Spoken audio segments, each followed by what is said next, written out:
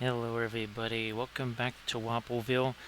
We've got ourselves one more Cathy figure here. Now this one this is a little bit smaller. Of course, this is a special one that we did on our stream just the other night. Was this our Saturday stream? Yeah, it must have been our Saturday stream there. This one tonight I've actually added some extra things. I almost forgot about Sambo there. So, well, you got you got your little Giro right there. But we've also added a few others. We've added Bobo, and we've added Trunko here. So yeah, and of course there's Gio right over there. You can see him, that little picture there. So again, we've added a couple other little guys here just to make this a little bit more fun and appropriate. And then again, this is Sambo. There's a little story behind Sambo. We'll get to that as we move along here. We're gonna be doing the lighter dry brushy thing and then doing some of the glazy stuff because obviously pre-glazing all of this would be, well, that would be a little bit of a hassle, wouldn't it? That would be really tough trying to get a brush down in there. Hey there, Armored Wolf. Yeah, sorry for the delay. There's kind of no let up in that, of course, as we would expect. I had hoped that wouldn't be the case, but literally right on cue. Hey there, Zelica. Nice to see ya.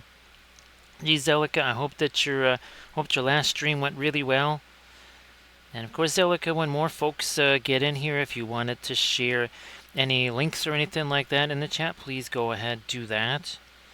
So we're just gonna do this again. These are the Oxalis plants here, the 3D printed ones. And now, again, I wish that I knew the digital sculpting stuff there, so that I could have just sculpted those and not have to do them the old-fashioned way with green stuff. How's about we welcome in Blades? Blades, how are you doing? I saw you painting up the Cathy Goblin, right? Now yours must have been the mega one. This is the mini Gobbo here. Looked like you were painting the Mega Goblin right there. Hey there, Painterly Git. Nice to see you too. Everybody, please give Blades a follow if you could. So, Blades, thank you so much for the raid. Sorry that I started later here. It's just been a crazy day. I only just got off the phone with Cathy's mom just a matter of minutes ago and other stuff going on. Well, actually, Blades, there's actually different colors of Jiro.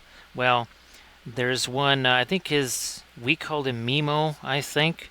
Unless that's his official name, but he looks just like Jiro except he's brown. Hey there, Quantum Reveries, nice to see ya. Everybody please give Blades81, Painterly Git, and Quantum Reveries a follow. So Blades, I know you just finished streaming, so it's not like you have pictures of that right now, but maybe if you got some work in progress images and stuff that you want to share, that would be fantastic. So Zach, thank you so much, and hey there, Megan. So Megan, here's the new glass right there. Nice to see you, Megan.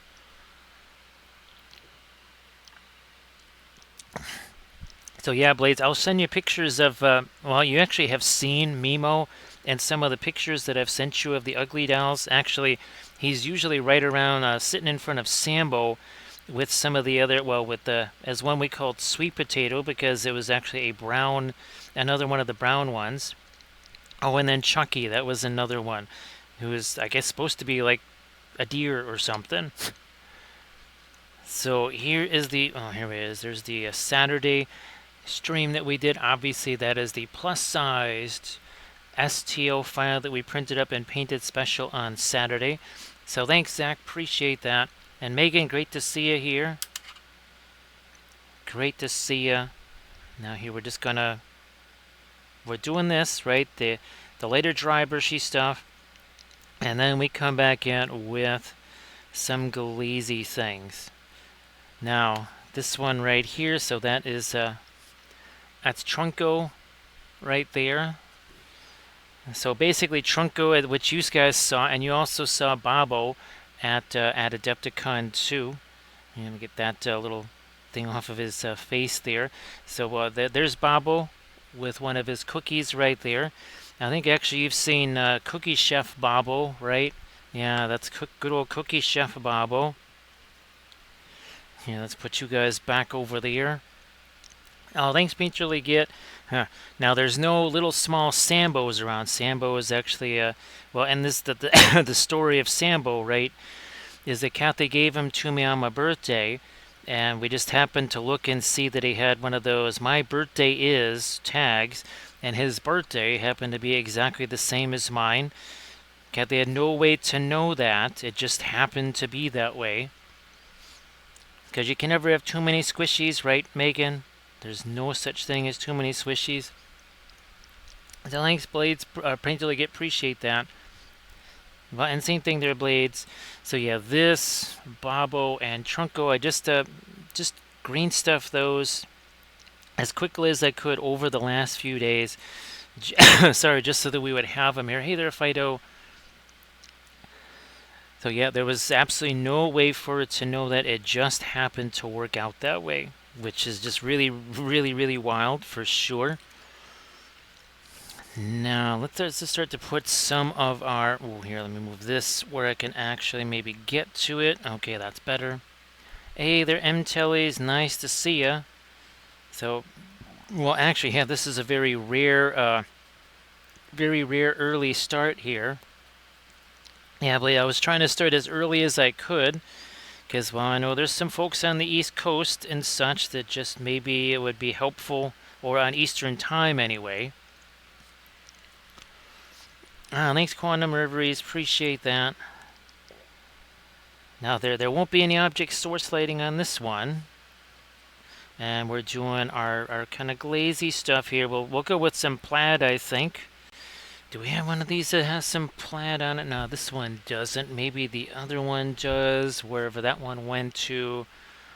Oh, not sure. But this one, no, this one doesn't have the plaid. So we'll do the plaid there. And I think we'll go with the magenta here this time around.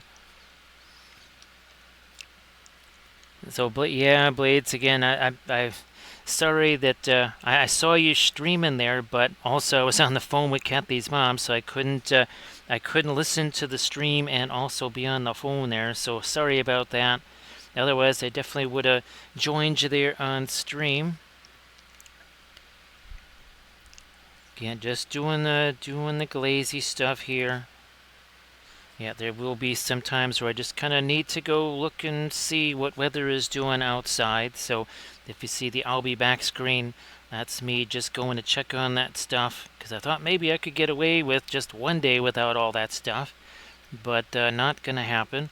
Now on the shield here, yeah, we'll do the outer portion of it here then. With again, this is just indigo with a little smidge of the, just a little touch of the Van Dyke brown there. Now the Bobo here, he's going to get a little bit more of the grayish color there because, well, Bobo.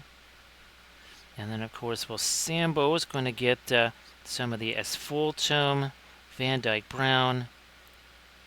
And here I'm just letting that actually mix with the pre-glaze, which is very dry in the form of a dry brush there. Now for Trunko here, we're just going to hit him with the violet like so. Just hit him with the violet here. And we'll get the back of him here. I didn't realize just how wide Jason had sculpted Jiro there. I tried to match these as much as possible. I mean, they are, well, I mean, Bobo's supposed to be a little bit smaller anyways. Hey there, Green Fairy and Horns fan, how you doing? Nice to see you guys again. So, Horns fan, I hope that you're doing well. Same thing there, Green Fairy. Yeah, it definitely was a Monday, that's for sure. It certainly made its presence felt today, no doubt about it. And again, Blades, thanks so much for the rate. And of course, everybody, please give Blades a follow. Please do that too. So here we're just going to show... Oh, I never did get the helmet color. Well, we can do that. That doesn't have to happen at any particular time. So there we are again, just getting some of that green in there. And even letting it do a little bit of mixing where it can. Now let's get some of our stuff on those leaves. Maybe we'll go with the Perline Red for right now. Just gonna throw some of this out there. So Horns fan, thanks for being here tonight. Appreciate that. Well, I appreciate everybody joining me tonight. I know again it's not the kind of occasion where we would want to gather, that's for sure. But I appreciate everybody being here. So again, we're going to do some of this, some of the violet in here. It's almost like we're making a Perline crimson there, but not quite. So green fairy, the ice blue tends to be part of that. Either that or, well, still using the radiant gray green fairy. Yeah, radiant gray is still a thing for sure. Hey there, Wolf Parable and Bethany. Thank you so much, Bethany, and thanks for being with us on all of those streams. I appreciate that. Well, hello to everybody in Hobart, and oh gosh, what are the three big towns on Tassie? Sorry, I can only remember Hobart. But Bethany, thank you so much. Appreciate that. Hey, Junamojo, nice to see you. So Wolf Parable, yes, it's been a bit of a time there. So I hope that everything is going okay there, Wolf Parable. And thank you so much. So yeah, Green Fairy, it tends to be the ice blue and Van Dyke Brown, or ice blue and asphaltum. Sometimes ice blue and the ice what's she? No, that brilliant violet. Yeah. Hey there, Cookie Mandius. Nice to see ya. Thanks for being here, Cookie Mandius. Appreciate that. Thank you so much, Yellow Edie. Appreciate that. Again, over the last week or so, I've been sculpting this because I've kind of had to do those in stages. Yeah, I mean, you know how it is with green stuff, right? You can only do a tiny bit and then stop because you're 100% guaranteed to smush or smash whatever it was you had previously sculpted.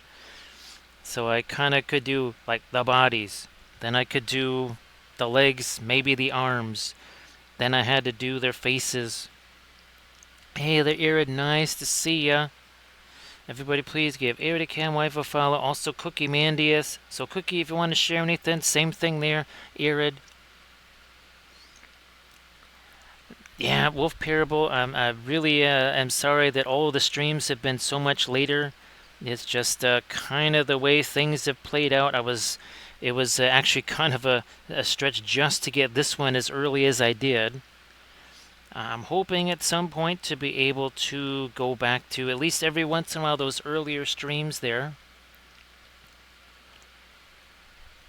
Let me see. Yeah, MTelly's, I guess that just, because Landress just sent me a picture of that. And that, remember I painted, actually I think I might have painted some of those in a tutorial video, if I remember right. Thanks, Arid. We both know that those are very much needed, right? So I appreciate that, Arid. And of course, thanks so much for also being with me there on all of those streams. Again, where things sometimes were a bit on the spicy side, right, Arid? So again, I just want to say thanks to everybody for all the support. I know I was telling people this at Adepticon. There is no way that we would have survived as long as we did without all of the help and support. So that really meant a lot. Now, obviously, none of us liked the result that happened. That's not what we were looking for at all. But like I was telling folks at Adepticon, one of the things that I've learned since then is these things can actually go a whole lot worse. And with all of the support that you guys gave to us, it kind of at least kept that stuff away. So appreciate that, and everybody's done so many different things. Actually, there's so blades. We've got the blackberry ginger ale in here, of course. Yep. Let's see. Oh, here, oh, thanks, Blades. I was trying to, I wanted to have something there. I didn't want it to be too intense for people to be able to see. And of course, well, was able to show the both of us side by side, of course. So that was kind of, well, I can still do that here. Let me, I just want to get this little bit of a glazy thing here on Sambo, and that's mostly the asphaltum. A little bit, yeah, just a little bit of the Van Dyke Brown in there too. Definitely could use lots and lots of medicine. So it really was wild to see these two. Now we'd have to zoom out a little bit better to make it easier to see, but they were almost the same scale. Now the proportion is a little bit different anyway, but it would have well, I might print out the spell bush again. Again, maybe 3 to 5% bigger, something like that, maybe. Of course, again, it was weird, Blades, painting this small one after painting the giant one first. Just like it's really, when I painted this one, I noticed there was a whole bunch of things on the armor and stuff that you really don't necessarily see when it's only this size here. Now, you know what? Oh, I didn't get, I never got my Mars Black out there. I'll get some of this out there. I was looking, well, there was, needless to say, things have been kind of busy and crazy. Alright, there's our Mars Black. I just need that for some parts of the base here. Again, nothing too crazy. We just gotta make sure that that gets to be kind of glazy right there. A little bit there. Obviously, we're going to be putting in a lot of their greenery and foliage too, of course. Yeah, let me just keep hitting this to get some green on those stems also. Yeah, we'll get some green on the stems. This is just the usual bulletin board cork here. And then, of course, my own homemade texture paste as well. Nah, better get me a little more thinner into that. Because we are looking for that capillary action. So again, this is kind of a different approach than the pre-glaze. Than what you've been seeing before. Hey there, Big Jim. Everybody please give Big Jim Slade a follow. Hey there, Mr. Cheshire. Welcome back. So Slade, I was hoping this would be early enough. But I tried making it earlier. It just has been too crazy today. So I know it gets late for you really quick out there, all you folks on the Eastern time zones. So hopefully this has made it a little bit easier. So, oh yeah, you're not going to give me a quarter, are you? Well, if you have a quarter, if you have a cookie, I'll give you a quarter. It's like there's not a lot of cookies in Moria. It's like, what do you mean? What do you guys eat there? It's like mostly people. So hey guys, nice to see you there. And of course, everybody, please give the Pyro Club. Yes. Please give the Pyro Club a follow too while you're at it. Here, oh yeah, that's right. Remember we were doing this. The yeah, that's the violet there, the Egyptian violet combined with the floral magenta. Yeah, that is nice and intense right there. So Big Jim, great to see you, and of course, thanks so much for everything. Again, we just want to thank everybody for all the stuff that they did for us. That was, again, it really kept us going. Even when things were really getting impossible, knowing that folks were behind us there and rooting for us, that really did make a big difference. Let me see if I can't get a little more of that, and that'll just be for the shield here, like so. Thank you so much, Denethor. Appreciate that. It's like, what happened to the fire? You had a nice juicy fire going there last time. It's like, oh, I need fire. Yeah, you bake cookies with fire. It's like, you don't have any tomatoes, do you? No, no, we just eat cookies here. No tomatoes. So thank you so much, Denethor.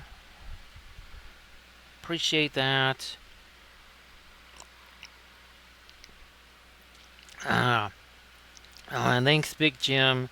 I'm actually hoping to have another computer set up in a different area so that it gives me even more of a chance to do some of the hangouts that we just still haven't gotten a chance to do. Thanks, Blades.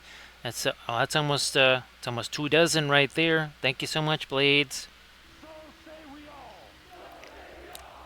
Thank you so much, Wolf Parable. I do believe that gears up one of these. Now only one person can banish these. We know that it is Cathy, but she's just gonna let this one come on through. And there it is. There's the hype train. All aboard. All aboard the hype train. There it is. Hype train, hype train. All aboard. Thank you so much, Wolf Parable. Appreciate that. Does the hype train have cookies? Because if it does, I'm all aboard that. Again, that's a Trunko right there. Or that's Bobo. Here's Trunko.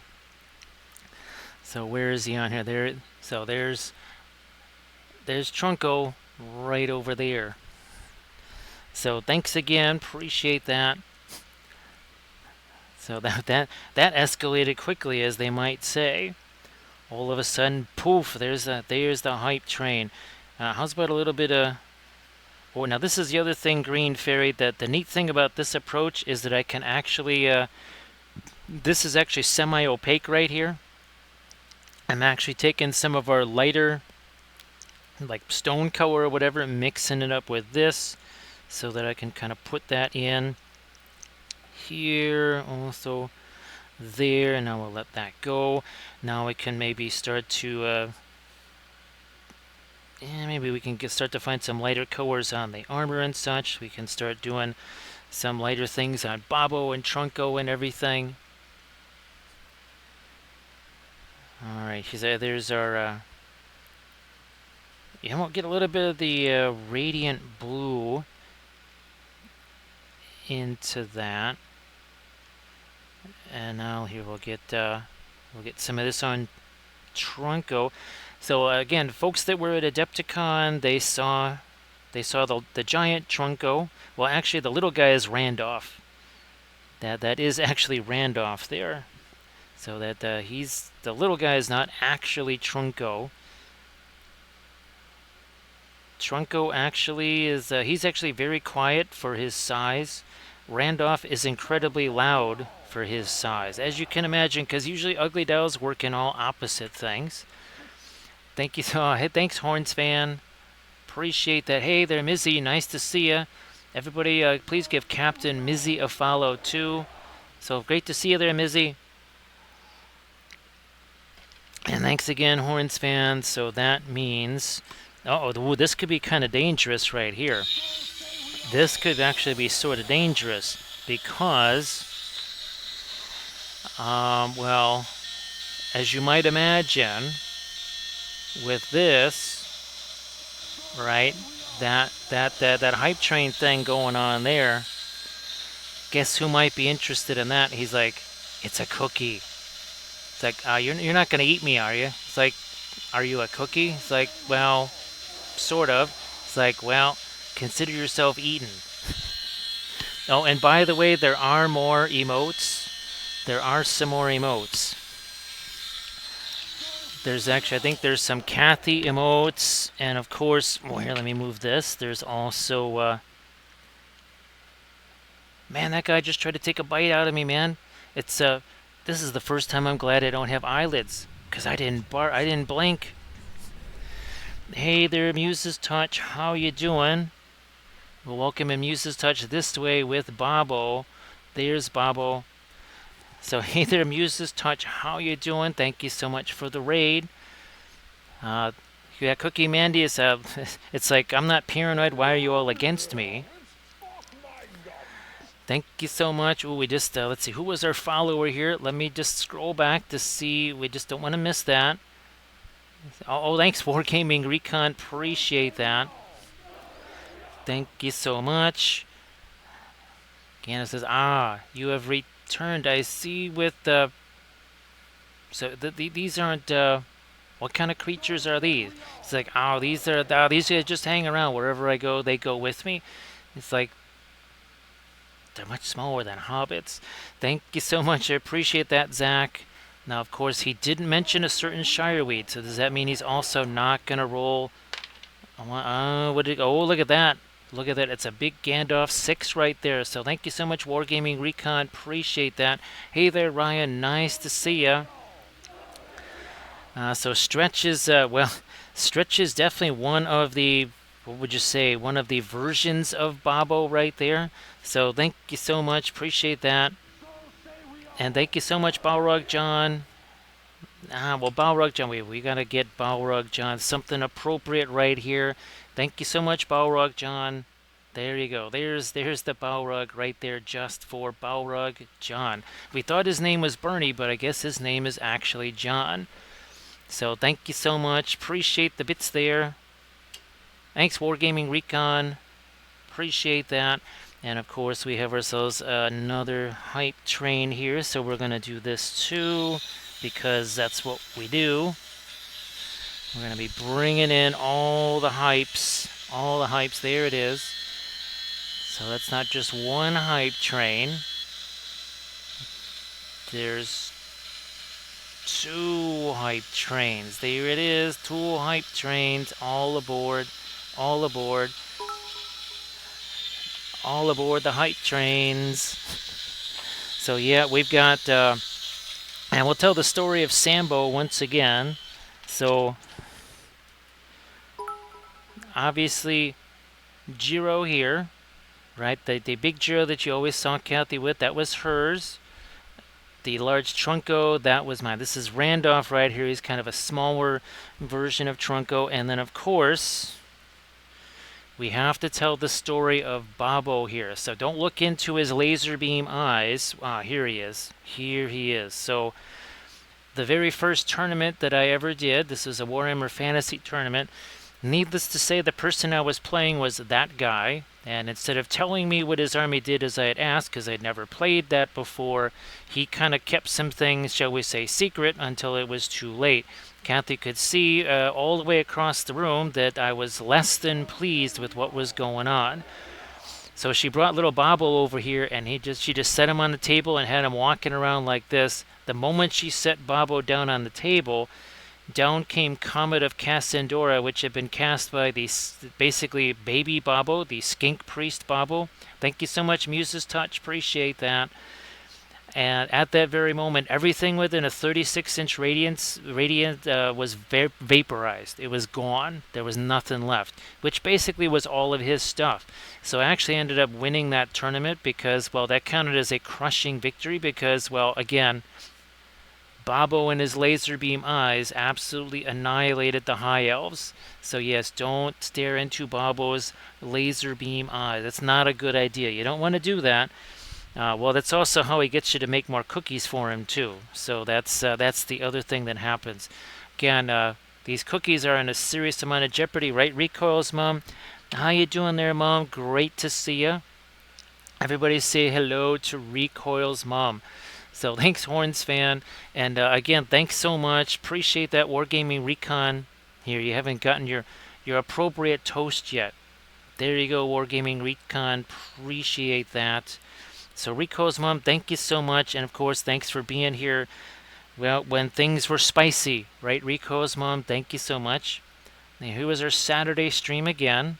So there was a Saturday stream. We painted up this one on Thursday right here. Thank you so much, Mr. Cheshire. Oops, that should go over there. I am not opposed to having to get a refill. What does this thing say on the bottom here? What does that say on the bottom? So Megan, well, I just noticed now that it actually says Chicago on the bottom. Thank you so much, Wargaming Recon. Yeah, these are again all the support that people offered to us. Again, this was Hack and Slash Miniatures that did this. This was Dark Sword Miniatures, also Reaper. I think Reaper actually is still selling, as I call it, the Sio Cathy right now. So thank you so much, Mr. Cheshire, and great to see you there, Bill.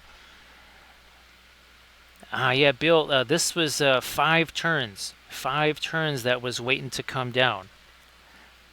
You never blink around Bobble, right? Yeah, Wolf Parable, he was very much that guy. Well, and there's other stories of that tournament too. Now, again, Sambo, story behind Sambo Cat, they got me that for my birthday.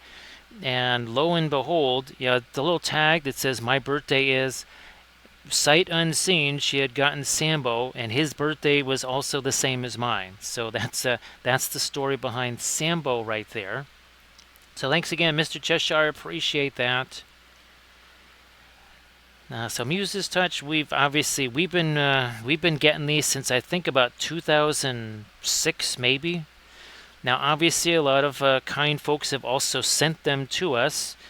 And obviously, Megan might have sent 1 or 2 uglies and squishies our way, right, Megan? Maybe 1 or 2. But nope, that is not the right thing for Bobble right there. That goes to Trunko here. Now his teeth are also, his teeth should also be yellow like Bobo's there. So never blink, right, Denethor? So Rico's mom, thanks so much for being here. And of course, again, Bethany, we have some of our Australian friends here. We appreciate that. And Denethor, I'm glad that you were able to kind of get that under control last night. It was great to see you in AD stream. I hope that you're feeling a bunch better there, Denethor. I know last night was a little bit of a tricky night there. So hopefully you're feeling a lot better. Thanks so much, Asmo. Yeah, Asmo, well, at some point, Asmo, I will try to learn how to do the digital sculpting thing. So that way I can just print up infinite amounts of, well, ugly dolls, because they say there should be infinite amounts of us. That's good. So, Bill, if you wanted to share anything in the chat, I know you got some things you can share. Same thing there, Megan. Same thing, Arid. I don't know if you've had a chance to share your Pinterest links or not. And of course, Blades, I think you might have had a chance to share the Cathy Goblin that you were working on. If not, please go ahead and do that. Here, let's hit this again. Boy, it is very different working on that one after doing the much larger. Again, this was the STL file that we were sent years ago. So Jason Weeby was kind enough to sculpt this. And he sent this file just to make sure that it was, we thought it was close enough between Cathy and, of course, Jiro. So again, Asmo, thanks for being, of course, Asmo, if you want to post anything in the chat. Same thing, Big Jim. Be sure to give the Pyro Club a follow. And actually, will you guys, I don't think you'll be doing another session this Wednesday, will you? Because I think you did one last Wednesday. And of course, well, if there's any Trixie real estate streams or anything like that coming, just let us know. So again, I'm going to do that with the plaid, I think. So this Wednesday there will be. Okay. So everybody please also give Pyro Club a follow. So Big Jim, if you want to shout out the Pyro Club there. So again, folks can follow the Pyro Club too. Now here, I'm just going to let this lighter color mix with what we've already gotten here on Bobble, because guess what? That is all that paint is wet. So it's very easy. Look at that. See that darker color on the end of the brush? That's the color that's already sitting here. That sounds really good there, Arid. Actually, Arid, believe it or not, that's the kind of thing that they suggest adding that the blue spirulina to.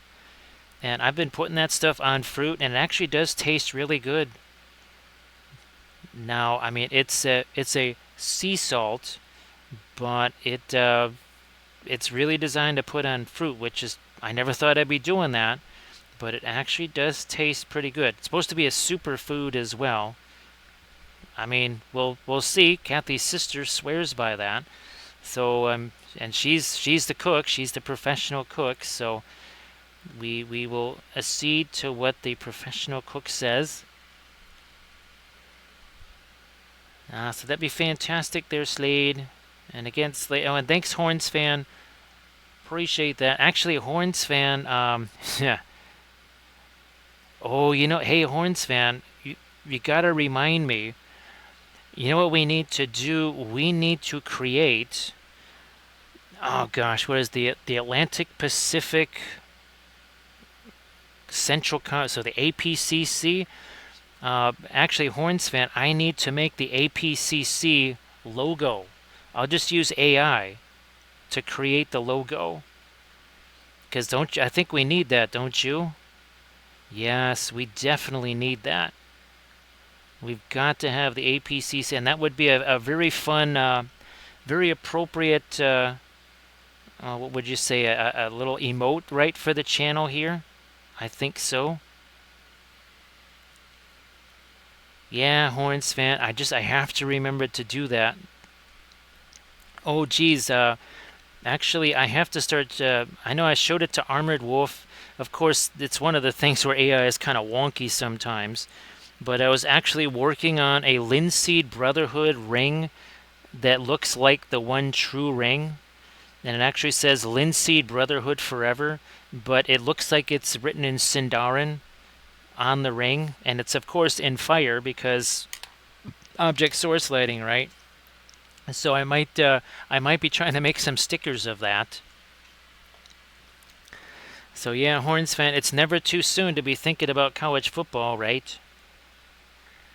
I mean, I'm pretty sure camp begins in what, mid-July, right, Horns fan? Actually, Denethor, Denethor, that's a good idea. So in addition to the stickers, Denethor, maybe that wouldn't be a terribly difficult thing probably to sculpt digitally, right? And maybe that's something I could almost use as a bit of a learning thing or something like that. And was that Mixer or Blender? Oh, thanks for the idea there, Denethor. Oh, hey, Blades, that would be some pretty fun stuff to hand out at Adepticon, wouldn't it? Just like you guys were handing out the little packets, you had the keychains and the little chocolate toonies and loonies and stuff. Oh, Blades, I think we got to do that. Don't you think we need to do that for Adepticon, Blades? I think so. Yeah, Hornsville. Actually, don't blink. It'll be time for the playoffs. Yes, it'll be that soon. It'll be time for the playoffs, and no time at all. Also, don't blink here because, well, we're gonna start getting a whole bunch of color on this here. Hey there, Recoil. Mom is already here. Mom is here, Recoil. So thanks, Recoil. See you in a bit. And say hi to Rottweiler for me. Say hi, and of course, again, we got Mom already here in the chat. Boy, Blades, that would be a really fun thing. So thanks, Denethor. Appreciate that idea because I think that would be a blast. Now, of course, we would have to print them out at different sizes, right? Because some of us have bigger, smaller hands. And of course, well, we can paint those. I'm just going to stick some of this green, real quick over here, just very quickly there. Hey there, Grand Oracle, great to see ya. Thanks, Grand Oracle, appreciate that. Actually, Grand Oracle, believe it or not, we just had a level 5 hype train. Courtesy of Zach and Horns fan and Mr. Cheshire and Wargaming Icon and of course Balrog John. So and thanks again everybody and Denethor and Blades, of course, appreciate that. So yeah, Grand Oracle. Well, of course, when the hype train cookie came out, That was known as an endangered species because Bob was like, there was a cookie here somewhere. I smell it. I smell it. So again, oh, there. See, there's Bobo with his little cookie right there. Because, well, cookies, right? Ooh, let's get some of that yellow going on his little laser beam eyes. So we'll be kind of recounting the story of Bobo and some of the other. And I think the very first ugly doll that we ever got. Again, we're talking about 2006-ish, something like that. That was probably was a one called Beep and Bop. So it's actually a two-sided ugly doll. That was probably the very first one that we ever got. And then, yeah, Giro and Trunco, those were obviously the really big ones. And we got those. Yeah, here, let's start to lighten this up a little bit too, maybe. Hey there, Valfera. Nice to see ya. And, oh, hey, Grand Oracle. I don't know if you heard what we were just talking about, but I was trying to take an AI, trying to use that to generate basically some sticker art. And then Denethor said, well, wait a minute. What if you was to actually sculpt a one true ring for the Linseed Brotherhood and actually print those out? Which, I mean, that's fantastic because now we can print them out at all kinds of sizes. So no matter what size hand you might have, there would be a size to fit you.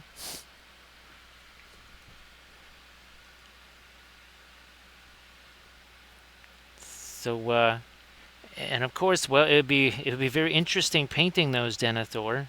Oh, hey, Denethor, speaking of which, if you wanted to share some stuff in the chat there, please go ahead. Now, again, this is, we're working on Sambo here. That is little Sambo. Let me see if we can't get this. We need to do their darker mouths here. We need to get that. Also, his little eyes go in there. We need to do the same for Trunco here. He needs his little red nose. It's not a white nose. Yeah, Valfera, I was starting to wonder, oh man, mustard is just too hazardous, right? Valfera, we should just throw away every mustard thing in the house. Both of us. It's like some kind of a weird pact, right, Valfera? We just get rid of all the mustard anywhere in the house, even mustard seeds. It all just has to go away. It was definitely filled with Monday, right, Valfera? So sorry about that. Again, just trying to get me a little bit of the red there. A little bit of that here, also here, and then we'll get our lighter skin tones out here now. Hey there, Elite. Nice to see you again. Denethor, well, I'll have to send you some of the crazy. Now, some of the images again were really weird, and of course they're all unusable because for whatever reason it always misspells the stuff. It never just spells it the way you want it to. And Armored Wolf can attest to that. I don't know what it is about AI. It's just one of those weird things. Everybody, please check out the, again, that's a Discord link, right? Yeah. And Bill, if you wanted to share your stuff too, please go ahead. Yeah, well, there's been a serious amount of that for sure, Bill. There's been a lot of that for sure. So again, Elite, great to see you there. Appreciate you being here. Again, I appreciate everybody, and again, all of the support that everybody gave to us while things were happening. Again, the end result, nothing like what we wanted, but it really did. Well, there's a reason why I am still around, and that's because everybody was really, really, really super generous, so we appreciate that.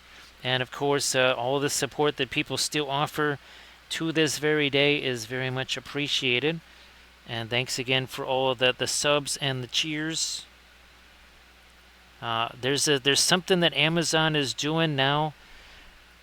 So actually, they're actually even, what would you say? They're actually worth more than they were just a month ago. So yeah, if you don't think those are making a difference, they actually are. They make even more of a difference because of whatever special program thing that Amazon's got going on right now. So they're super, super appreciated. They actually they help even more. So again, thank you so much for that. Let me see if I can get the, there we go, the later things on the top of, this is Sambo. So again, Cathy got this for me for my birthday. And she had no idea until we saw the little tag that his birthday also happened to be the exact same as mine. So there you go. So Sambo and I have the same birthday, which was most unexpected. That was a big surprise. All right, we got to get a little bit of his nose there. And then this, which actually I sculpted that in just to try and be as close to what we got there for our Giro.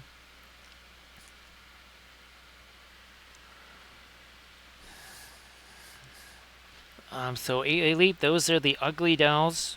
So just type in ugly dolls and you will see lots and lots and lots of different ugly dolls. Here we've got, well, again, this is Bobo, and we'll tell the story of Bobo again.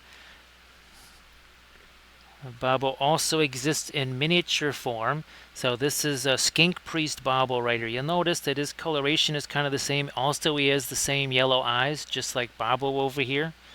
Yeah, and you see this is Bobo's, here. There's Bobo's little personal laser beam light, also his laser beam eyes. So that, again, that is Skink Priest Bobo. And well, you see Giro is right there, and then this is, well, his name is actually Randolph, the small guy, but the bigger version is actually, he's called Trunco. So that would be the bigger version.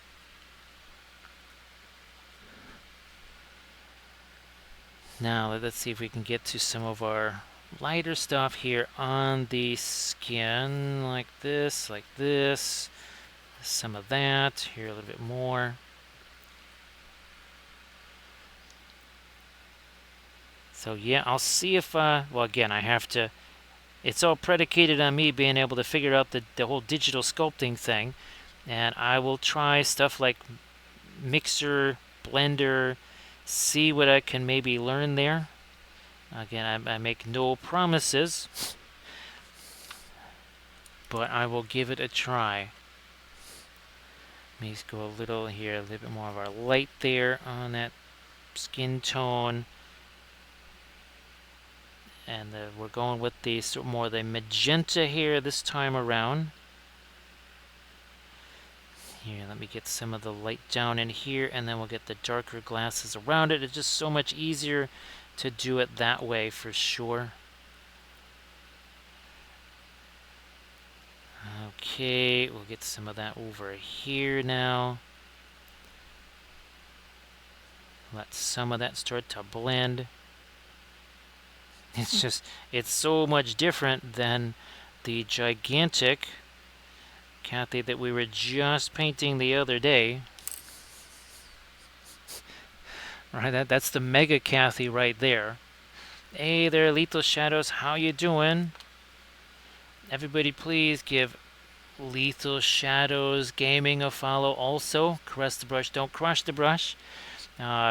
We actually, Lethal Shadows, I was telling folks about the airbrush there that we will be playing around with very soon on some of the tutorials and such. So yeah, I got the batteries all charged up there, Lethal Shadows.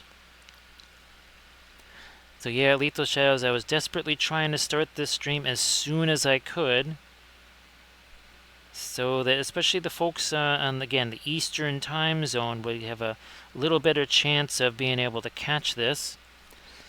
So everybody please give Lethal Shadows Gaming a follow. So Lethal Shadows, if you want to tell them about the airbrush and stuff and the new paint colors, let folks know about that.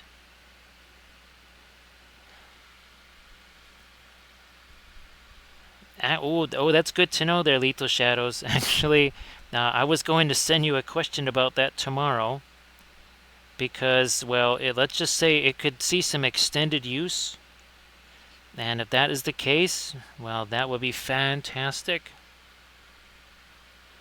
Hey there, Roger. Nice to see ya.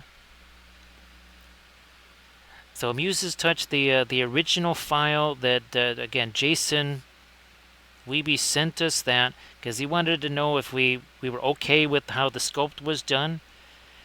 And I literally had not looked at that since he first sent it to us years ago. And then I thought, well, maybe if I can find that file, because if what I really wanted to be able to do was to print up these gyros, because I have so many of the Sio Cathys that I bought, and that way I could actually have, the gyros for the Sio Cathys. It kind of started with that. But thanks again for the raid there, Muse's Touch. And again, of course, Lethal Shadows, if you want to share the info about the brushes, please go ahead. Now we're going to start to get some of this here lighter magenta into the hair if we can here. Let me just do this. Lethal Shadows, with all the stuff going on here, obviously with yesterday and today and stuff, I just figured I would wait till tomorrow to actually, let's just put it this way, I kind of wanted to enjoy that as much as possible. Now I also actually, Lethal Shadows, I tried to create a little area so I could use that, where I didn't have to worry about overspray and that kind of stuff. So I kind of was using the time these last few days to kind of prepare for when I could actually start playing around with it. And of course, Lethal Shadows, I'm pretty sure that the Liquitex inks are very similar to these. The jars look exactly the same. So I'm actually going to try and get some of those. And I'll be trying to shoot those along with your paint colors through the airbrush there.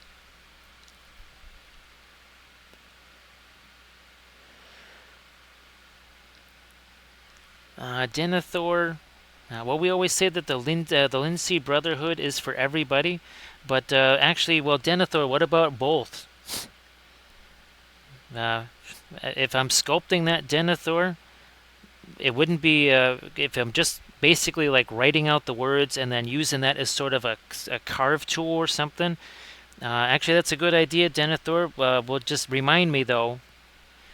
Remind me, and we'll just do both of them because 2 is better than 1, right, Denethor? So that's what I figured there, Lethal Shadows. But I just thought this way people could, we would have something to use straight away. And I really want to test that stuff out and see how that works. So yeah, Denethor, for years it's been the Linseed Brotherhood, but if we're going to use the ring iconography, right, Denethor? It actually makes a lot of sense to say the Fellowship, right? So I like that idea.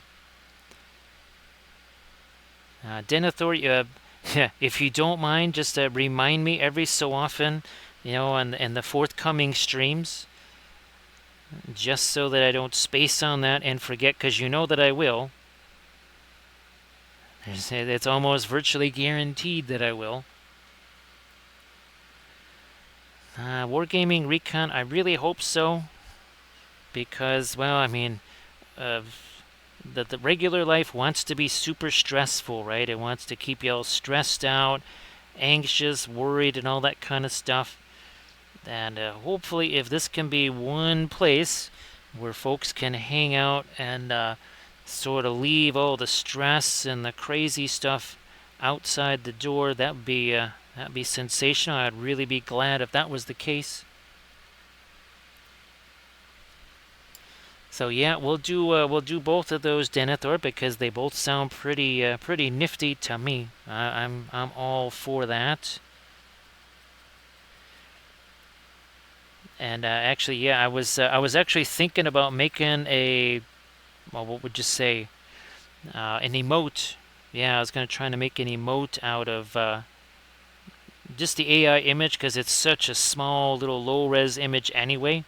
The AI thing will be just fine for that. Alright, so again, now we're going to start maybe working in some of our lighter lights here. And again, Blades, Muse's Touch, thanks so much for the raids. And Captain Mizzy, I hope that you're doing well. And again, everybody please give the Pyro Club also a follow. Big Jim Slay Gaming, let's see, was it Wednesday? Wednesday there will be some more hijinks on the Pyro Club. So please, everybody, be ready for that, and you can be ready for that if you follow the Pyro Club. Let me make sure that, okay, there we go. So I'm now just trying to, again, squeeze in a couple more of these much lighter lights here. Muse's Touch, it really is perfect, and again, that's, if I could have started an hour earlier, I really would have liked to. Because I know, again, that there was some folks that would really want to see this, and it is a Monday too, so I don't want folks to be staying up too late on a Monday. And there we go. Starting to get some of the lighter edges in here now, like you do, and of course, working our way around our little trunco there. I have to say it's really weird to be seeing these little guys there because I am not used to seeing tiny versions of them looking back at me. I'm kind of a little bit used to the Giro, all right, because we've painted him once or twice. Thanks, Velfera. Oh, that's fantastic. And again, Captain Mizzy, you want to share anything in the chat, please go ahead. Now, this is here, Velfera. Let's see what happens. It shouldn't make a big, well, actually, wow, that's interesting to see. You can see the value difference there between Trunco and Bobo, but not so much the color difference. Well, here, let's do this. So again, source lighting, not source lighting. We do this. Does it really look any different? The principles of lighting the metal are the same. The reflected light, that kind of string of pearls there, whether it's ambient light or whether it's the firelight, the principles are the same. However, look at the color difference. Look at that as we bring that back. String of pearls and orange, and then the sea starts to get into the blues, and they're obviously a much grayer color, so nowhere near as intense as their oranges. They're same thing with Giro, right? Also, too. Oh well, let's do here. One second.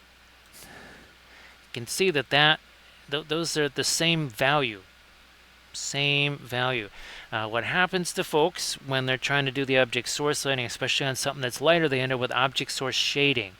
Literally, the light source is darker than the color that it's on. Doesn't matter if this color is light. You see this little band of shadow in here? As we bring back the color, you can see how that plays out, right?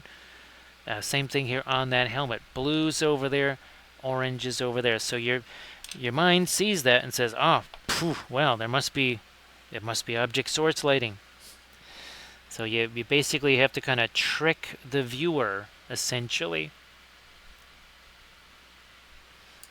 Well, Wargaming Recon, thank you so much for being here. I know, again, it's Monday and it's getting late. It's 9:21 here, so 10:21 out east there. And again, Lethal Shadows, if you want to share the info on the airbrush, please go ahead. Lethal Shadows, I actually brought terrain back into the house. to try and test the airbrush with. So yes, I've been bringing that back into the house. Oh, everybody, please check out Captain Mizzy's Shatterpoint miniatures there. That's a Facebook link. Thank you so much, Baby Stapler. I appreciate that. He says, so where's that other wizard that you've been hanging out with? Oh, you mean the Spellbrush guy? He says, like, yeah. It's his staff is way cooler than mine. It's like, well, it's just the one true brush. Wait a minute, that forged by Sauron? It's like, no, forged out of his own hair. Say what? Yes, that's the original Wample Sable. That's another little story right there of the crazy ReaperCon speed painting contest where my stipulation was that I had to paint with my own hair and my left hand while somebody else was actually holding the miniature while we were walking. So that was my challenge during the speed painting contest. And that's when we referred to it as the original Wample Sable, the finest sable anywhere. So everybody, please check out that link that Captain Mizzy shared, and of course, please give Captain Mizzy a follow. So Mizzy, oh, that's right, they were doing. I was gonna say they were doing a stream, but they did another podcast last night, right? Actually, Mizzy, if you wanted to shout out More Than Dice, that's a very circuitous route, and that's what I was trying to get to. Was follow More Than Dice. So again, everybody, please check out the Shatterpoint minis that Captain Mizzy just shared, and then give Captain Mizzy a follow too. So Megan, if you want to share your stuff too in the chat, and I know you just posted the lion there to the Insta, so if you want to share that, that'd be fabulous too. Lurkin is just like working there, Plankwalkers, so thank you so much for doing the lurky. Appreciate that. Lurk mode is work mode. Let me see if I can get me a little lighter here. Yeah, on some parts of Sambo here. Oh, and remember, I'm going to be doing, because Armored Wolf was kind enough to find one of those, well, it was Galadriel on horseback, but when Cathy did her version, we called it Peladriel. And of course, she painted it with plaid and all, basically like it was a kid's toy horse or a hobby horse with Sambo and a bunch of blocks around it. So that is a project that I'm actually going to be doing myself. It's going to be a multiple part series. And I'm going to show the sculpting of it, the painting of it, so it'll be at least 3 parts. So it's a mithril miniature. Again, the Armored Wolf was kind enough to find. So Fido, thank you so much for being here. Thank you so much for lurking. Again, I know it's Monday. That was another reason I was trying to start a wee bit on the earlier side. I'm also hoping too that we can get back to our 2D art on Thursdays. Oh, that's Medjugorje turned upside down right there. Yeah, so we want to get back to our 2D art on Thursdays. Now we need to get a bit more of our light here, of course, on the armor. It's really weird to shift back down to the normal size Cathy from the Mega Cathys. And again, this was, well, here, let me, maybe we can zoom out here. Let me get the Spellbrush. I still can't believe that I guess that close on the scale. Essentially sight unseen. So there's the Wapelia Spellbrush that we painted in April, right, for our stream anniversary. And then this was our Saturday stream right here. So actually I got pictures of those up on the Instas right now. And we want to thank Lazy Squire Games for creating the Spellbrush figure. So many thanks for that. This is actually still not our. This is not actually white here. It's very light, but it is still not actually white. I hit some of that here. Let me throw in some more light up here. The top of this here shield. All these little doodads here. So thanks Armored Wolf for posting a link to a Patreon page. We just posted the latest video, ironically enough. Also Shatterpoint, where did that go? Oh, is this the one with the plaid? Yes, yeah. So then we'll be doing some of that plaid on here then. And somewhere around here is, where did she go? There she is. So yeah, that was the, ironically enough, the latest video on the Patreon page of all things.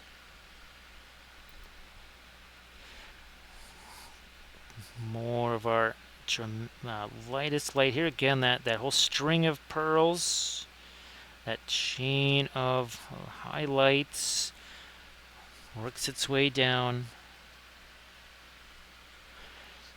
So Valfair is sorry that it's going to also take that long to get the the laptop back up into the to working order there. Hopefully that happens really fast for you.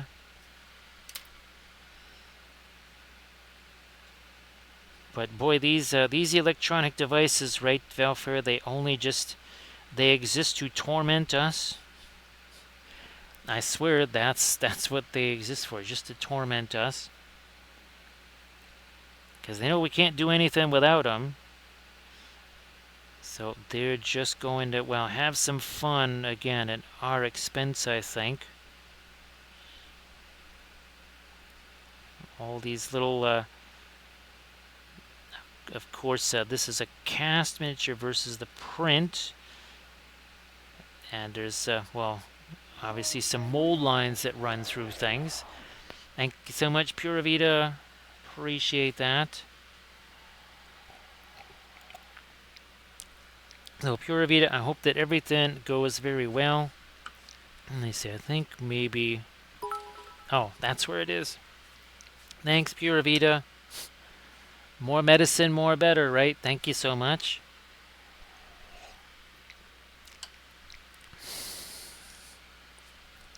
And hey, Nergo Matthew, great to see you again.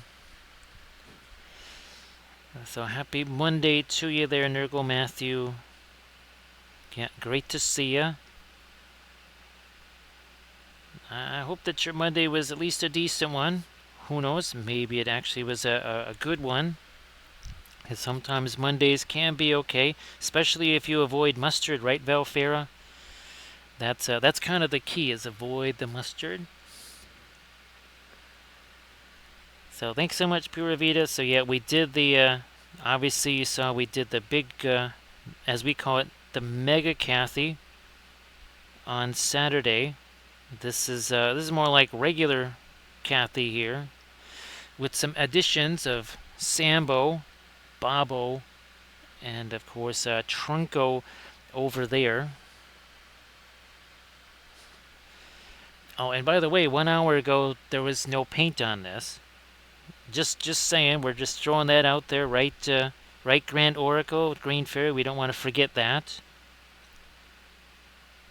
Yes, 1 hour, 8 minutes, and a level 5 hype train to go. There was no, there was no paint on this. And again, I do want to say thanks for all of the subs and such, because Amazon, they're doing some kind of a new program again, where those, each one counts for much more than it did just like a month ago. So when you do those, its benefit is multiplied now, so that is much appreciated. I don't quite understand what it's all about. I think it's just related to, well, if you have this much engagement, then more of this becomes yours and we take less, something like that. And again, I don't know the specifics of it. I just know that it can't hurt. That's for sure. And again, thanks again for the big old hype trains there.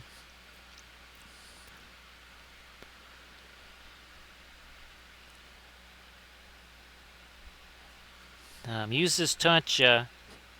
It happens. Well, and of course, don't blink, right? Yes, it happens very often where we get to say, yeah, an hour ago, well, like, was it the 5 elven figures that we painted?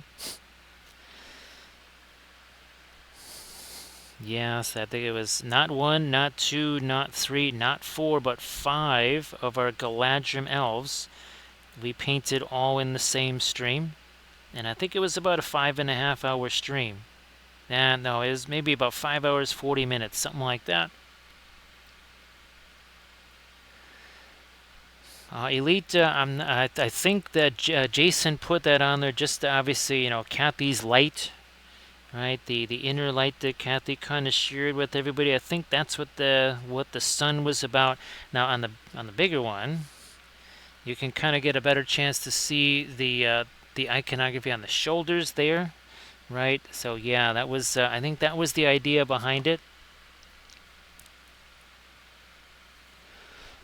So yeah, Pura Vida. This is the Mega Cathy. You can see how much bigger it is, and again, that whole idea of the string of pearls, whether it's ambient light or whether it's firelight, the idea is the same. Hey there, Queez. How you doing? So Queez, great to see you. Now, Queez, I know it's been a while since you've had a chance to break out the meta-busting Marines there. Hopefully you get a chance to maybe do that. I don't know. Do you think you might get a chance to this weekend? But again, great to see you there, Queez. Appreciate you being here. I'm going to try and get a little bit more light here for right now. Maybe a smidge more here too on the shoulders. We'll probably be coming back with the indigo to tighten up some lines as well.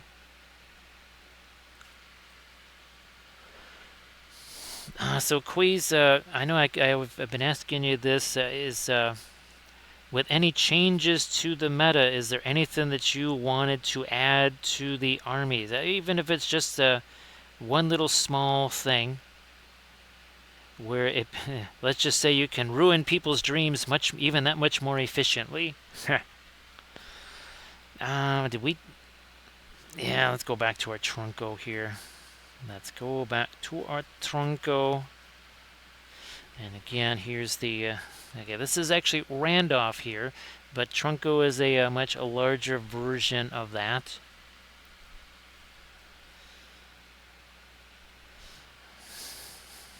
Maybe back to a little bit more of the, there we are. So we'll just plot this on there, and you can see it's blending. This is how we're able to do 5 of those Galadrim elves in one stream. Right, because all we have to do is just plop this stuff on there and just let it kind of mix all on its own. So yeah, Lethal Shadows, I'll definitely I'll send you some pictures and such. I was really hoping to hit some Hobbit terrain, the Harad terrain with that, and give it a shot. I'm sure it'll be a huge help. And I was wondering actually, as I was printing that terrain, I said, boy oh boy, as much as I want to use the oils on this stuff, the priming part of it, there's just so much that it could take a while only by regular brushes. So let's just put it this way, Lethal Shadows, the usage time is going to be tested. Yeah, it's going to be tested as far as, let's see, can you use it 10 hours a day every day for for months on end? So it will certainly get a workout. Alright, that's a little bitter. What about Jiro and his eyes over here? Now we have to start getting our little oxalis plants with some of their lighter tones in there as well. Thanks Armored Wolf for sharing the GoFundMe. The GoFundMe page, that is still active. That is still active. And of course, everybody that contributed to that, I also again want to say thanks, because that's been a very big deal. That has been a really, really big deal, because still have not been able to be doing the commission stuff yet. So I appreciate that. That has really helped to kind of keep things going here. Alright, let me get to some of this, and we'll let that mix with the magenta also, because why not? That should be fun. And now we'll get the oxalis here. So I think some folks have seen the new plants that I got for Cathy. They showed up, I think it was last week. And I just put them in the little garden area around where Cathy's oxalis plant is. So that the little garden in the front window there with Cathy and her frogs and everything, her little ceramic frogs and such. That's all together out there in the front window. And I do believe that those plants have taken hold. I actually added some, the Job spikes to them today. But they're plants like this after Armored Wolf found, where is it? Here we go. Yeah, Armored, for all the Lizard Man stuff, the jungle things we wanted to do, Armored Wolf found some of these really interesting leaves, and that just got me thinking about maybe getting one of those for Cathy. Pura Vida, funny you should mention that, but today, actually I used it yesterday as well, but today I did, it was a pork cornita. So basically sort of like a pulled pork sort of a thing. I've been thawing that out for days. I chucked that into the air fryer, and well, I ate the entire thing before the stream because I didn't really have anything else except a bowl of cereal, I think, for the day. So yeah, I went and I ate that whole thing there. Oh geez, thank you so much. Appreciate that. Oh, baby stapler, thank you. Here is a toast for you. And again, this is the fabulous new glass that Megan sent here, and even says Chicago in there. So thank you so much, baby stapler. Appreciate that.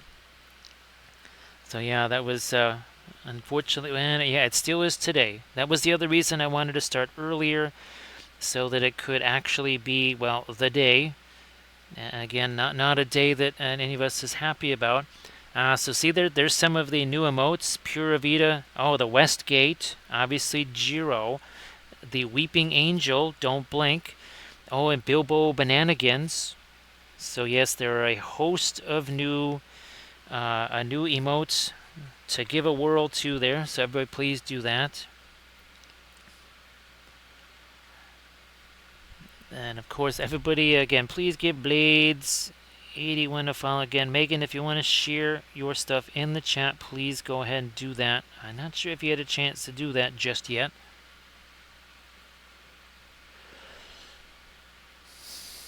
So Denethor, the primer, it's literally just primer. Especially with the oils Denethor, I'm just painting over it. The only reason why you'll see the difference between, speaking of Lethal Shadows, it's a Lethal Shadow sculpt right there. The only reason for this is because I want to do the pre-glaze stuff. The reason we do the darker stuff is because, well, here, there's no way I could get that with a sponge. So that's why you see the darker primer there. Same thing with these Denethor. Right, there's no way I'm getting a little the makeup sponge down in there to sponge some of that away. So essentially, we're kind of doing the pre-glaze in reverse. That's the only reason why you'll see either a lighter primer or a darker primer.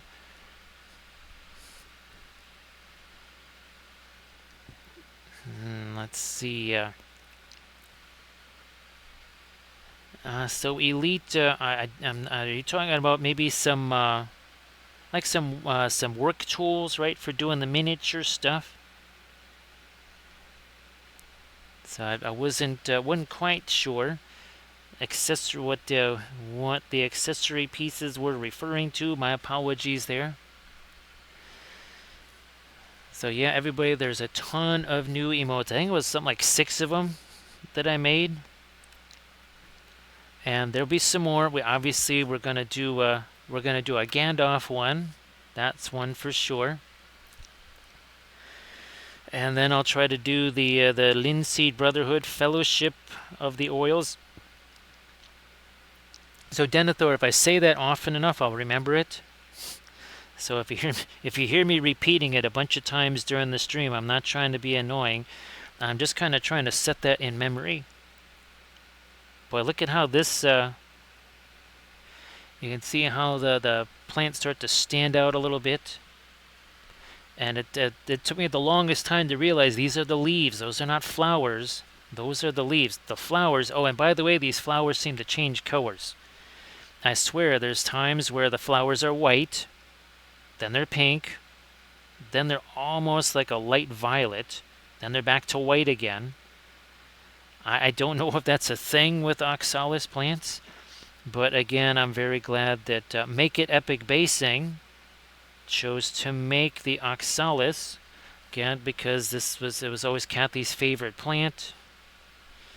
So it was Cathy's favorite plant, so I was really glad when they did those, because then I could print out as many as I needed. Hey there, Anzabal. Or Asnabal, sorry, Asnabal. Yeah, Blades and I, we had a little discussion about that. So yes, my apologies for the incorrect pronunciation for so long. So Majar, great to see you. Thank you so much for being here. What did we say? An hour and a half? No, not even an hour and a half. 81 minutes ago. 81 minutes ago, this was just primer. Again, like the Weeping Angel says, don't blink. Well, Artemichael, I'm glad you got that out of the way. I know that is just one of your absolute favorite things ever. You just wish that that could happen like every week. Yeah, that would make you so delirious, would it not? So Major, thanks for being here. Again, trying to make this a bit of a special day here. Yeah. We're just gonna have to keep hitting this here. I don't want to wipe out all of that glazy stuff that we did initially. Remember, that was the fluorescent magenta combined with the Egyptian violet. That's a potent combo, as you can imagine. Now, fluorescent and Egyptian violet together, that's going to be a stout color there. We got to do that, Horns fan. I have to remember the APCC logo. Horns fan, I can't wait to see what it comes up with. Actually, Horns fan, if it's I don't know, good enough or whatever, we could actually have that as part of on Saturdays. We'll actually have that up on the screen, I think, Horns fan. Almost make it look like it's a college, kind of like a ESPN sort of a thing, the college football report. So Pura Vida says that oxalis plants, they open up during daylight hours, that's for sure. That's for sure. And the flowers can be white or pink. And then during darkness, the flowers close and they have a dark green to purple hue. Actually, a Pura Vida, that sounds right on point there. It is well, I'm sure that's probably why she liked it so much. Horns fan, I think so, because would you say Horns fan in about 2 years, maybe 3, there'll be just one giant conference with 1,000 teams in it from all across the globe. There'll even be different sports, Horns fan. It won't just be college football. They'll combine other sports. There'll be like cricket matches going on the field at the same time as football, because that's how they can combine those and make some more money that way. Hey, Metalhead, nice to see ya. Everybody, please give Metalhead Minis a follow. So Metalhead, I was telling I had to do a double take. I saw that and I said, well, wait a minute. Somehow I just thought you were gonna be. Actually, I thought you might be coming up this way more than coming through the central south, I guess. I should have really figured you were coming that way. So everybody please give Metalhead Minis a follow. So Metalhead Minis, hopefully, I'm sure you've gone hundreds of more miles today, and hopefully that passed relatively incident-free. So in Columbus now. With Marty and Kimberly's place there, yeah. So again, everybody please check out Metalhead Minis.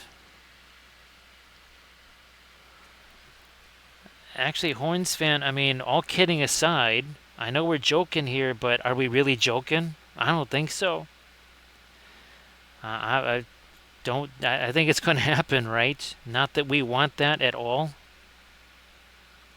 We don't want that.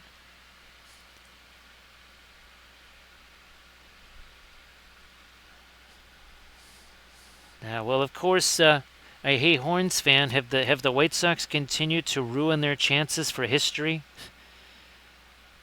What was it? They won 4 in a row or something like that. Again, completely ruining what could have been a fantastic opportunity to have a winning percentage as close to 0 as possible.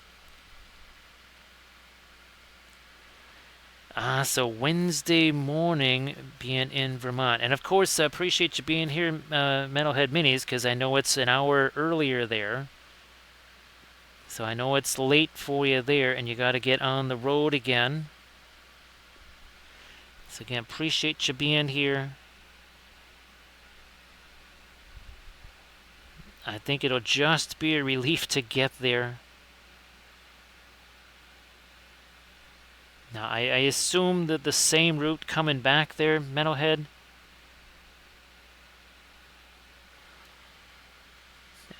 Let me see. They have the worst run differential. Okay, that's always good. So yeah, what I might be doing here in just a few minutes is I might be doing a little bit of a restock, if that's okay.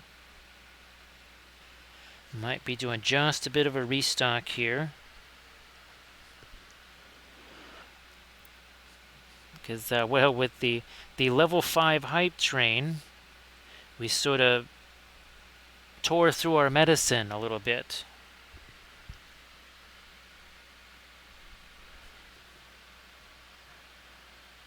Let me see here.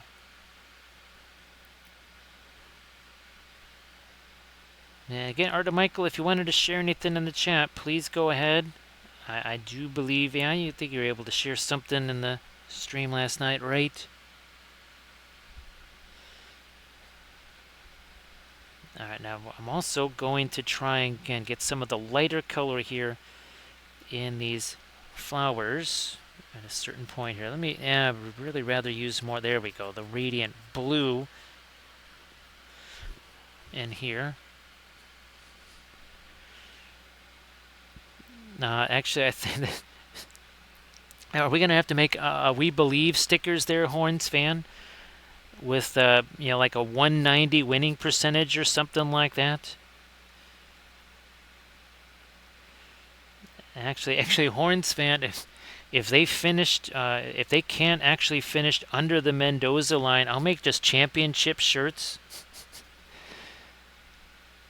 Yes, I'll have, what is that? 2024 White Sox, lowest winning percentage in history. I think that needs to happen, right, Horns fan? So everybody please check out the concept there that Art and Michael just shared.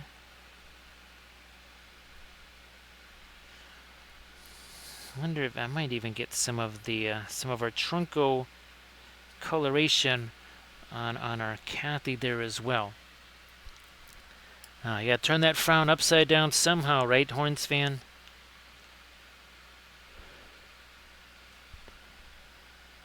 Now, let me, yeah, I am going to go a little lighter on the cookie there, but maybe with this here, yellow, get some of that Mars Yellow Deep. That's going to go into the asphaltum, and I think I might even put a little bit of texture on this.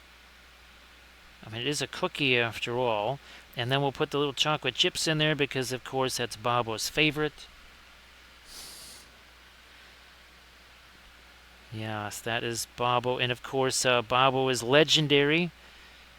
Let's see. There was, it was a boat shop, and they were doing a promotion where if you bought a boat, you would get a free cookie. So, of course, Bobo bought like 100 boats because, well, then he got a whole bunch of free cookies that way.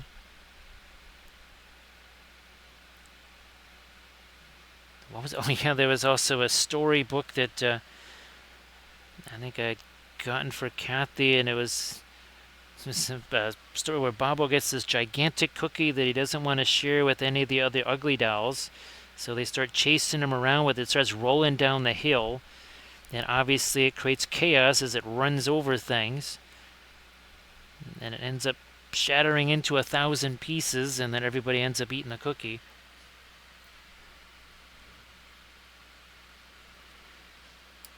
So Bill, we're in baseball. What was it? Oh, good night there, Queez. You have a good night. So yeah, Horns fan. I think it was like a 170 something winning percentage. It was the Spiders or something like that in the 1870s or 1890s. Thank you so much, Metalhead. Well, this will confirm. See that? We're going to need to get a replenishment on that. Thank you so much, Metalhead. Yep, look at that. Look at that, Metalhead. So Metalhead has wiped out the medicine there. Thank you so much. And to get Metalhead, of course, we're hoping the best for you, right? Get there and then get on back. And hopefully then, well, I don't want to jinx it, right, Metalhead? If I say anything, that will surely jinx it. So I'll keep my pie hole shut then. I won't say anything about the future. So thank you so much, Metalhead. That's and of course Adama agrees. Adama certainly does agree, and again, it whatever it is, the promotion. I don't think it's a promotion. I think it's actually like a new thing that Amazon is doing. The subs count for a whole bunch more, so it helps. Again, it helps a ton here on the channel. So see you later, Queez. You have a good night's sleep. Let's see. Yeah, it surely has, right, Metalhead? Well, Horns fan, you have yourself a good one. Thank you so much. You know, I need to get rid of that brush there. There we go. So now that's actually a hook 'em horns for you there. I just realized I was creating something more like an Aussie Rules football go post there. So yeah, sorry about that, Horns fan.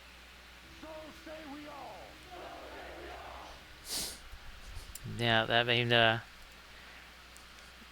and just one or two kicks is one thing, but the constant and never-ending kicks, right, Metalhead? That's we could do without the constant, never-ending kicks there.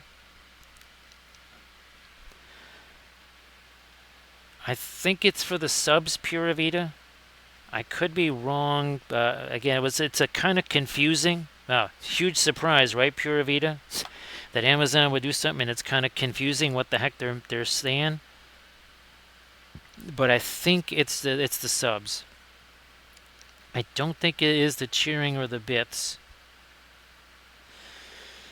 because it seems to be based on number of subs or in a certain time period. That's it. I think it's the number of subs in a certain time period. Now here we're going to get some more of this lighter stuff here. And again, just using the fluoro magenta here. It doesn't have to be just for object source lighting. I mean, yes, we have used it where yeah. We have certainly used it for object source lighting, but it can just be to enhance regular colors that, well, here, right, I would certainly use that on this spacescape right here. So let's see. So, oh, well, 130 winning percentage in 1899. Okay.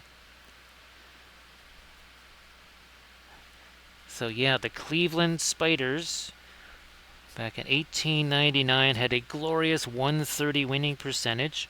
And I think that's when, yeah, they were playing 154 games instead of the current 162.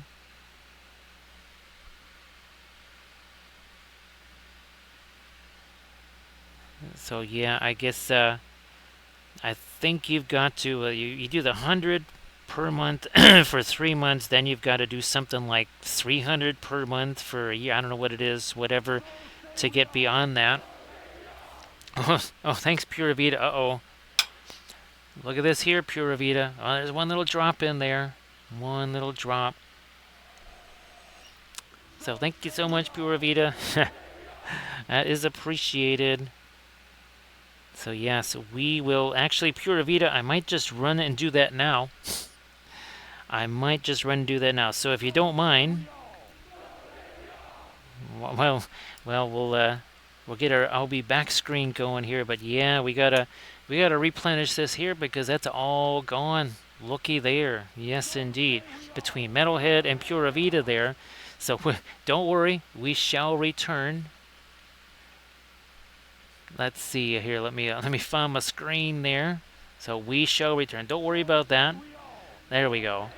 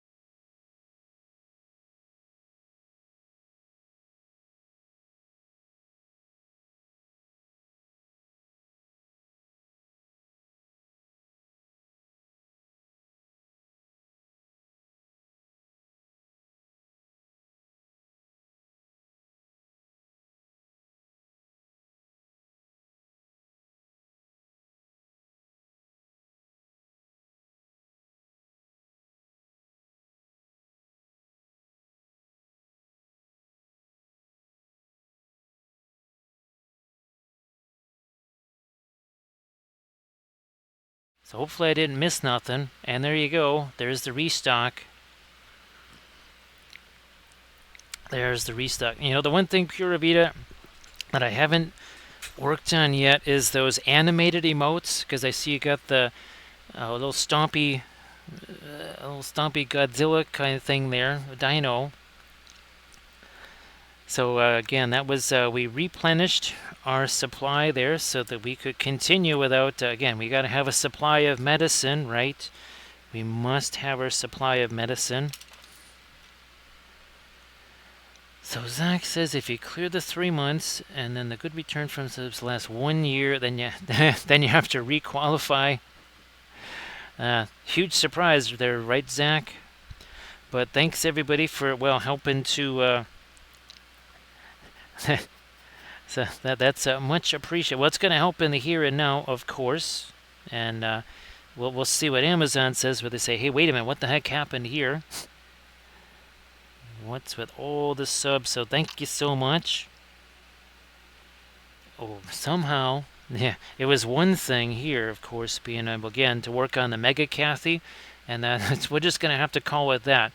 Oh, actually, I know it was said that Prinkles the cat is going to be very distraught because there is only one person on the channel, right, powerful enough to dismiss Prinkles the cat.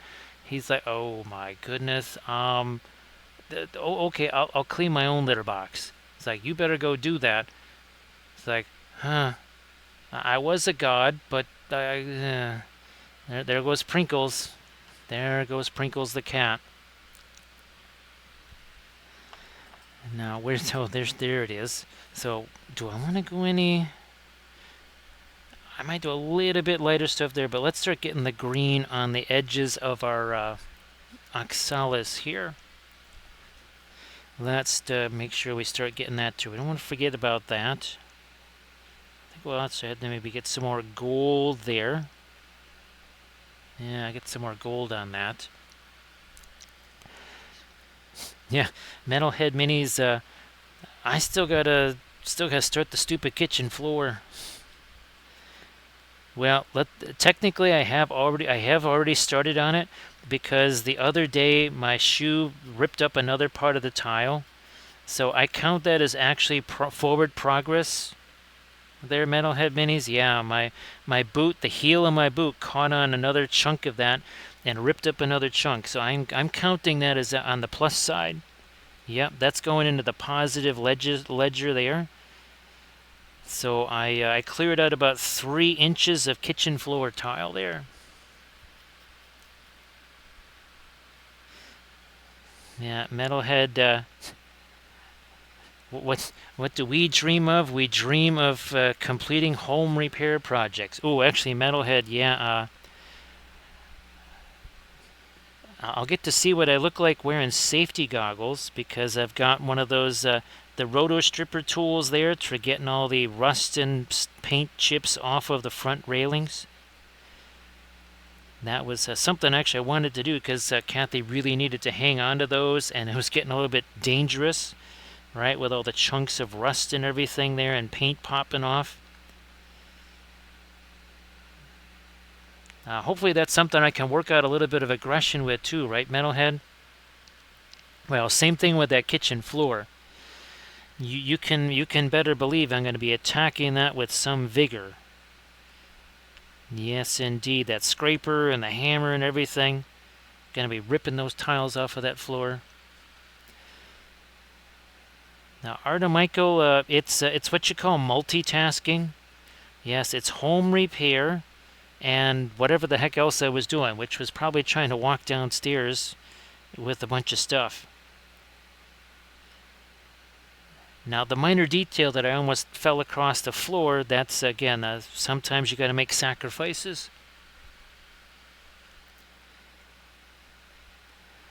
I was wondering about that, Metalhead. I was seriously wondering about that because I thought, now we're going to go with the... Now, let's go with some greenish plaid, perhaps, maybe. Yeah, let's do that.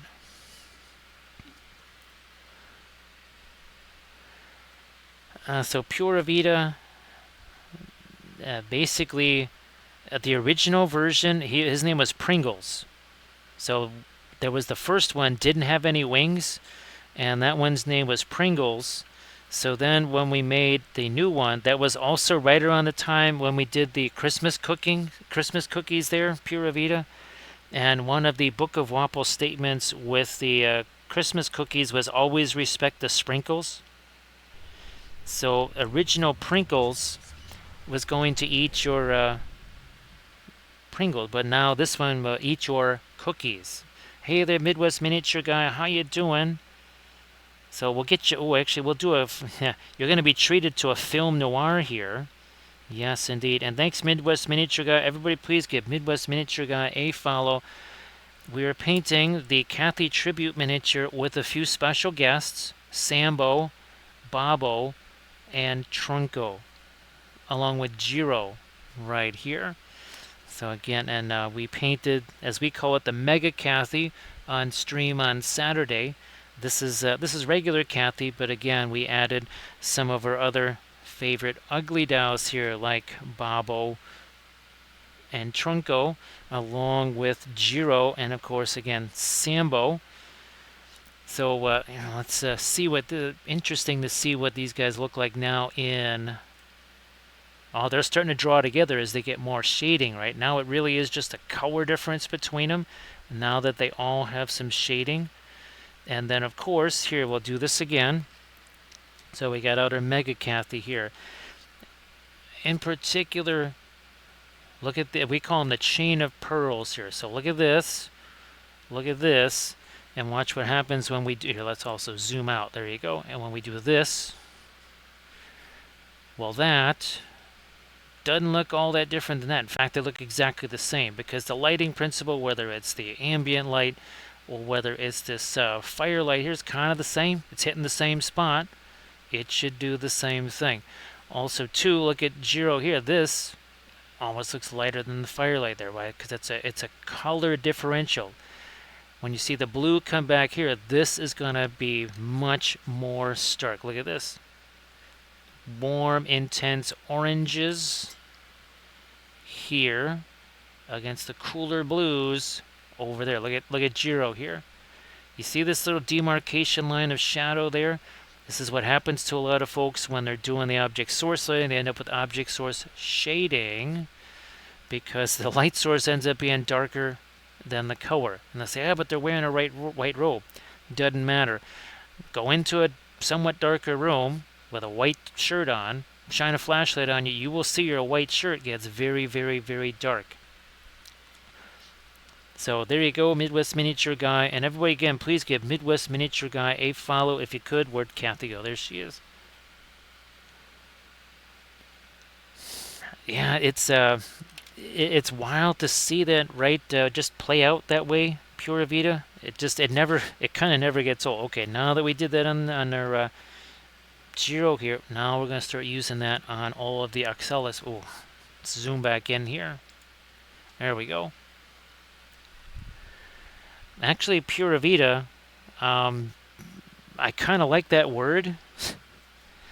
I sort of like that word, the percal effect. That I almost might start calling it that, Pura Vida. That actually sounds pretty good, right, Lord Dave? How you doing? Everybody, please check out Lord Dave's stuff. So Lord Dave, if you want to share all of those fabulous Song of Ice and Fire miniatures, please go ahead and do that. You only have about 1,000 of them, right? And I'm talking about painted ones. I'm not talking about figures in a box. I'm talking about painted Song of Ice and Fire. So Dave, hopefully all the stuff on the house, speaking, you must have heard us talking about housework. Metalhead Minis and I, we were just talking about housework and home repairs and that sort of stuff. So you must have heard, because I know that you are busily engaged in all of that. Well, I was totally off. Only 1,189. That's a total. That was a gross misrepresentation, right, Lord Dave? So yeah, Lord Dave, if you want to share any pics of those, your vast hordes there, please go ahead. Well, sorry about that, Midwest Miniature Guy. Boy, oh boy, being hunched over like that, especially if it's a longer stream, I can certainly see that happen. So Midwest Miniature Guy, everybody please give a follow. And actually, MMG, or MWG, if you want to share... or MMG, I was right the first time. If you want to share anything in the chat before you head off to sleep to try and get some either a heating pad and or some ibuprofens or whatever on that which ails you there. That'd be fabulous. So again, thank you so much for the raid. Appreciate that. Now we are painting this is the Cathy tribute figure. It was originally sculpted by Jason Wiebe, so we want to say thanks to Jason.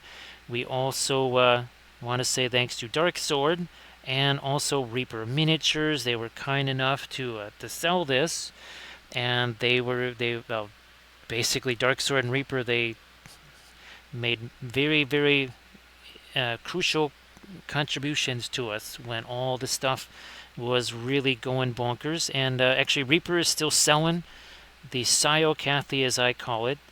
So many thanks to Reaper for continuing to help us out.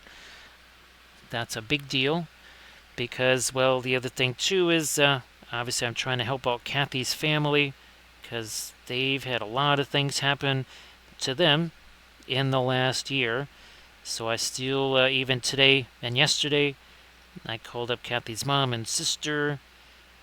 Obviously stay in contact with her brother. And of course Cathy's grandma is 103 now, with all of the ailments you might expect someone of 103 to kind of have at this point, where pieces and parts just don't quite do what they used to do. Too bad you can't 3D print those. That's what I want. Of course, if you had a 3D printer that could do that, you could also have an army of cyborgs that you could print out. Yeah. You could literally 3D print your own army of cyborgs. Now, of course, they would all have to be done hollow with supports because you don't want to use up too much resin or PLA on them. So the disadvantage is that your army of cyborgs, well, they might blow away in a stiff breeze. So yeah, Denethor, her birthday is what, in March? Yeah, right around Adepticon time. Now, actually, she is she was actually born a year before, because my mom was born in 21. Well, so no, my mom was born and my dad were born in 22, and she was born in 21. Well, congratulations to your grandma there, Denethor.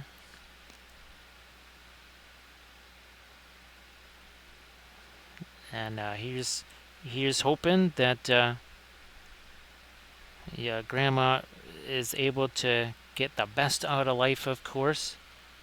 So everybody please check out the Facebook link that Midwest Miniature Guy posted, and of course please give Midwest Miniature Guy a follow. Now we're going to be doing an awful lot of these here plants because there's a lot of them, a lot of oxalis there. Because this is a little bit of composition stuff here. See how we got a foreground, a middle ground, and a background, and then more of a background?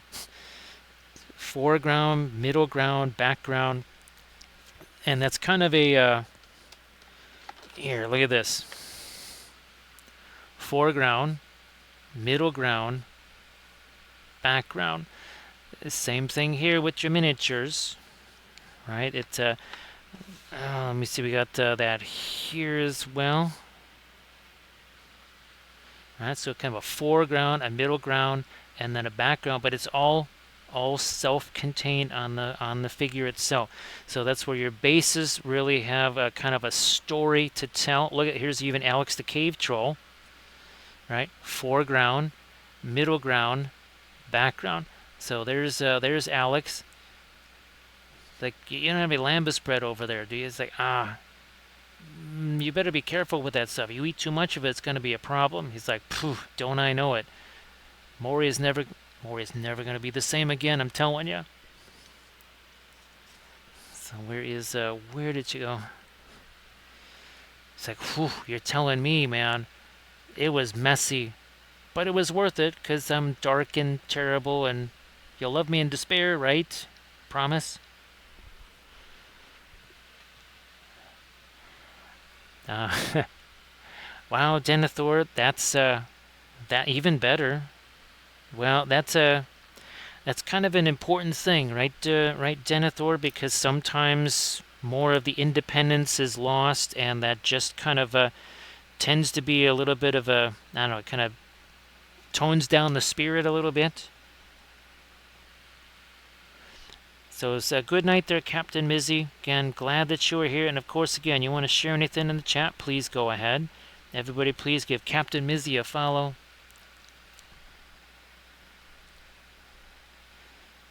Actually, Denethor, a little bit of road rage, that keeps you young forever, right? Yeah. Just imagining her with the dark glasses and the tinted windows and everything like that.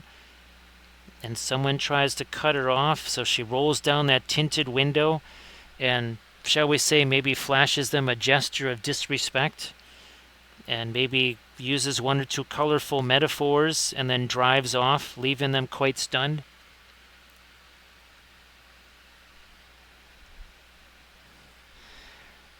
Actually, wait a minute.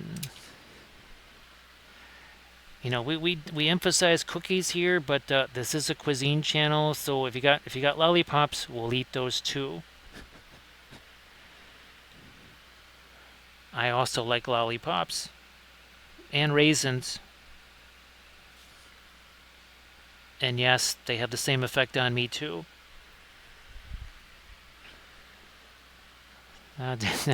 So Denethor, yeah, you gotta tell her that. Just nothing keeps you young forever like a little bit of road rage. So there you go. You can. I'm just imagining a meme of that or something.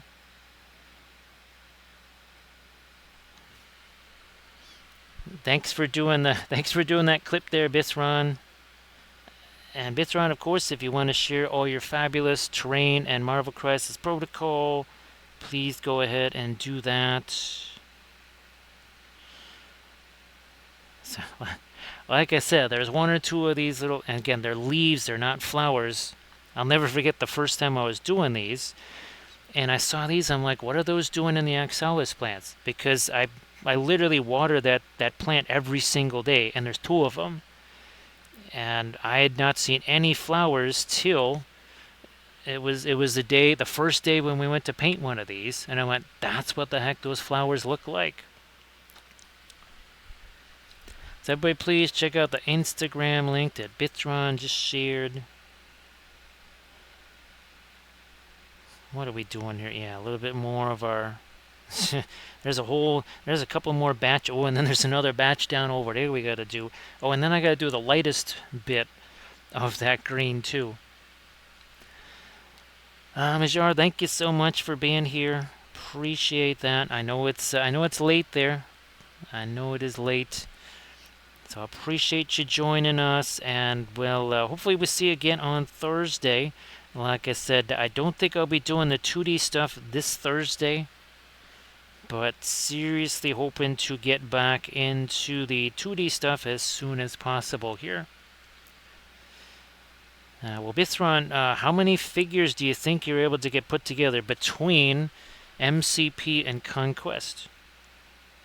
It's a sizable number, I'm sure. But I know you'll be able to kind of crank away on those and get those out of the way.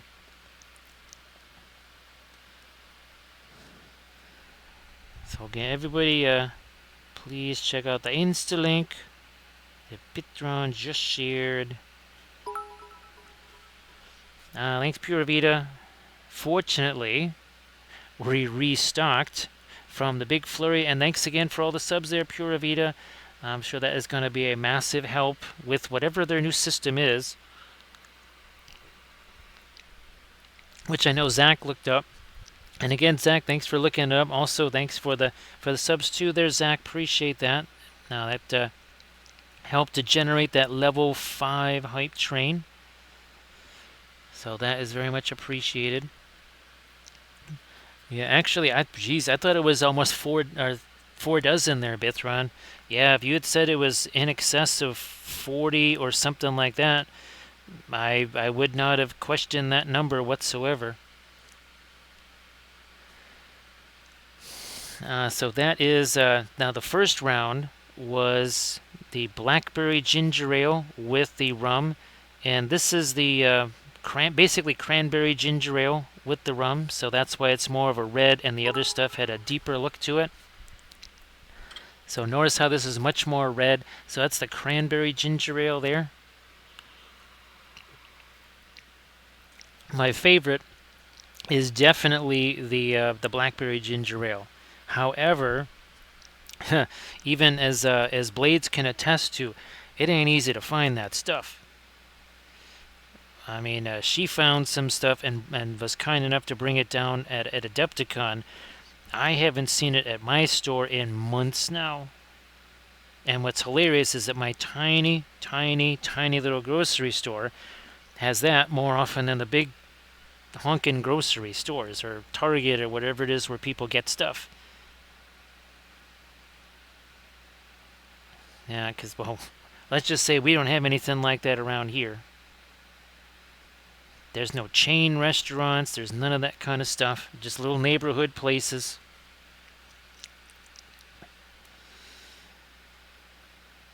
So again, my favorite is the blackberry ginger ale. This is the cranberry ginger ale. There's also another thing that Canada Dry makes that's called Touch of Fruit, which is, I think it's like berry, like raspberry, cherry, strawberry. That one's also good. I managed to find that. That just, ironically, again, happened to be in our store for whatever reason. It's just a crazy, tiny little grocery store sometimes has the most exotic, weird little things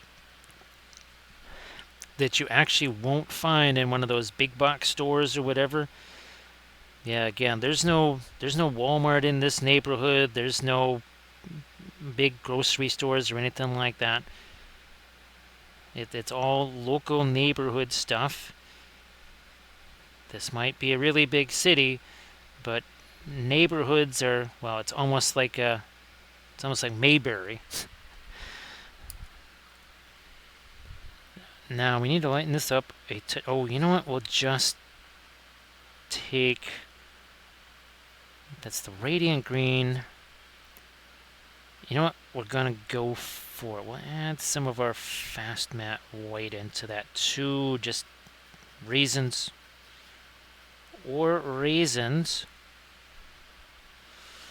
Just gonna break this down here. I don't want to do that too much because if it becomes a pin line wash, well, that's we just want to get a little bit on the ends of these, right?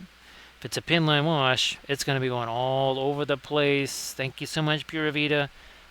Appreciate that. We do not mind partaking in just a wee bit of our medicine because, of course, again, can you really have too much medicine? We don't enjoy it. We don't enjoy it. It's strictly for the good of the stream. It keeps the voice going. So, you have to sacrifice. Sometimes you must make sacrifices. So there we go. That's a little bit right there on the tip of the leaf. Now, what I've also seen the oxalis called, oh gosh, purple clover, because the leaves, as you can imagine, look an awful lot like giant clover leaves, just way more colorful. Actually, if regular clover looked like this, I wouldn't be trying to kill it or take it out. I'd be actively promoting its growth. I wouldn't mind a whole front lawn that looked like this. Yeah, speaking of, home projects, I've been, this is a home repair channel also. I've been doing, where possible, landscaping around the garage and also in the front yard. Well, that's essentially serves as both exercise and vitamin D collection. So there you can see again, just kind of on the corners, right? Just on the little corners of the leaves there.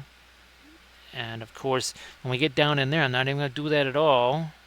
Right now here, we're going to get our blending brush. So see, that's a little bit too forcible of a line. Now look at this. See, that's the other reason why the oils take less time, because I could just, and this is another thing these leaves do. See how I'm, look at, here's another example. See that there? That is way too hard of an edge. Oh, well, yeah, what if I did that?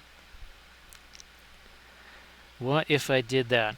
This is what makes it so easy. If I was doing this with acrylics, I couldn't do what I just did, was get in there, right, and then here, we'll do the same thing there. See how that kind of, it doesn't just blend that line, it's actually making some of the same physical little streaks of lighter green that are actually on the leaves.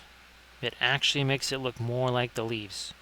There, I'm going to try and get maybe a little bit more of the lighter stuff on our Giro here. Also, while I'm thinking about it. So again, Pura Vida, you have yourself a good night's sleep. And thank you so much. I have a feeling this Thursday I'll be doing some more of the Galadrim elves, because I think I've got...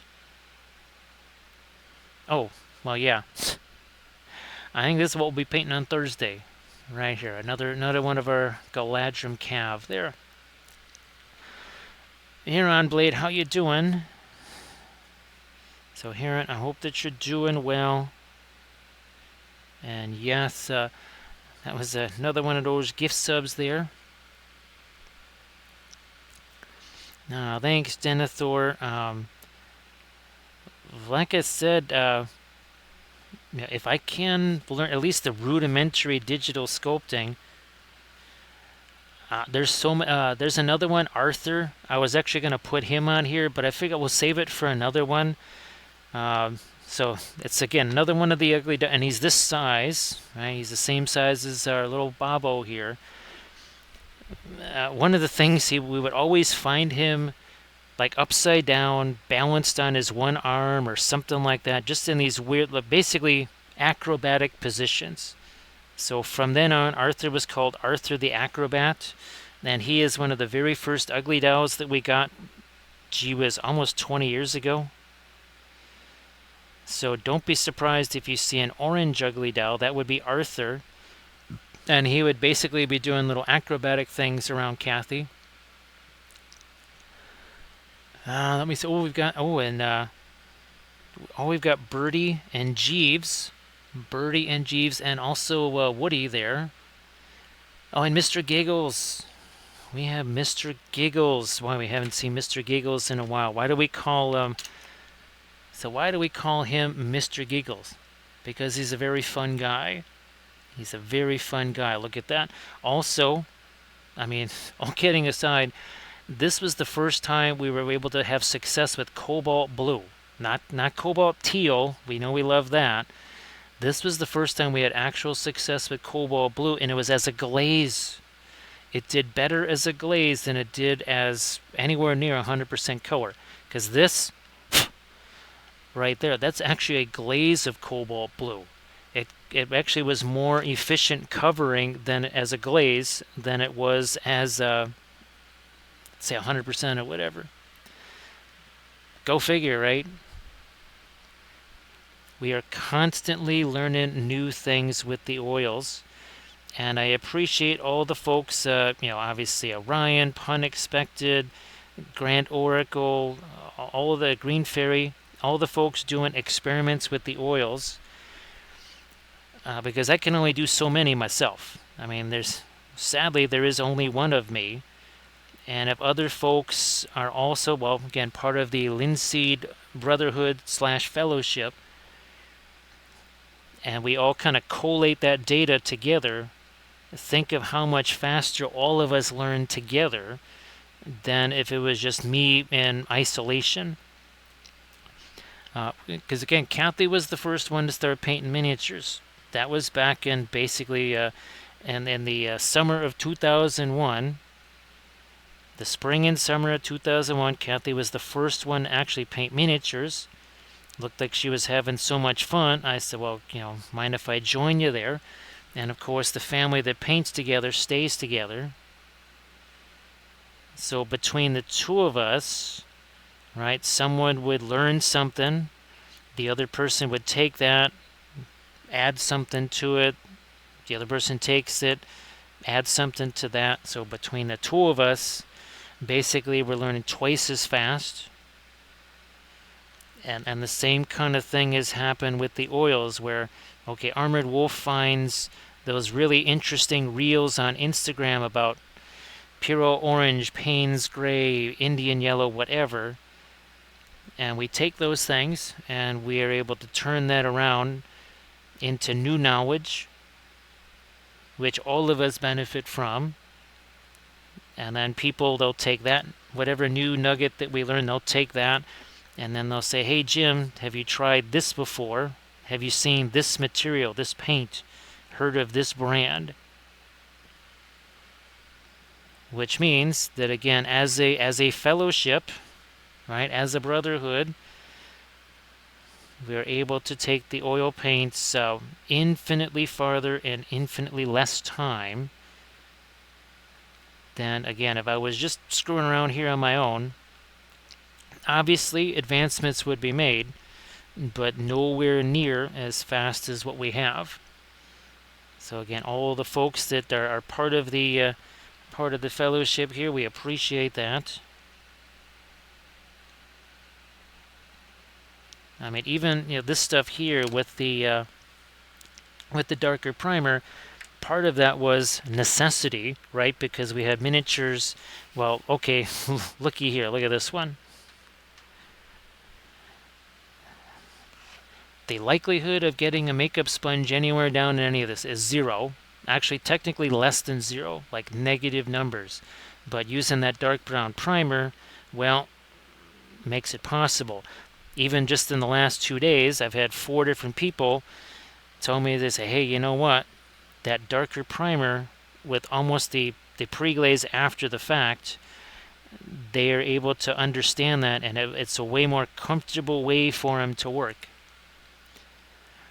So again, that's an example of just, well, desperation. Like, how the heck am I going to get any pre-glaze on this? Well, all of a sudden it becomes basically a part of what we do here, which I know, I think that's pretty cool. Now let me do some. That's way too thick. Let's thin that down.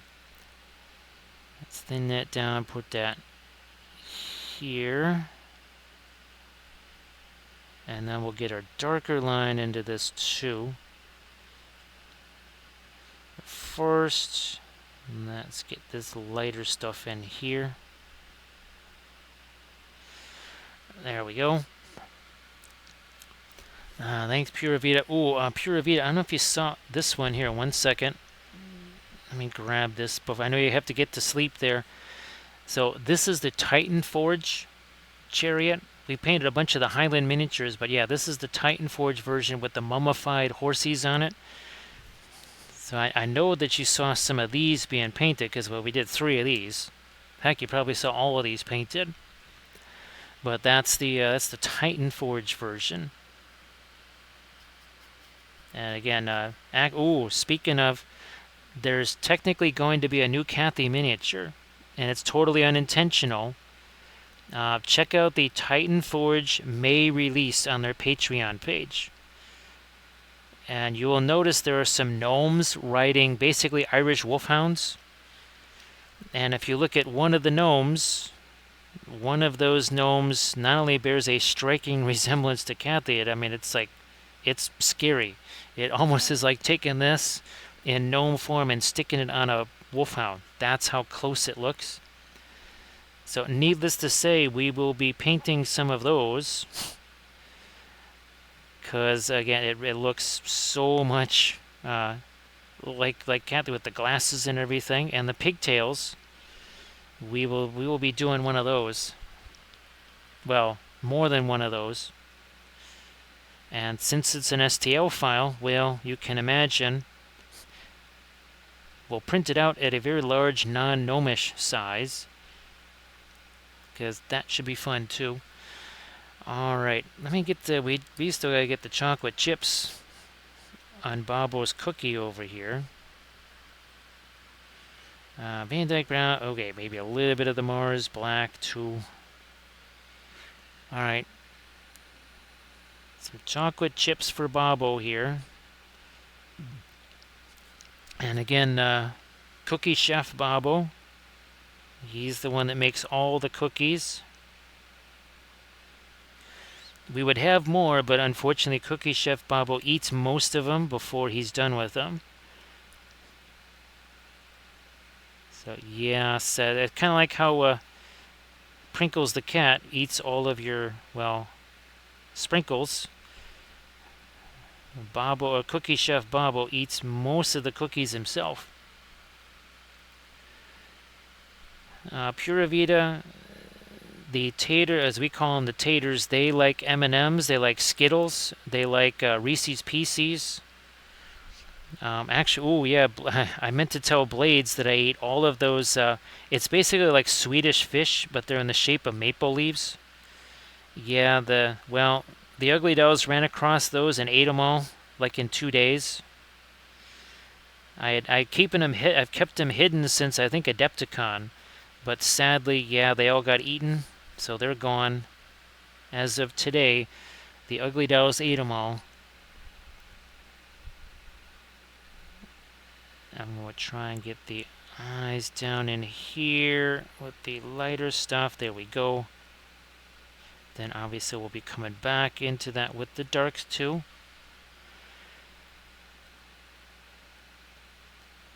Essentially anything that is candy, cookies, cakes, all of the Ugly Dolls will eat that. They will eat all of it. Yes.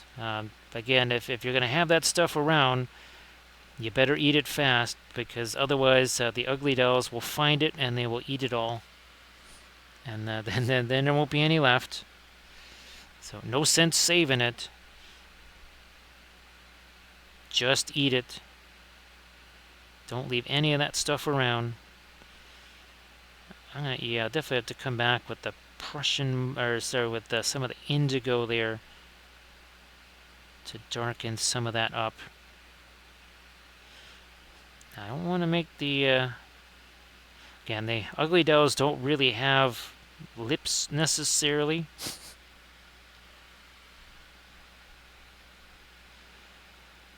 They get a little bit more reflected light over here, maybe.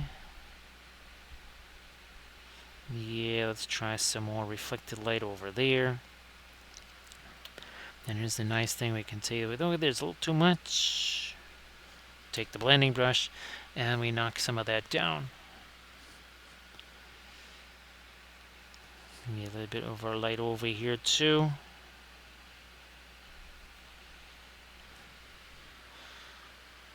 More of this? Yeah, more of this.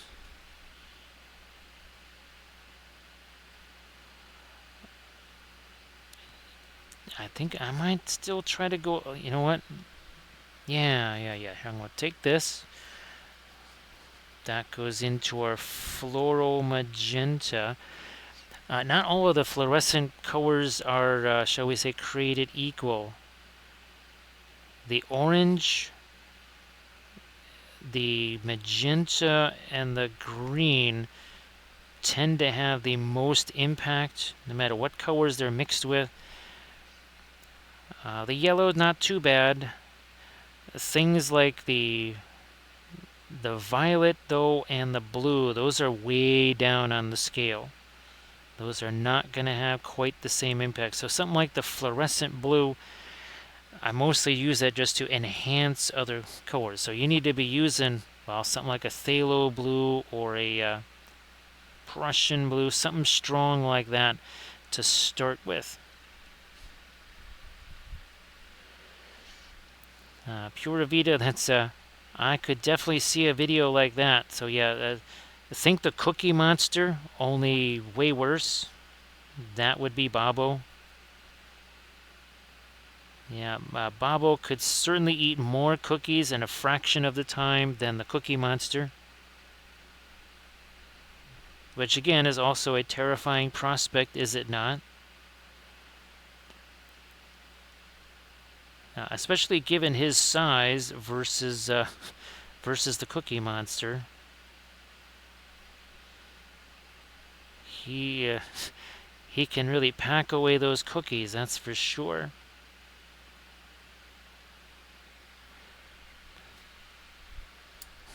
Now I wonder, let me try something here. Is this the... okay, that might just be... Right, let me get a little bit of the Naphthol Scarlet mixed with our white here.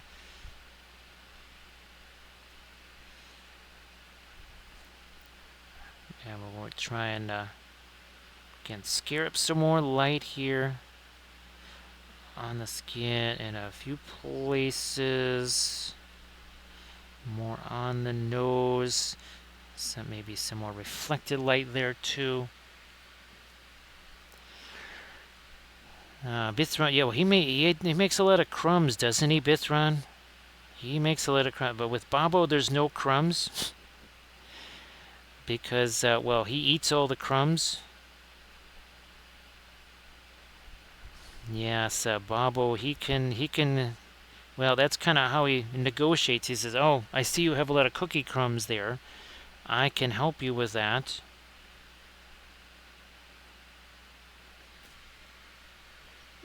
Hey there, Dark Horse. Nice to see ya.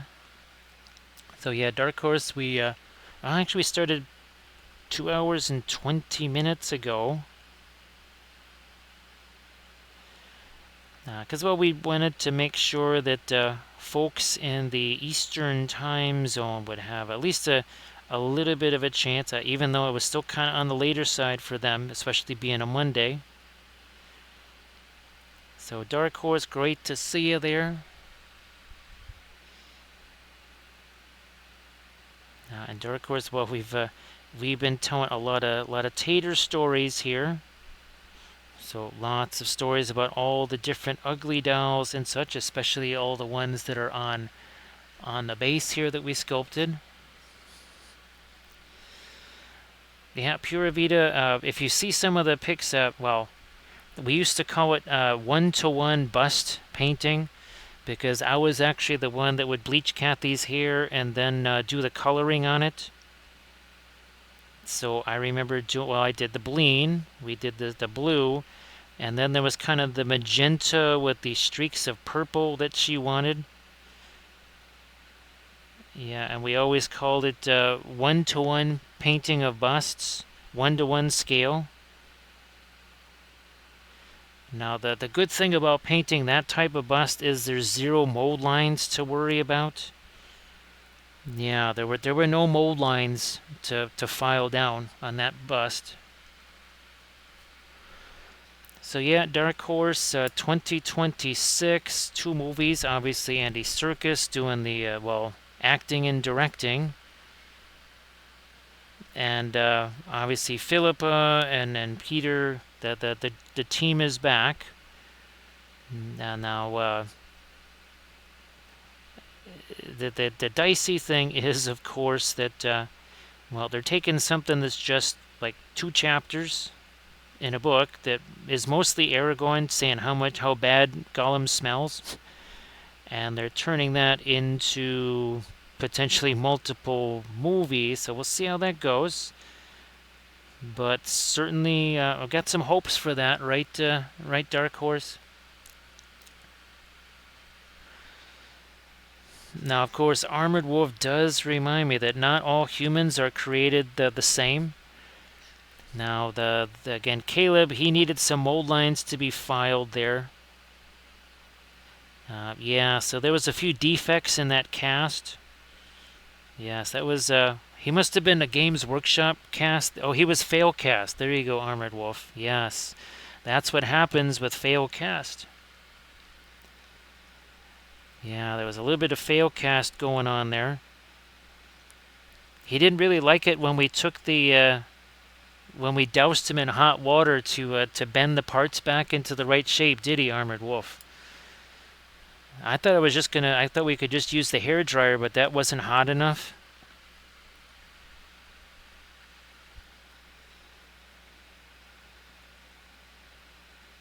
So I guess there's well, again, Dark Horse, we can only hope, right? Again, maybe it didn't quite work out the way we would like, but it still has to be better than what we've been subjected to. So we'll take it, right?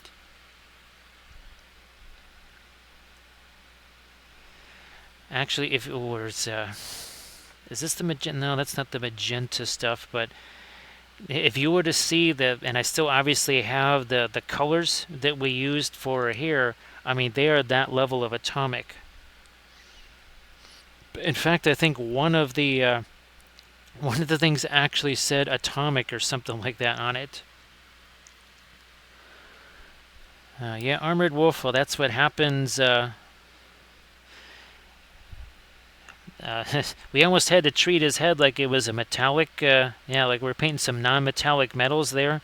There was a high degree of reflectivity on that head. Yeah, there was a lot of reflectivity there.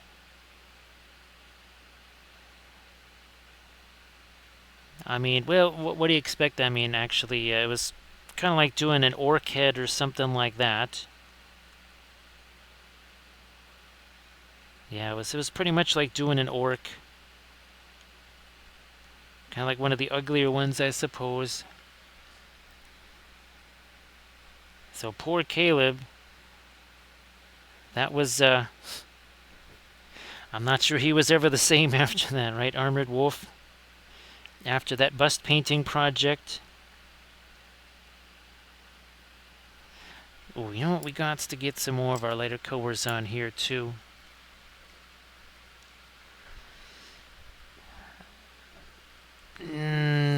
Let's at least use the fast matte white for right now. Let's do this on here. Again, it is really weird to come back to this at this size. Again, versus the Mega Cathy that we painted on Thursday. No, Saturday, sorry. Oh, we need to get that something on that lower lip there. Now maybe these have set enough.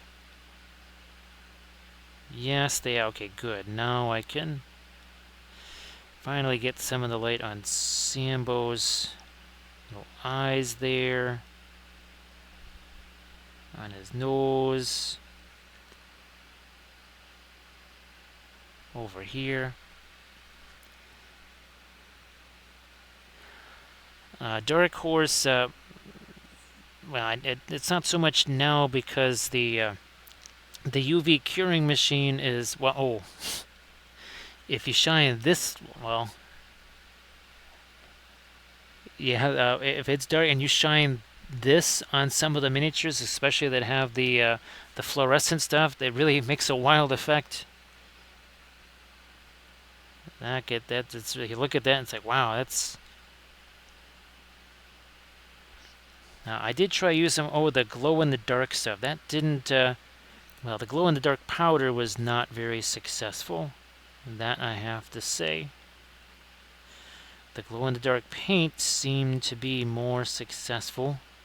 Well, at least on a larger scale. I don't think it's really practical for miniatures, unfortunately. The grains in it are just too massive. That is the problem. We're talking massive grains in that, and you could practically count them. Remember we were doing was a couple of these,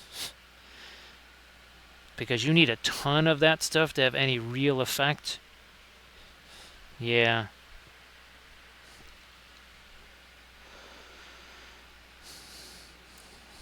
A little bit of our light on that cookie. We need some more light on Bobo here too. And again, we'll kind of do a retelling of the Bobo story. So again, it was the very first Warhammer Fantasy tournament I'd ever done. So needless to say, I knew my army, but I didn't know anything about any other armies except, well, for part of an Empire army. That was it. And one of the people I was playing turned out to be one of those type of guys who said, oh yeah, I'll let you know all the stuff that the army does, because I'd never played against high elves. And I remember at some point, a few turns into the game, he starts measuring to do shooting with what looked like a bunch of spearmen.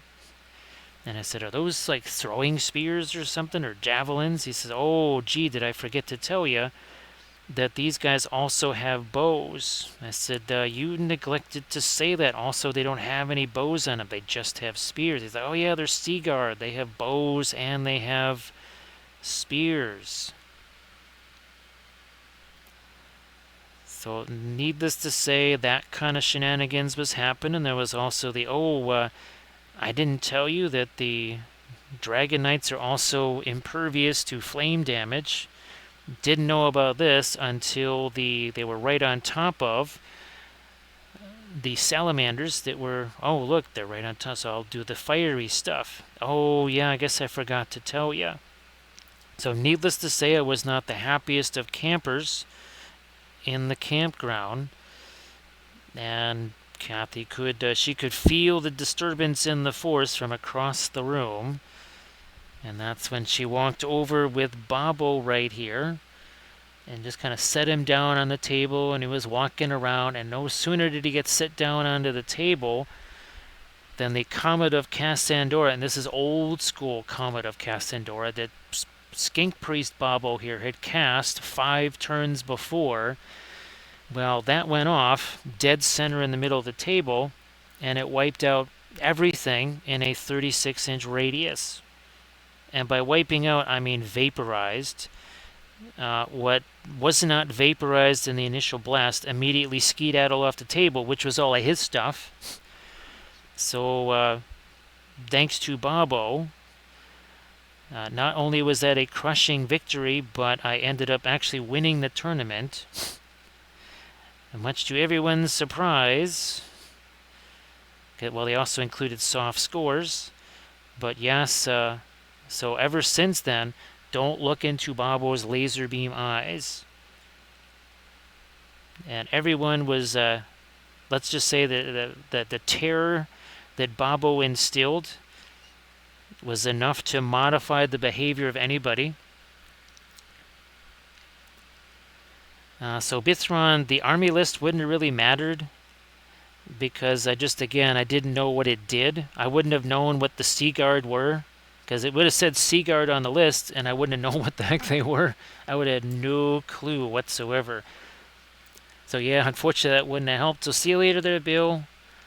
Thanks for being here as always. Appreciate that. So yeah, yeah, Bithron, I would have no idea. Now the Dragon Knights, I would have known what those were because I'd seen those, and I might have even maybe painted one of them or something. So those I knew what they were, but yeah, most of his stuff I would have no idea. So Bithron, again, there was not that much time. It's a tournament, so he had to kind of do things quick, and that's why he was supposed to tell me kind of during the game. But needless to say, he didn't want to do that. He chose a different route.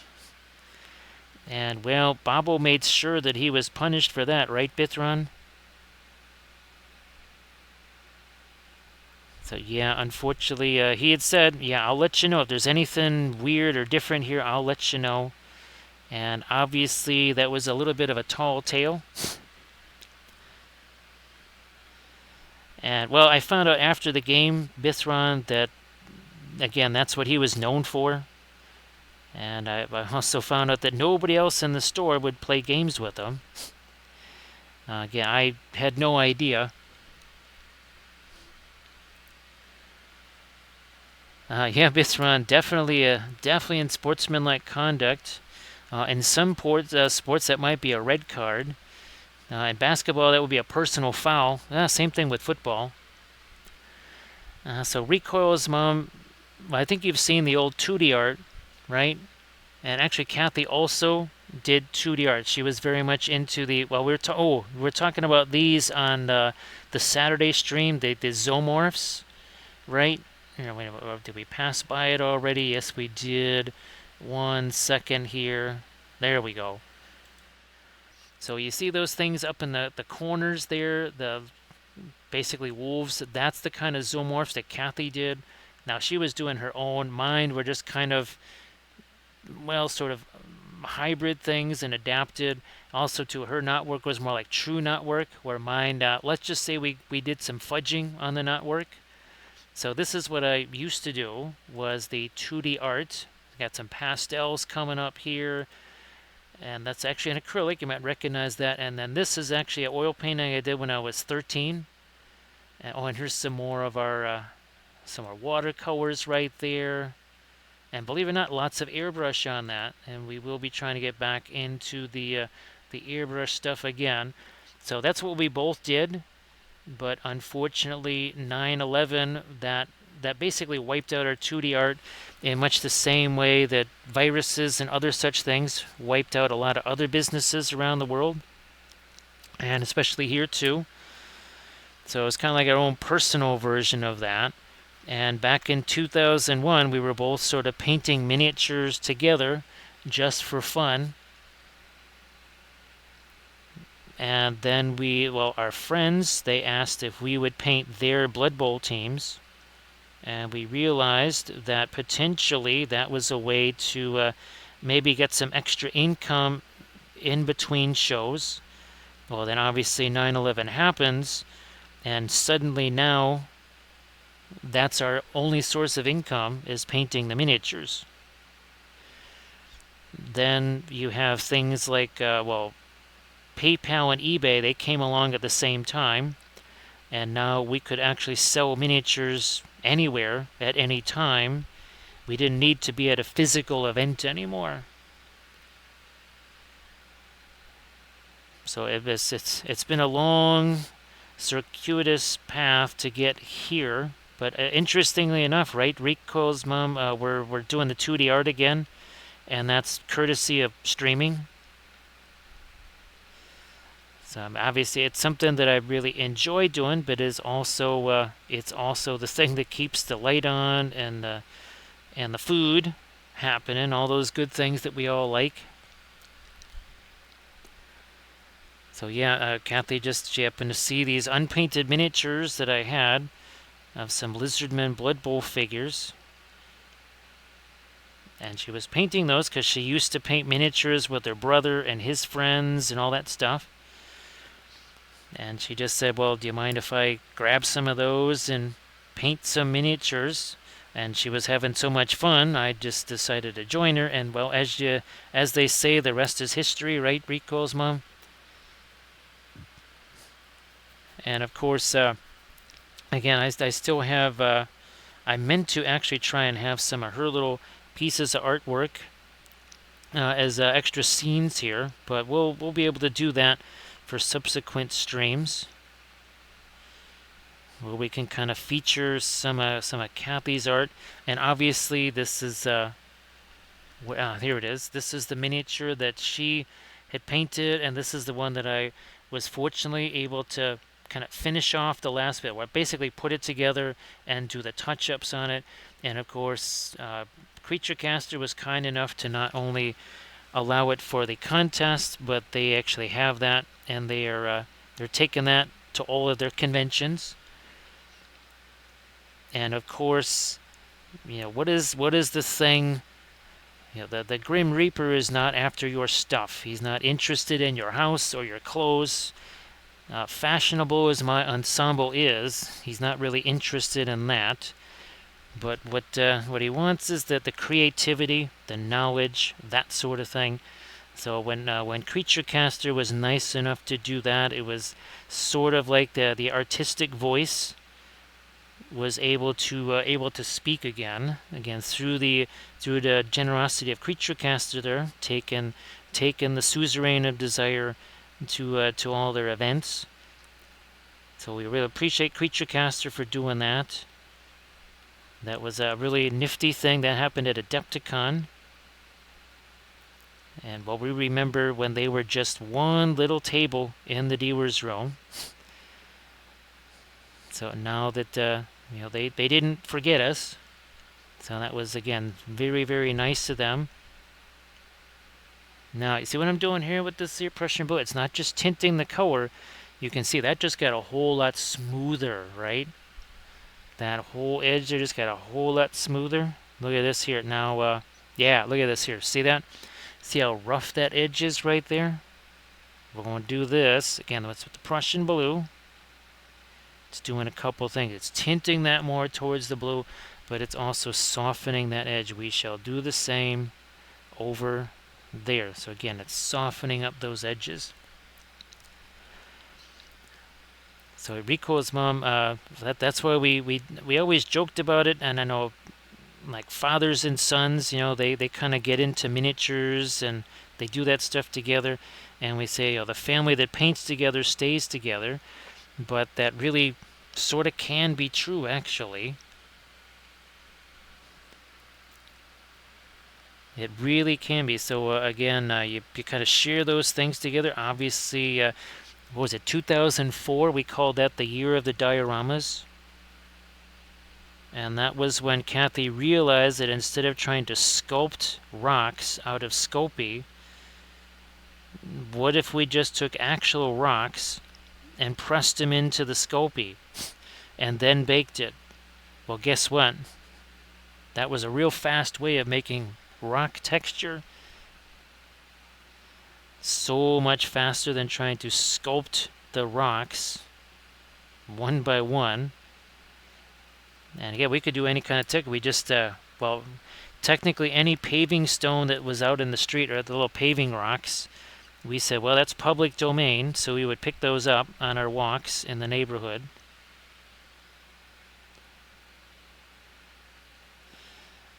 So yeah, Dark Horse, if you would have told me back in Academy days, 1 or 2 moons ago, that I would not just be painting miniatures, but be painting 3D printed miniatures, also terrain,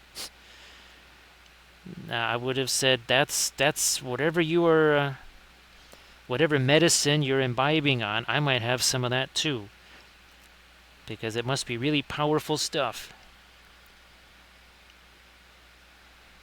We want to do, yeah, we want to get some of this down here. But of course, having the 2D art background really helps when it comes to miniatures, right? We're talking about composition, foreground, middle ground, background, all the different forms of contrast. When we haul, where's that Fey Enchantress that we haul out all the time here? This thing. One of my teachers at the academy, he could paint entire paintings where the value was no lighter than a 3 and no darker than a 7, maybe a 6 on a scale of 1 to 10. Yet he could have all this contrast and it had nothing to do with value. It was all about the color. And also the saturation too. And at the time, my tiny brain really had a tough time trying to absorb that, which is why I try to make it a little bit easier for folks who have much larger brains than me to be able to absorb that more quickly.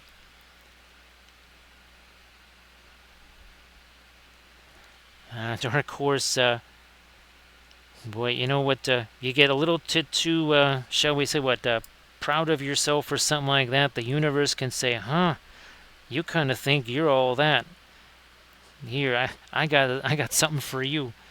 Yeah, the universe tends to show you just how teensy you are, right? Yeah, you get to thinking you're all that hot stuff. The universe has a way of, shall we say, making a correction there, correcting that behavior. Also, too, being the youngest of 7. That's another thing that also lets you know that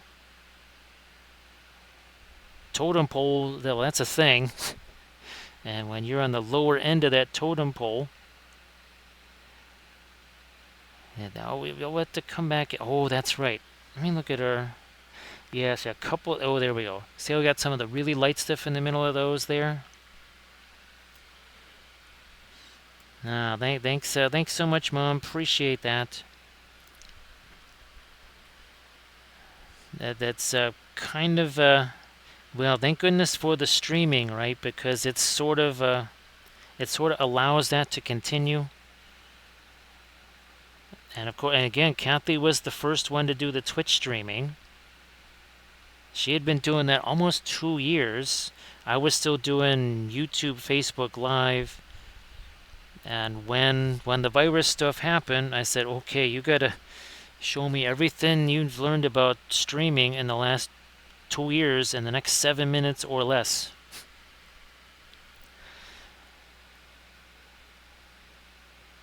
Yeah, Dark Horse, it's humility will be taught one way or another, right? The easy way or the hard way. And hopefully you can make it the easy way instead of the hard way. Let's do some of this here. Yeah. Not down in the shadows over there, but here in these places where the light's going to reach it a little bit more easily, right? Oh, and by the way, 2 hours and 45 minutes ago, yeah, no paint. It's the usual ritual of this had no paint on it X amount of hours ago.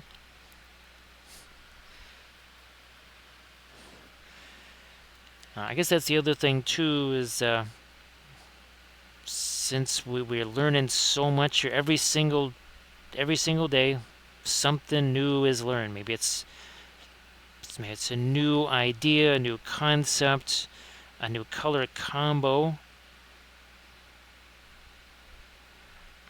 That also keeps things interesting, because how many times have I talked about, I know people that used to really love miniature painting. They were really good miniature painters. But unfortunately, they kind of kept doing the same thing over and over. Understandable, because it's kind of what you're comfortable with. But after a while, that same old was no more interesting than being at work. And I said, wait a minute, this is supposed to be my fun thing. Why does it feel like I'm just at work?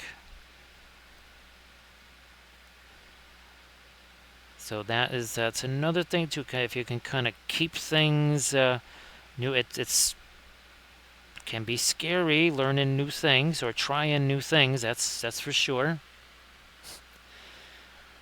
But definitely some satisfaction involved in trying new things, even if they maybe go a little sideways.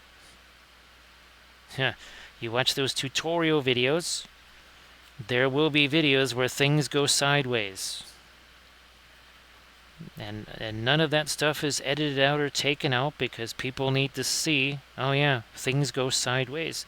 Now here, this is going to go darker. I took the asphaltum and the Indian yellow, made a really nifty amber color. That is going to go a few places on our golds here.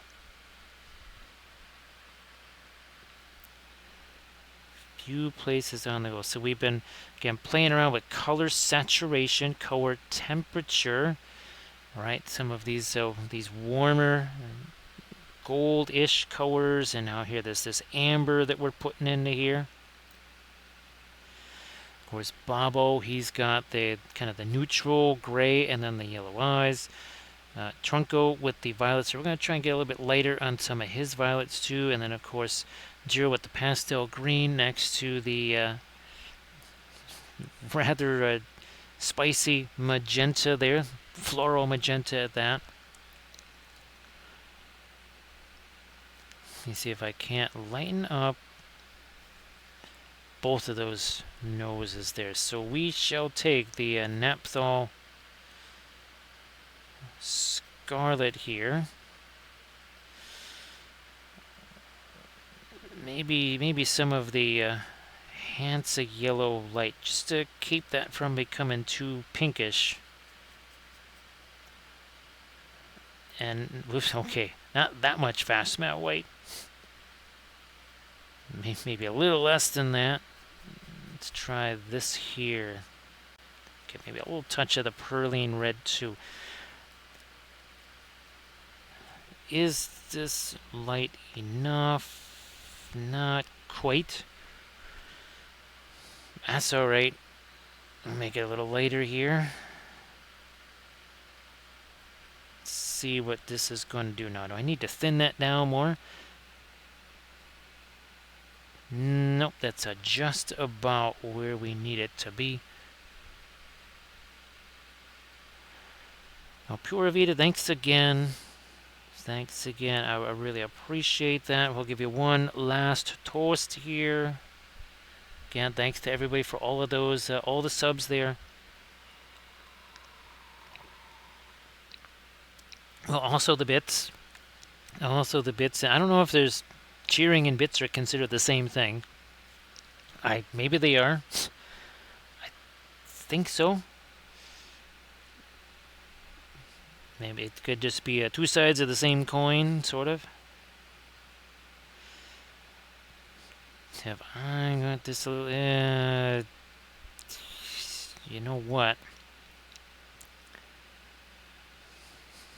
That's the other thing that we didn't do yet. There, okay, yeah. That sort of ended rather abruptly. That's better. I might use some of this. Oh, that's awful light, but a couple of our oxalis here. Again, the ones where it's the easiest to see, right? The closest there. Now, of course, we all know what lurks in Moria. And it's terrifying. It is absolutely terrifying. Guess what? Not a Balrog. Actually, the Balrog is terrified of this. The Balrog steers clear whenever he runs into these little guys right here. Who could that possibly... I mean, what generates terror in a Maiar, like either Gandalf or the Balrog? It would be mimes.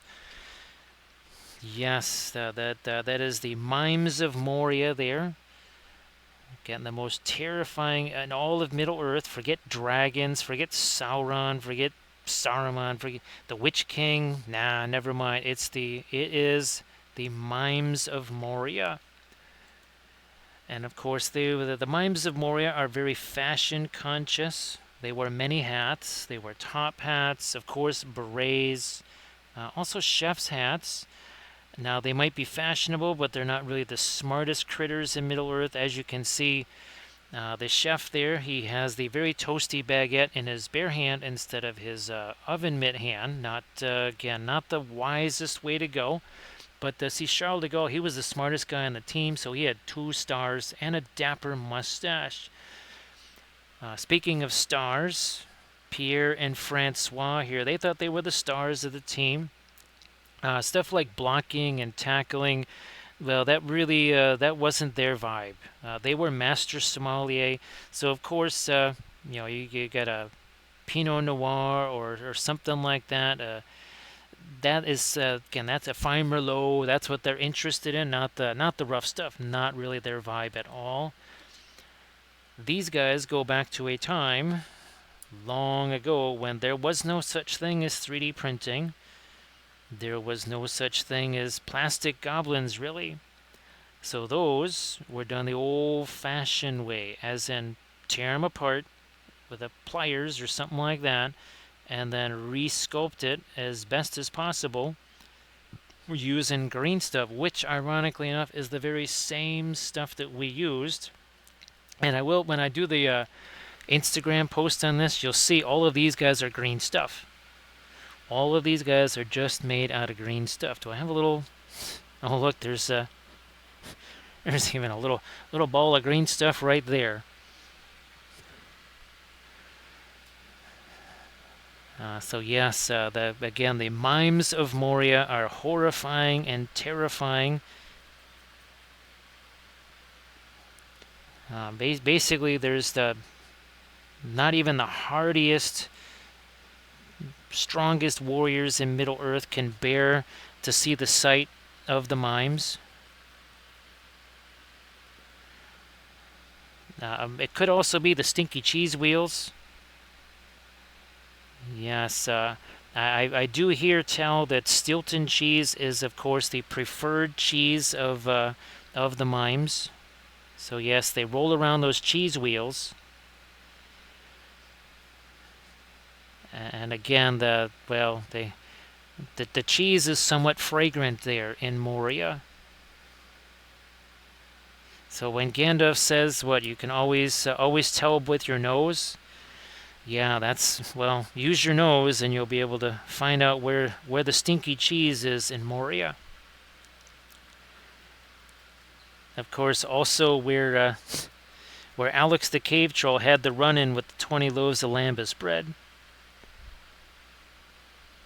I mean, not to say that lambus bread has a high fiber count, but it kind of does. Now, let me see if I can get some more of our lightest light there. Also, some here. Also there. Some here. Speaking of something terrified and wicked, look at this. We've got Wicked Minis. Wicked Minis, how you doing? As always, thanks for the raid. Everybody, please give Wicked Minis a follow. So Wicked Minis, I think you rated us right while we were painting the massive Cathy figure, as we call it, Mega Cathy. Here, so I'm pretty sure you rated while we're painting Mega Cathy. Look at this. There's a little difference in the size, right? I mean, Jiro is as big as Cathy is there. So yeah, that's the Mega Cathy figure. And of course, we sculpted some extra little friends. We have Sambo here. There we have Babo with one of his cookies. And then over here we have Trunko. So we have again we have Jiro, Trunko, and Babo here. There's Babo right there. Hey there, Renegade and Rottweiler. So Wicked Minis, if you want to post anything in the chat, I know you got something you could post there. Please go ahead and do that. Same thing, Rot. Same thing there, Rottweiler. Who let the dogs out? Ooh, do we have one of our? We don't have one of our. I wish we did. I still got to get one of those. One of our Wolves of Isengard. Rottweiler to have out there. Oh, wait a minute. Never mind. We got these. There, who let the dogs out? There you go. There's some Wolves of Isengard right there. Are there more on this one? No, okay, that's this one. Yeah, who let the dogs out? There you go. So welcome back, Recoil. And of course, everybody please give Rottweiler a follow. And of course, Rottweiler, if you want to post what you were working on in the chat, please go ahead and do that. So we again have a little menagerie here. Again, this is the Cathy tribute figure. And of course, little Jiro, he was originally part of that. And I'll get into the story of this here. Everybody, please check out the Instagram link that Wicked Minis just shared. So Cathy gave me Sambo here. He was a really large one of the squishables. She gave me this on my birthday, and it just so happened that we looked at the little tag, and his birthday was the same as mine. So that was always really fun. Now, Babo, of course, we have a story for him, and then Trunko. And, of course, Babo goes back to the Warhammer Fantasy Tournament where, well, I was playing somebody who was kind of that guy. We'll leave it just at that.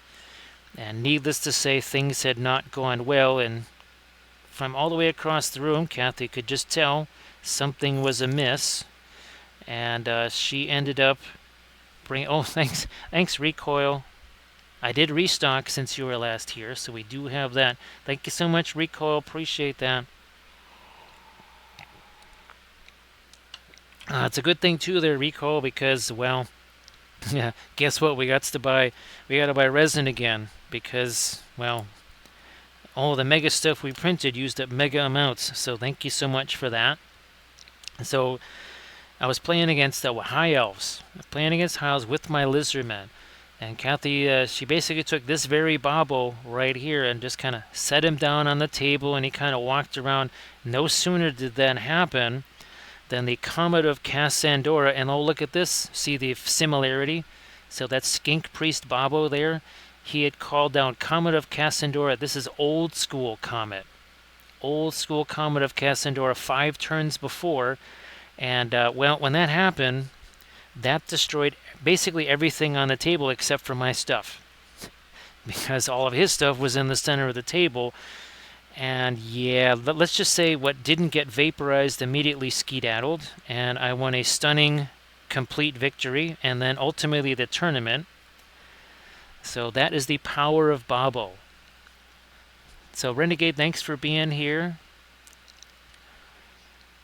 And again, Rottweiler, if you want to post anything in the chat, please go ahead and do that.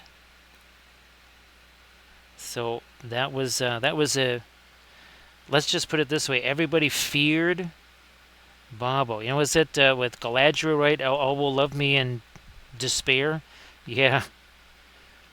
And of course, there is one way you can bribe Babo. You can give him cookies. If you give Babo cookies, then he might not destroy you. So yes, as long as you keep Babo with an adequate supply of cookies, which is all of them, he might consider not destroying you. So thank you so much, Recoil. Appreciate you being here. Of course, Mum as well. Mum has been here for a wee while. At least Recoil, of course, speaking of the doggies there, the Bulldogs crushed Richmond. So the doggies basically have one of the best percentages in the entire league. Sadly, not a decent record, but remember what I talked a while back about how the percentage thing was always the thing that got them? Yeah, well, not winning games also is a problem. So minor details here. We got to get a little minor details. Speaking of which, we need some light down there too. So again, thank you so much for the raid. Appreciate that, Rottweiler. So Rottweiler, hopefully, that Cathy Con that I was telling you about at Adepticon, hopefully we can put our heads together. Now, wherever my head goes, not much gets added, of course, because it's there's not many brain cells in there. But if we put our heads together, maybe we can figure out some neat virtual stuff to do for a CathyCon maybe in October. Now, Bithron, hopefully you got some yummy snacks sitting there available. I will have to get to the store tomorrow to try and acquire said snacks or such things, because there's not much of that left around here. Let me just get a little paper towel here. I'm just going to get, where did that go?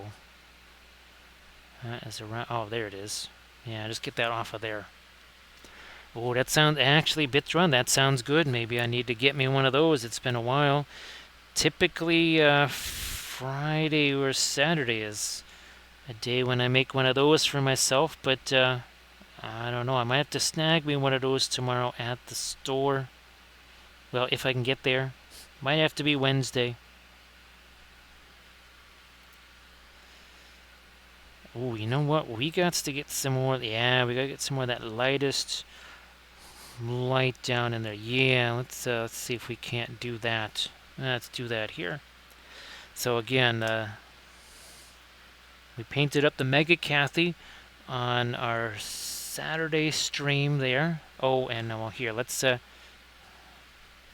do a little zoom out here, like that. There he is. There he is, okay.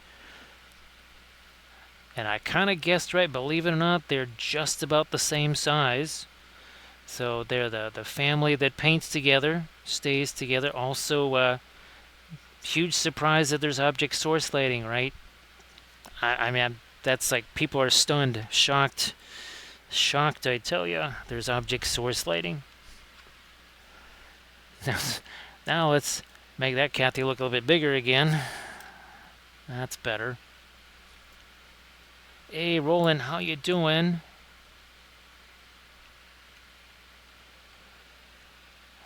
So Roland, these all had to be sculpted the old-fashioned way with green stuff. Yeah, those were sculpted the old-fashioned way.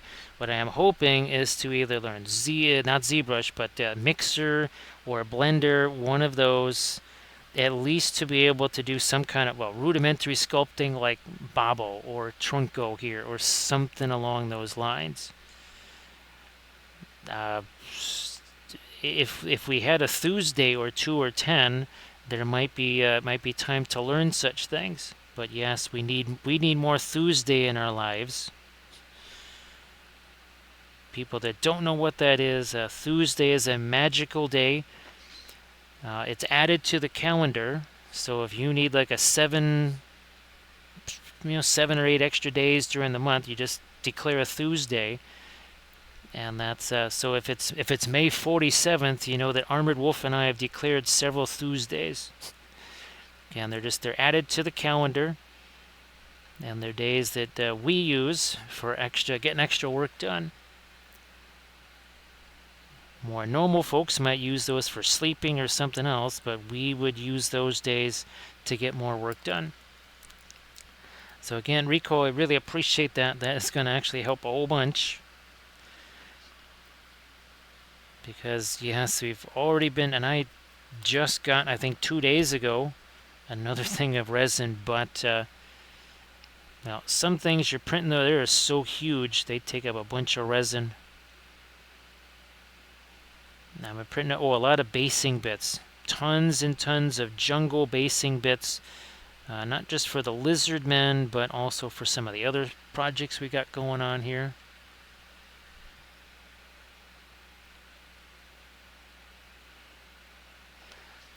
Roland, we could really, an Armored Wolf again would not be opposed to having, say, a couple of months of just non-stop Tuesdays. Let me see if we can't get in here to get that little channel right there. Again, using the liner brush. Looky here, look at that, look at that. That's the liner brush, doing liner brush magic right there. So everybody please check out the Instagram link that Rottweiler just posted, and of course you might have another link to check out soon. That would be Doji there. So Doji, if you want to share your fabulous stuff, I hope that the stadium you have been able to get back, maybe do a little something on that too, because that project is looking fabulous. So yeah, Doji, this is the one with the extra sculpted ugly dolls on it. And we have been sharing tales of the ugly dolls and how some of them came to join us. So again, well, you'll be seeing more. Well, we were telling the story of Arthur the acrobat, so you'll be seeing Arthur at some point. Yes, there are many, well, even too, well, some specialty guys like a Chef Babo. And then, of course, there is there's basically a scarecrow version of Jiro. So they basically did a Wizard of Oz theme set. And there's literally Jiro with a diploma in his hand, looking very much like the scarecrow.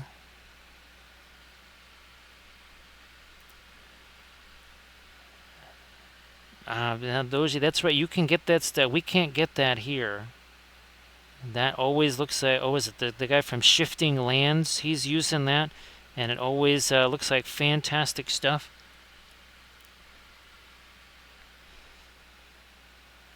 Let me see if we can. Let me try this. Let me see. I better thin this down first.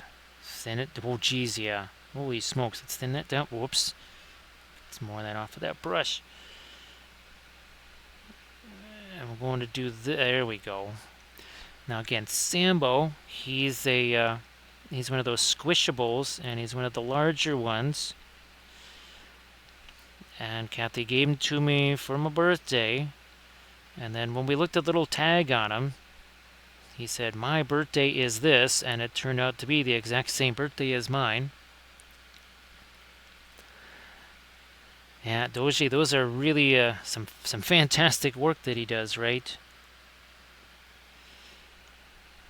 Let's try and get a little more, yeah, a little more light down there. Also here, also here. Maybe even on our little freehandy stuff there. A little more of the light there. Now, what about this? That kind of disappears a little. Ah, there we go. Yeah, it was disappearing a little bit too much. That also needs to be a little sharper. We need some reflected light down there. We need maybe a little more light on Bobo's hand, also Bobo's head here.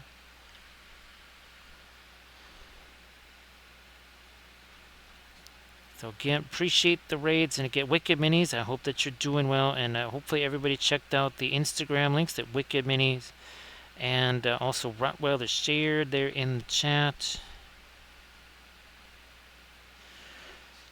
Oh, the gummy bear painting contest. That's right. That was at ReaperCon. I think that was the first year Cathy finally got to attend one of those.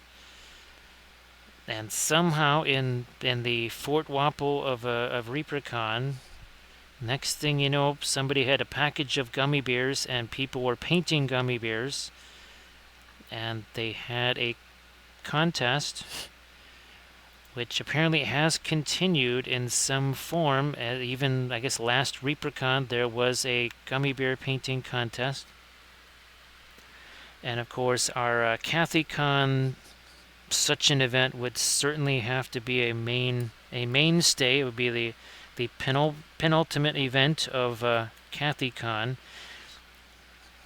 Well, by the way, I'm getting some of this violet here into the flowers of the oxalis plants, as Pura Vida was kind enough to look up the crazy changing flower colors of the oxalis plant. Again, this was one of Cathy's favorite plants here. It's kind of featured in her garden where she's at. So, and we did add this week. We added about, I think was it 4 more or 5 more? I think it was 4 more plants with the same kind of colored leaves here. Where did this one go? I mean, the thing that got it started was Armored Wolf sending me a reference picture of kind of like a jungle plant instead of just green leaves that had all these markings. And I thought, wait a minute, how many times have we painted these oxalis plants with all the markings on them? And ever since, we've been doing leaves like this with the markings. And I saw, well, there was, in the quest to find that plant, because I thought, well, Cathy would really like that plant, I found a bunch of them on Amazon. And they showed up last Tuesday. Yeah, last Tuesday. And I put them all together, and that made, that really spruced up the garden, that's for sure. Lots of color there. Was it yesterday? I think it was yesterday the Job spikes arrived, and I put some of those. Hopefully, the Job spikes will also make sure that, I guess what we just say, the shock of the transplanting is minimized. I mean, I basically did that within an hour of them arriving here. So, yeah, it took them. Fortunately, last year I had done kind of an initial clear out, and I had found a bunch of pots. So yeah, there's a whole bunch of these. Again, these those aren't flowers; those are leaves with all the colors on them. What's going on up here? Boy, we got some edges that are non-existent here. We will try to boost those up. Of course, now having seen the Mega Cathy, some of the things that are here on some of the shapes I have a little better idea what they really were meant to be. Boy, can I get a little more light over there? Yes, I can. A little more over there, yes. Also here.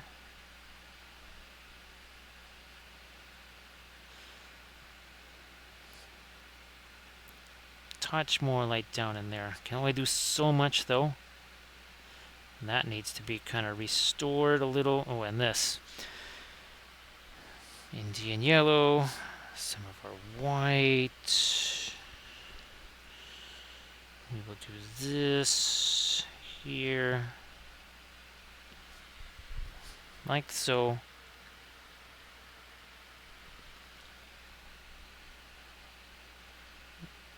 And maybe we'll throw a little bit of the yellow in there.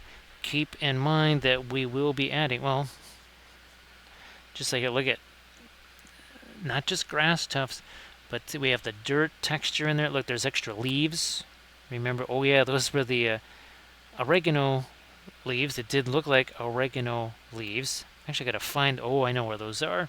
Yeah, we'll have to do that. Well, I've got to add foliage to a bunch of things because, oh, where's the rest of our cosplaying hobbits here? They're around somewheres, yeah. So we have to still put that on our cosplaying hobbits too. Yeah, who would have known that hobbits were also furries?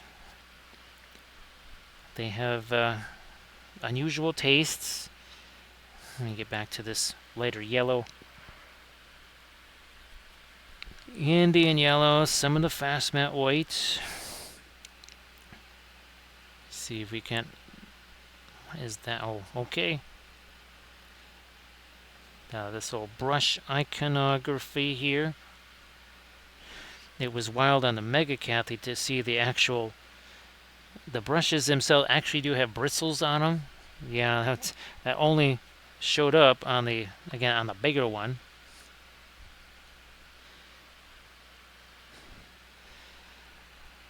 Ooh, this one definitely needs a little bit on this brush here, some of it there. Well, you must have dark to show the light, so we got the dark in there. Now we had to bring in some of those lightest lights. Using our, oh, by the way, this is the other thing here, which some folks will get a real kick out of. So you might recognize this. What's in here? 10 of these. And Bithron, I know you'd be totally shocked to find out that this box was approximately 16.5 inches from where my left arm is right now. It was there the entire time. It was right there. It was exactly where it was supposed to be, with all of the One True brushes here that Armored Wolf had gotten me for Adepticon. So basically it was in between these, because there was a few packages of these. I went to grab a new one to do the whatchamacallit, the anti-shine on this, and I went, wait a minute, that's the stupid white box I've been looking for weeks. Actually, many weeks. So that got put there after Adepticon, and of course, in the wake of Adepticon, the brain was even more squishy than usual. So yeah, we kind of spaced on that, shall we say, Bithron. And we called it right, didn't you and I both say it's got to be within less than 2 feet of me? I know you typed that in the chat. You said you guaranteed that it was no more than 2 feet away from me, and well, that is a successful bet right there. I almost forgot to, we did this side of the cookie here. Let's put it this way. Usually the cookies that I'm doing for Bobo on the different cards and stuff that I would do for Cathy, there's not a second side to it, so I almost forgot to do that. Let's get some chocolate chips over here. So it was in a little shelf, Bithron, where all the paints are and some of that kind of stuff. Oh yeah, it was just sitting there. It was sitting there the entire time, just waiting for me to find it. And the only reason I ran across it is because as I was doing that tutorial video, I needed to get a clean One True brush so that I could put the anti-shine on there. And I went, wait a minute. This is the box that I have not been able to find. Alright, there's the darks and baubles. I might do, yeah, let's clean up Jiro's eyes a little bit here. But now we are amply supplied with liner brushes. which meant that then I could focus. Oh, that's the thing, recoil. I don't know if you were in the stream earlier when I was talking about, well, remember the Green Stuff World inks? Well, what I want to do is get the, I have a suspicion that the Liquitex inks are very, very similar, if not exactly the same. And I got some, I want some of the fluorescents. So I had those all set up in the cart. And that'll be something to run through the Lethal Shadows airbrush. I wouldn't have got them if I didn't have that coming. Alright, so we got those lit. Now let's do the final lightest light here. So we take this, we break down a little more of the fast matte. 1 second here, let me get that paint off my hand. Tiny little bit of pearline black ended up on my hand. I'm like, nope, that's got to get off of there. There we go. There it is. To the other eye. Then I also have to put some of this on the helmet too. I need to do that here. Also over here. I don't know, maybe take a little bit off of the brush. Need to get that, and maybe, I don't know, more reflected light there. We have some here where we reflecting Giro's. Nope, we're not reflecting enough of that green. Not a problem. This is the green that I'm actually looking for, I think, over here.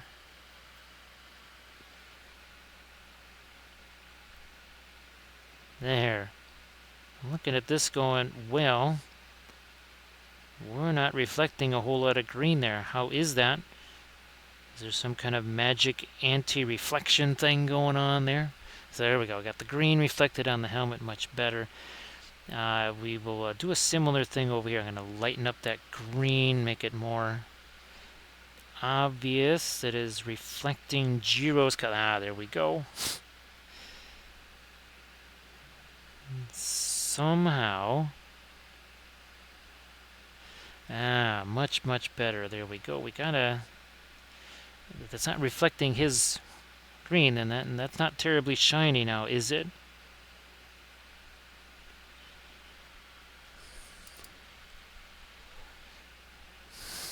Where's my blending brush? Well, this is the micro blending brush, of course.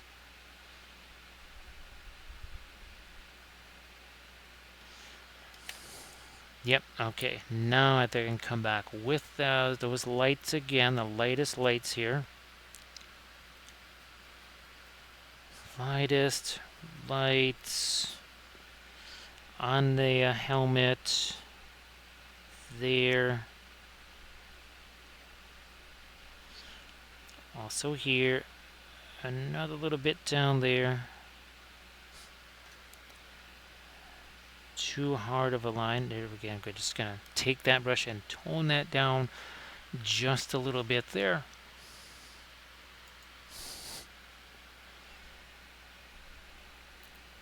Also on the here front of the helmet. That's just too universally dark. Let me see if I can't. There we go. Yeah, we had to lighten that up, ironically enough. There we go. I was kind of used to this here, where that was casting a shadow, and that's why that side of the vents were darker.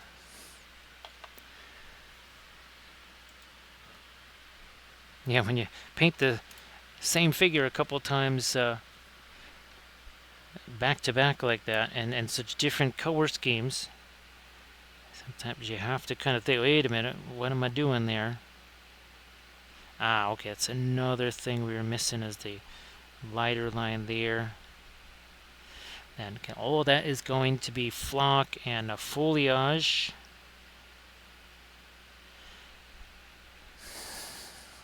back to the lightest light again here. Okay, can I reach all the way back in here? Yes, I can. To make that channel a little bit lighter, and then also the end of the sword blade there.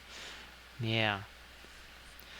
And now, you know what? Ooh, this could be fun if we were to have some of the green from Bobble reflecting down onto that sword. Let me break this down a little bit, reactivate that too. I was wanting to get more light here anyways, and I thought, ooh, what about if it was green? Look at that. See how that's more interesting instead of just the same value instead of Prussian blue there? We made that much lighter. Here we're going to get a little bit of Giro's greenish color reflected on there. Blending brush again. Blending brush like so. Another reflection that we got to do. Now all this magenta here, does it reflect on the armor? Well, not yet. Emphasis on yet. It will happen now. There we go. Here's our. Let's look at this going. What's missing over here? Oh yeah, it would be all of the magenta that should be reflected onto all this nearby shiny metal armor. So we'll do that now. Sometimes, again, the brain works slowly. Sometimes very slowly.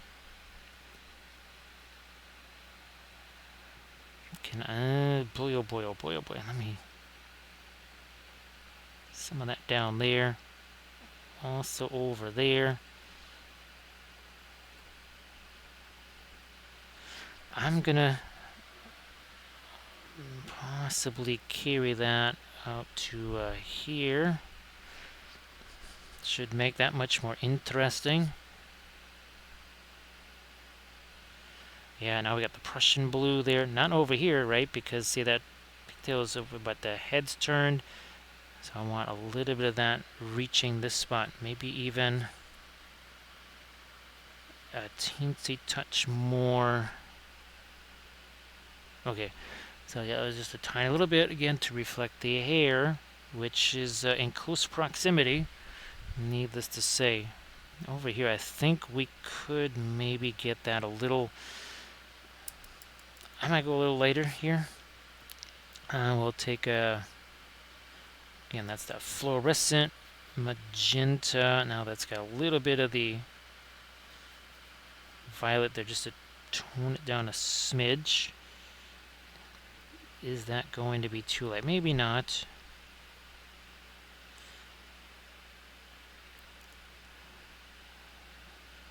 So, oh yeah, the one thing I was always worried about. Now, of course, in the later days, like the colors that you got didn't quite rely on the stupid hair dryer thing. But yeah, I was always worried that I was gonna melt or something like that. Because you had to apply at least 30 minutes of hair dryer to get the the color to actually to stick there. As I was doing the coloring on her here, and I was always really worried that I was going to melt part of her face or something by keeping the hair dryer on one part too long or something like that. Well, the other scary thing is that you've got basically a plastic shopping bag over it. So what I thought I was going to do was melt this plastic shopping bag onto her head, which probably would not have been great. That would have been a less optimal outcome. And that was the thing that I dreaded most about every time coloring her hair, was the prospect of melting the plastic shopping bag onto her head. So Celia there, Doji.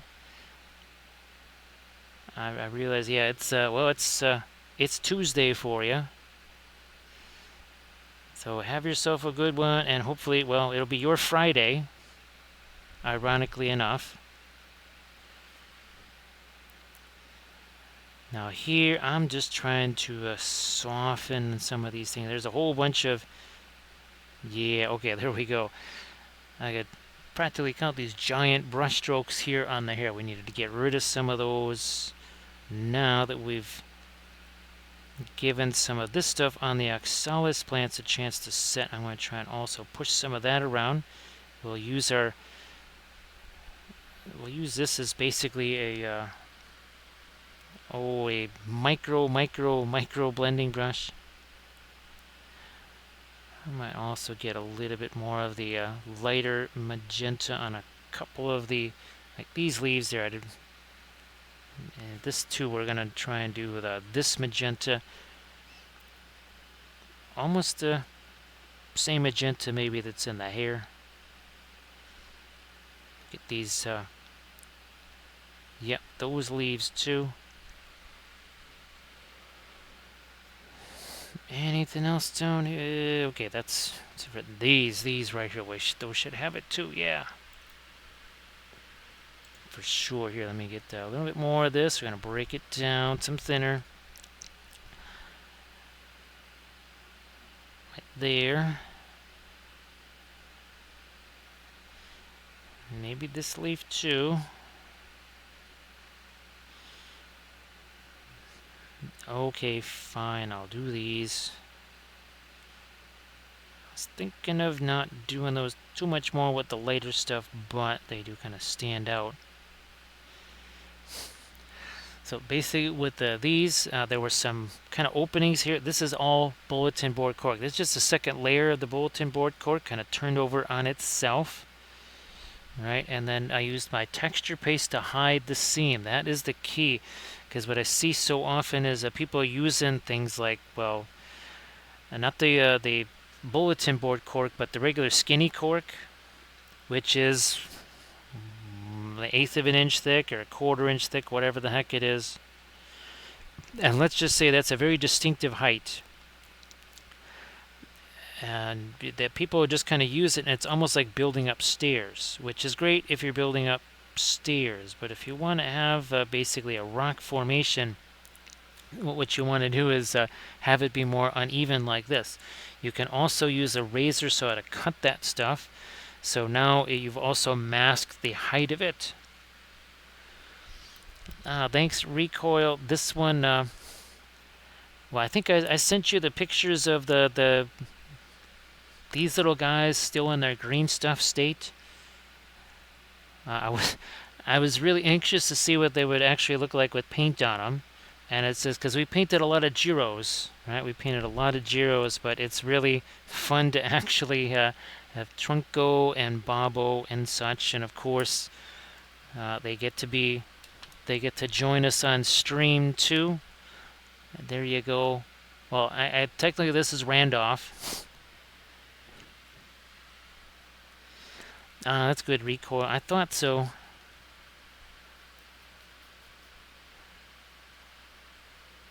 And they all started out as paper clips. Yeah. Basically, it was a paper clip. You know, I got the rounded part here, so that was their. Oh, let's get some feet on Bobo too. We don't want to forget that. I was just about to put some lighter stuff on Trunco's feet here, but we need to do the same on Bobo. And make Trunco's arms a little lighter. Maybe even a little bit more lighter on the top of his head.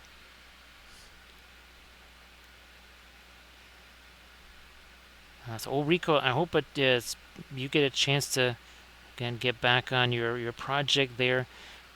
I think that's going to be a really fun one.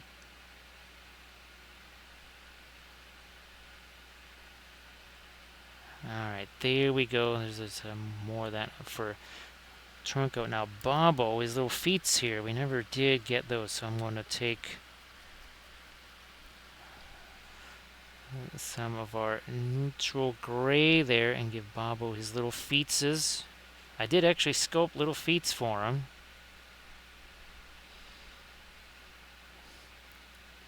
Can we make the... Yeah, we can... Oh, gee whiz. Gotta lighten his back of his head there a little more. Yeah.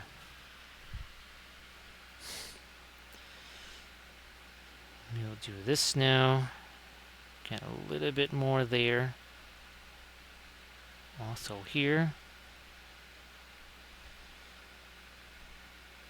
And we still have a few more minutes of Monday left. So I'm definitely, while I would have liked to start a few minutes earlier, I'm glad I started when I did, because obviously it's a special day, and we were trying to make sure as much of this happened on Monday. So I was really glad that everybody could join, especially the folks that are on the Eastern time there. And obviously not an easy day or anything like that. I appreciate all the folks that messaged me too during the day, because there was a lot of folks sending me messages just saying, hey, I hope that you're doing okay. And that was actually very, very helpful, because even though there was a lot of tasks that I had to do today, it was nice to have folks just checking in and such. So appreciate that. Lots of folks did that today.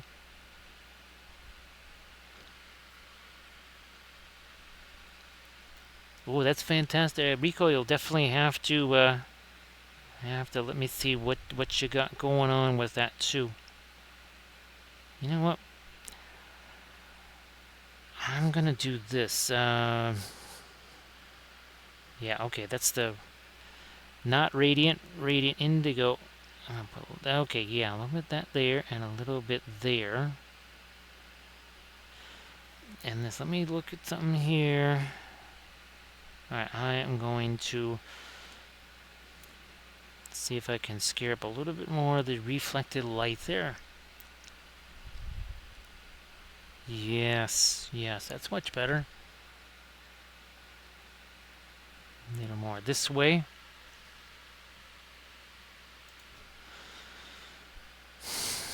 The Sambo here again, none of this is actually three-dimensional, just like on the ugly dolls. As you saw, their eyes are flat. There's no shape to them. I had to match the Giro here, so it's still still kind of weird having to match the Giro here with the sculpted the sculpted in eyes and even the teeth, and his mouth being open here too. What I think I'm missing maybe is a little touch of the light. Yeah, I'm gonna get me some of that in here too. So I was wondering what is a little bit different about him from the other, as we call them, taters. And that's what okay, there we are.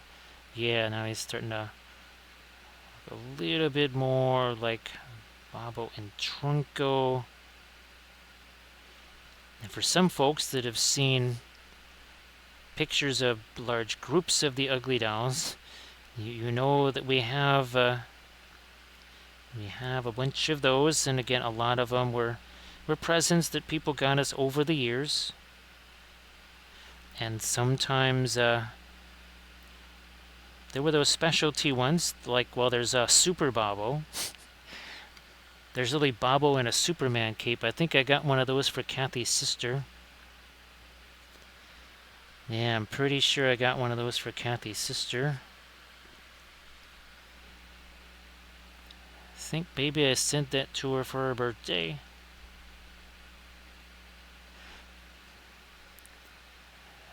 Yeah. I'm going to try and lighten up the... Oh, yeah. Let's get the back of the cookie here. A little bit of this on the back of Bobo's head, if we can.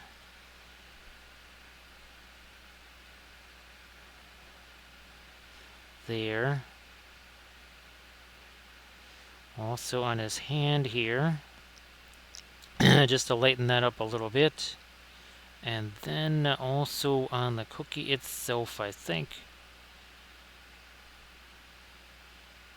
Letting that mix with the darker gray that's already there. Hashtag no layers.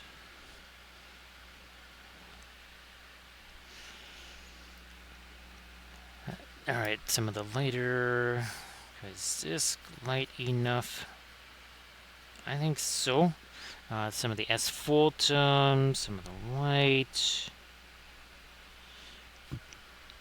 Maybe a little more. Fine, I'll just use this. Ironically enough, that's the Radiant Indigo. I mean, it's opaque, and I don't want it to necessarily be a super warm version of the brown.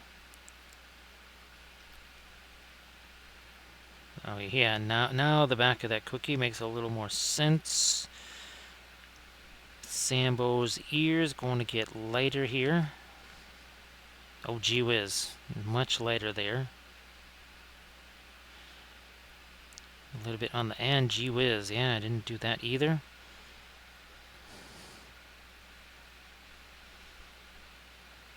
Not that it took terribly long to do that, right? Did not take very long at all.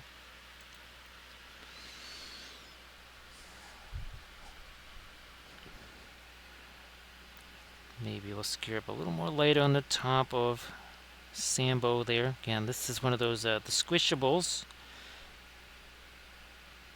I think, oh yeah, that's last year my brother sent this one. It was a very large one.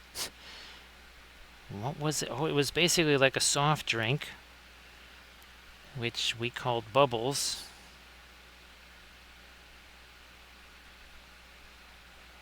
Yeah, and that was one that Cathy used as a pillow, because it was... These things make excellent pillows, let me tell you. We've bought like medical grade pillows and all this other fancy stuff that's supposed to kind of help with inflammation, posture, and all that kind of stuff. Yeah, they got cast aside in a matter of hours in favor of the squishables, which were far more effective. Which is hilarious and a little disconcerting all at the same time. Because these things truly form to whatever shape that you need. And they're actually soft, whereas the medical grade pillows was more like, no, we'll reshape your body, including the bones, because that's how hard these pillows are. It's like, no thanks. Okay, so now we also can see kind of the roundness of Sambo there. I don't know, let me see if we can... A little bit of this on the bottom here. I didn't want that to have too much of the white. You know what? This could be really funny if I almost do the same little highlight on his nose that we were doing on our Wolves of Isengard. Alright, let me make this again here one more time. Maybe with some of the Radiant Blue.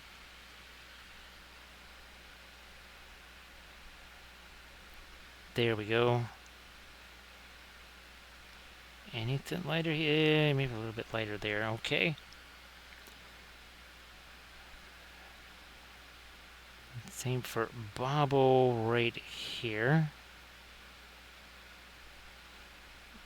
Also there, you know what? Yeah, let's make that a little lighter.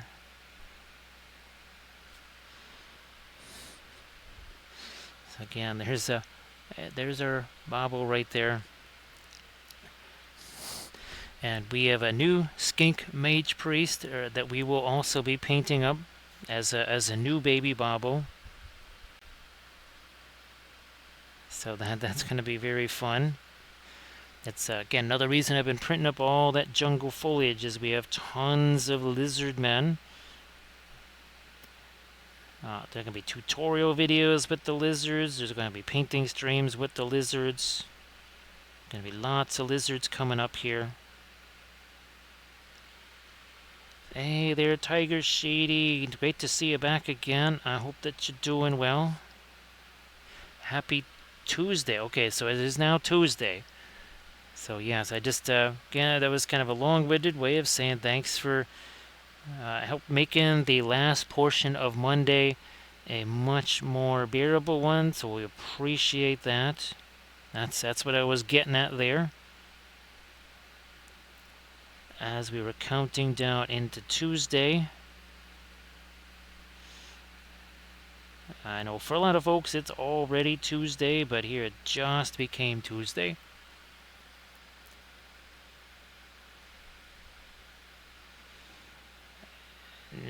we will do a little, yeah, a little bit more again of this lighter stuff here.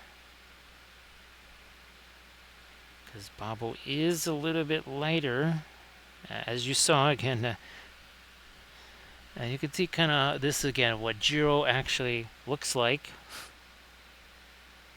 I meant to have other graphics. I actually meant to have one of our scenes with a whole big panoply of the ugly dolls and stuff. Wasn't quite able to do all that and everything else. I'm just going to try and lighten up Bobo's little feetses there, maybe his hand a bit more.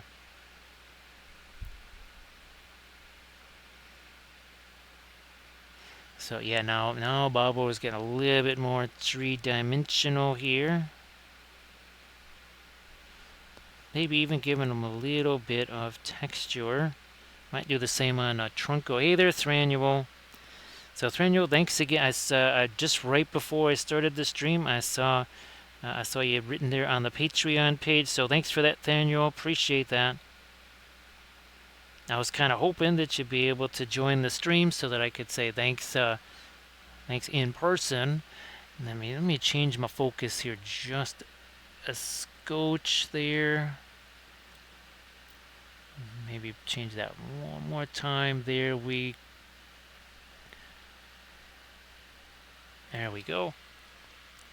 So thanks, Thranuel. Really appreciate that. I think I want to maybe let a little bit of the magenta get into that. And now we'll hit this again. So this will be some of the lightest stuff here on the Trunco. And let's have at it here. Yeah, it was a little too much of the darker purple there.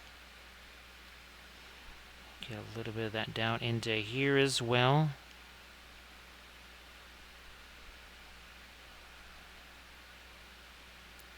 Touch more down. Yeah, let's get his belly there, and maybe a bit more on the feet too. But also, I think back here, maybe even on his ears. So again, Tiger Shady, thanks for being here, and of course, Thranuel, appreciate you being here.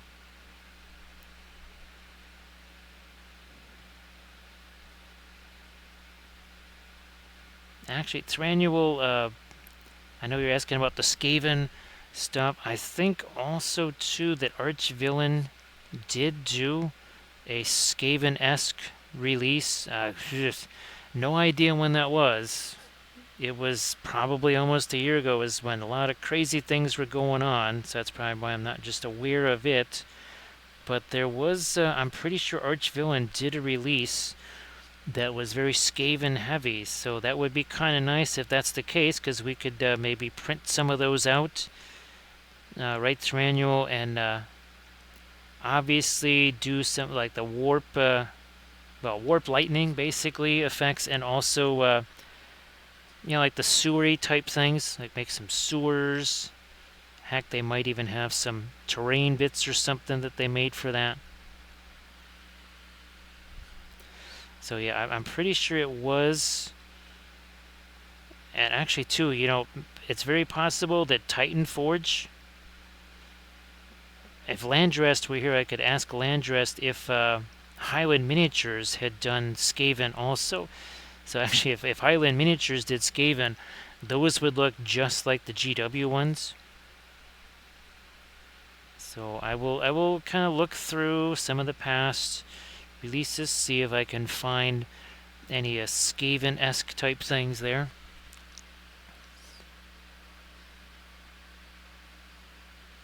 Now I'm trying to, on this one oxalis flower here,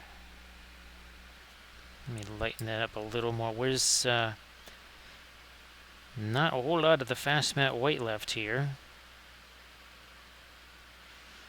I'm gonna break that down some more. On those petals there. Okay, there we go.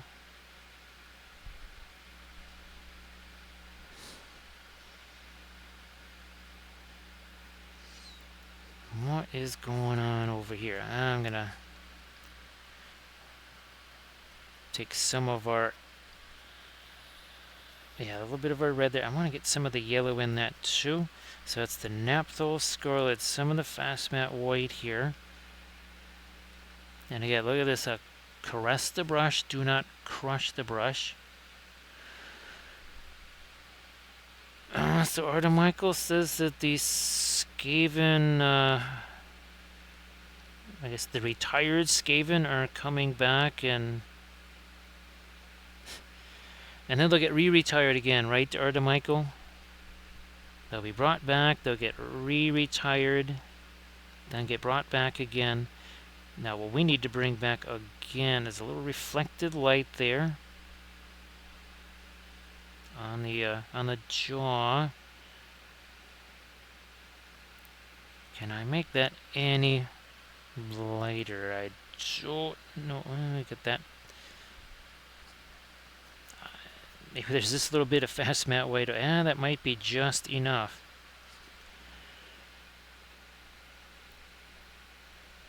Yeah, that might be just enough there.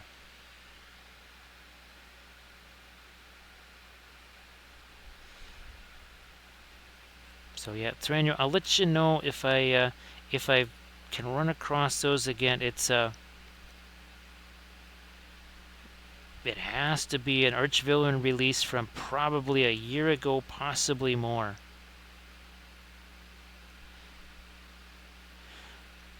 I'm sure Bithron that One Page Rules has a whole bunch of Skaven stuff. I mean, they pretty much have everything, right? Right, Bithron? I would imagine there's not a whole lot that One Page Rules doesn't already have. I'm all happier with some of those lights now that I see. I'm going to see if I try one little bit more here. Don't want to make it too thin. Now on, whoops. Okay, that was way too much there. Well, that's no problem, because I'm going to take this. I'll just do that, and well, there you go. Like nothing ever happened.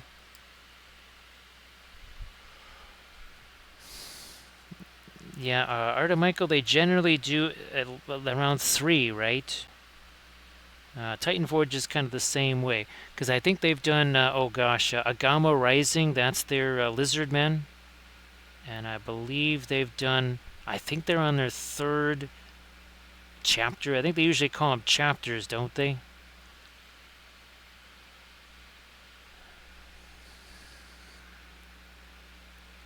Okay, well, yeah, Bithron, well then I shall, will look there and see what kind of stuff that they've got available for Skavens. Some green, that is way too light. Way too light. Here we are looking more for a middle tone or light middle tone at best. I also need it for the stems here. For the few stems that we can see on our Oxalis.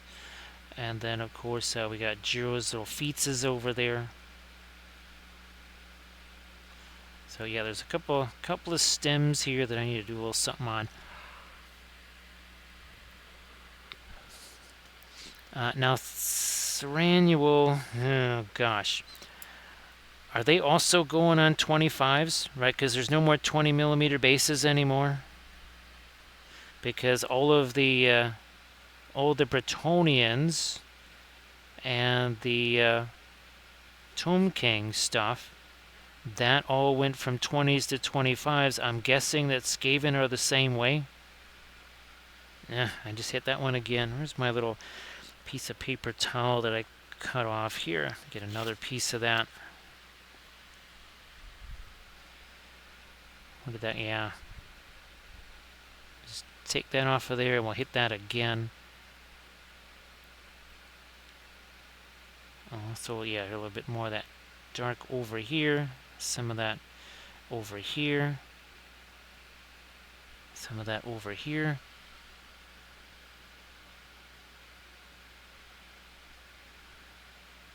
So thanks for hunting that down, Bithron.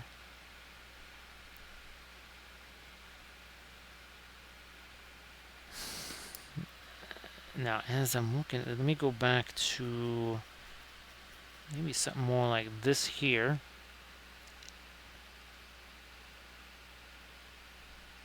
I'll lighten that up too. A bit more there.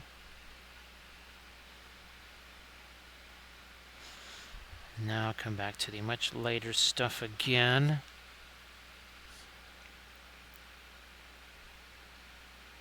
So go right there, and now a little more here. On the cheek there, a little touch on the glasses.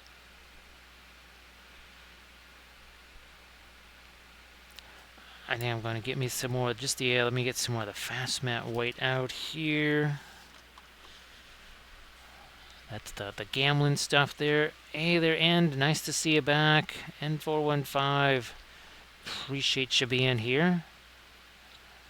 I hope that your Tuesday is off to a good start. We're 17 minutes into Tuesday here. Oh, and by the way, 3 hours and 55 minutes ago, this had no paint on it. Yes. No flowers, no medals, no ugly dolls, no nothing. Ah, that sounds super familiar there, Erda Michael. That sounds very, very, very familiar. Yeah, we'll try to get those going maybe more like June or something like that. Gonna got the lightest light here on a couple areas of the shield on the armor here. Yeah.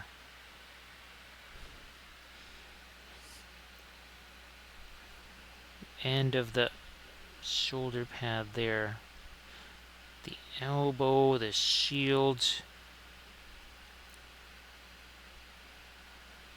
And then down in here, I guess do we need it to be thinner or thicker? And I guess it had to be thinned down just a little bit there. Thanks, and appreciate that. Yeah, obviously the little Giro is the one that's already comes with the figure, but I sculpted the Trunco, the Babbo, and the Sambo. Again, the Sambo, that was a squishable that she gave me for my birthday, which just happened to have the same birthday as me. She had no idea when she got it. It just happened to be that way. Also, too, Sambo likes to hug your face, as in his face hits your face and your entire head is covered. So it's he suffocates you with love, that's for sure. As you can gather by now, each of the taters had their own little special abilities and powers.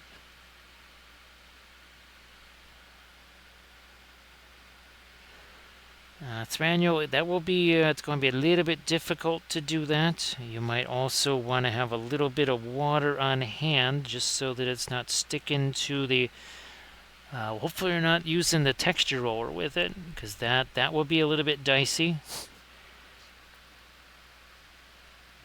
Yeah, the texture roller and the DAZ air dry, you'll notice that we've never done that. I think I did try it one time, and it happened exactly as I thought, so we only ever did it the one time as a test. And of course, here is, as we call it, there's the Mega Cathy.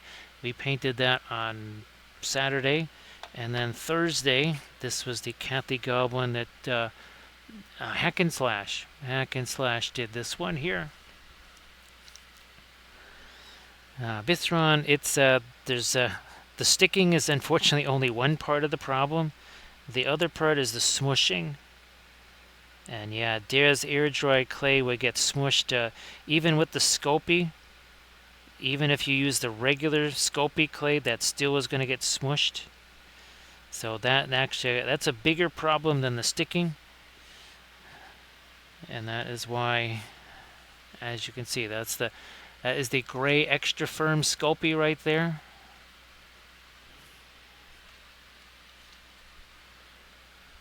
So Bob has a bad cat joke.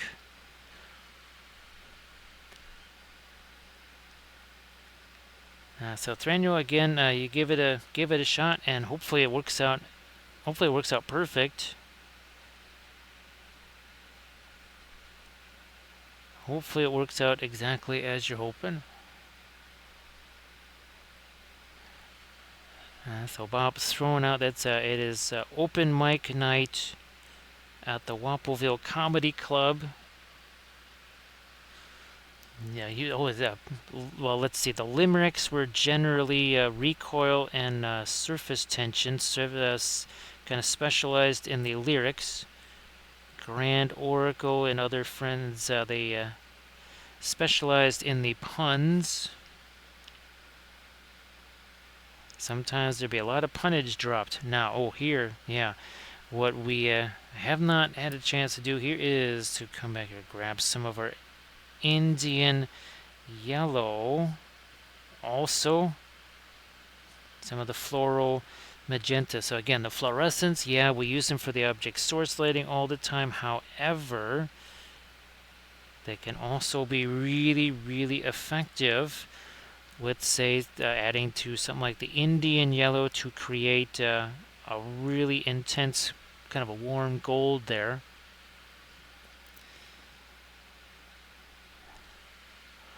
Yeah, Thranduil, I guess the other thing too is, well, if it you let it dry or something like that, you might be able to come back and carve that stuff in. I have been able to carve the Daz a little bit. Actually, Thranduil, I have to make a whole bunch. We'll basically take all the remaining Daz air dry clay and stick it in the whatchamacallit, the Woodland Scenics molds to make some more rocks. There we go. Okay, we weren't just missing color there, we were missing some value too. And that is a whole lot better. Now that's much better.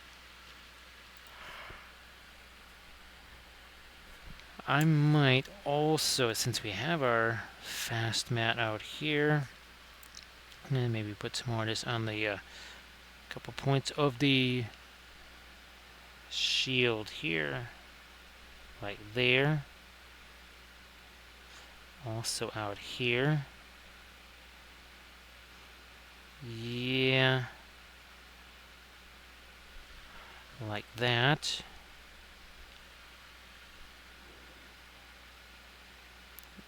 And then over here on this, ooh, okay. Where the shield meets the shoulder, we need to strengthen that line. The other thing we're kind of missing here is this. It's a whole lot easier to do that on the Mega Cathy. Another thing we need is actually a little touch of reflected light down here. And again, did we mix a new color for that? Nope. Using the same color, letting it mix with the dark that is already there.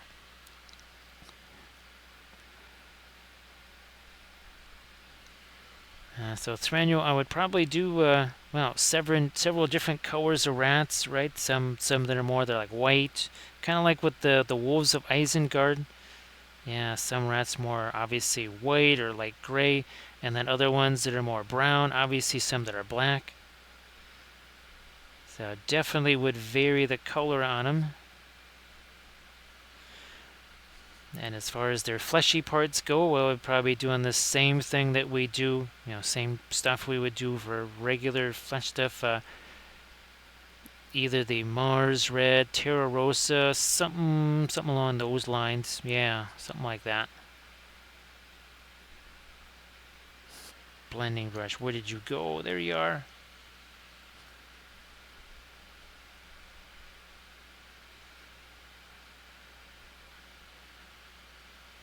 This up here has got to be simplified. Again, just took the blending brush to it. That is it.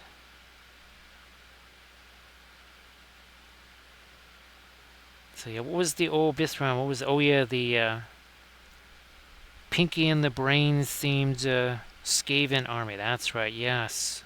Lab rats in lab coats.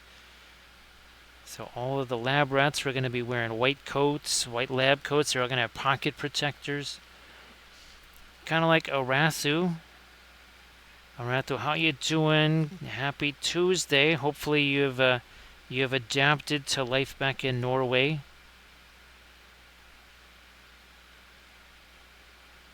Being up there in the Northlands. So great to see you there, Arathu. We had Big Jim Slade in the chat. We had Captain Mizzy. We had Cookie Mandius. We had a whole host of characters in the chat earlier.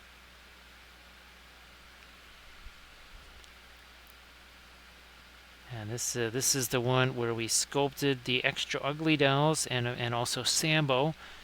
He's a squishable there. I think I'll lighten up the edge of that ear now that we lightened up the rest of the ear. And keep in mind, we're going to be sculpting Sambo again because we want to basically replicate that one project that Cathy did. Actually, we both painted the same. Basically, it was Galadriel and a horse.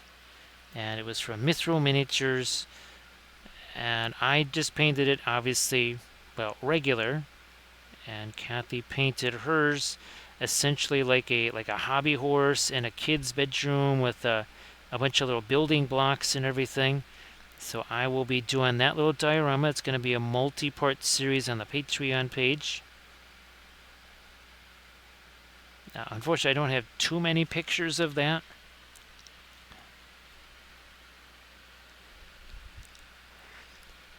That's fantastic, Arathu.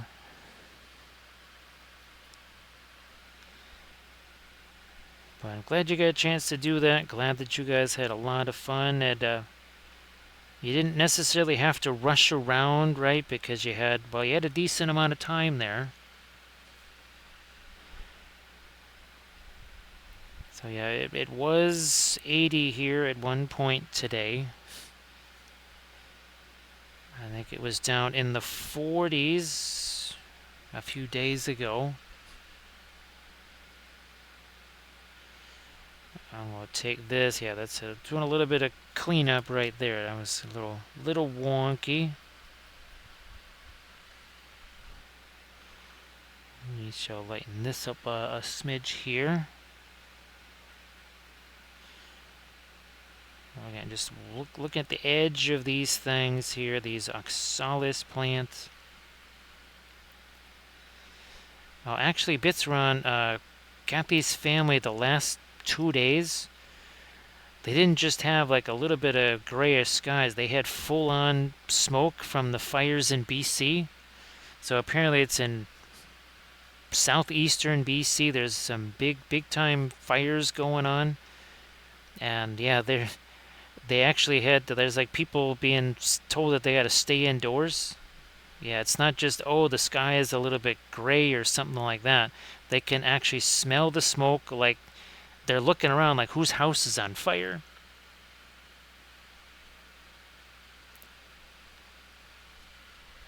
Yeah, that's, yeah, Rasu, you're always tempted to try and just like squeeze it all in at once, right? I mean, that makes sense. So yeah, Bithron, I wasn't sure if these have been going on for a while or if it's going to be like last year. And also too, Bithron, it's not like it's 90 degrees up there. So I wasn't sure if these were, the lightning caused ones or if these were the human caused ones. Something tells me maybe there was some humans involved in these. That's fantastic, Arathu.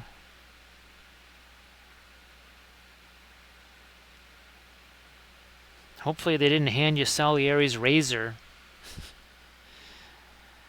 So again, that's so okay, so a little bit of both.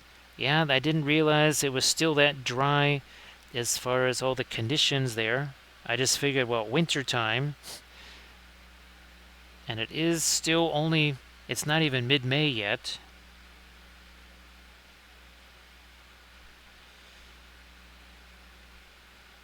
So I didn't know, we didn't know that the fires have been amping up there. I guess we're going to get some of that grayishness going on here too. I don't know if they're projecting this one to be kind of going out of control like the fires last summer.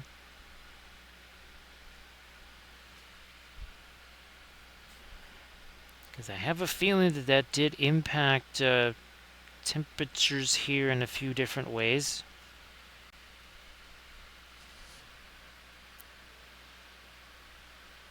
I'm pretty sure here that it actually did kind of cut down. We didn't quite get the same heat waves or whatever because, well, the sun was blocked a little bit.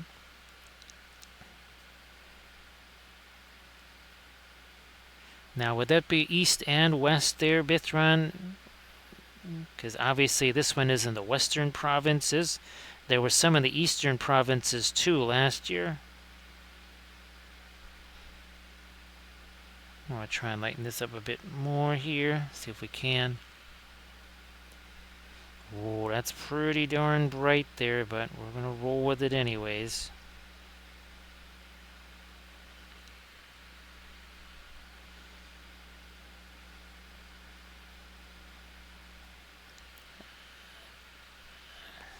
What are we doing here? Yeah, let's do this. A little more light there also on the top of the armor here.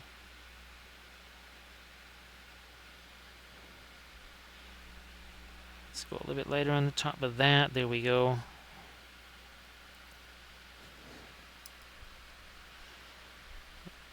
And we'll try some more of this. Right there. A little bit lighter on the knee. Also a little lighter there and right here.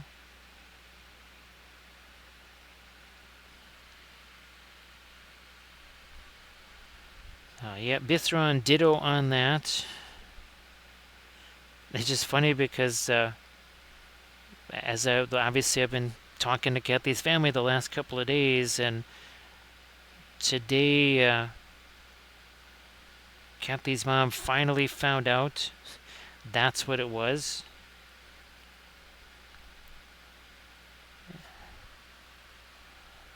So yeah, I guess gear up for a whole bunch of for a summer of that again.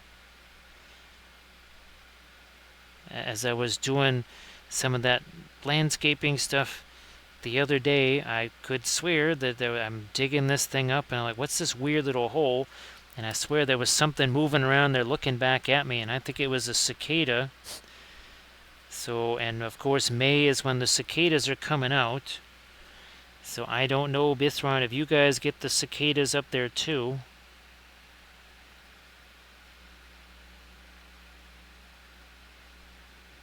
But it's supposed to be, what, the 18-year cicadas or something like that. So I don't think I'll be filming outside. I wasn't going to anyway, but I certainly won't be with that going on. Well, Bithron, if you guys get the 18-year cicadas like we do, you will not, let's just put it this way, it'll be very easy for you to find out. You'll be hearing it. You also get whacked by them too.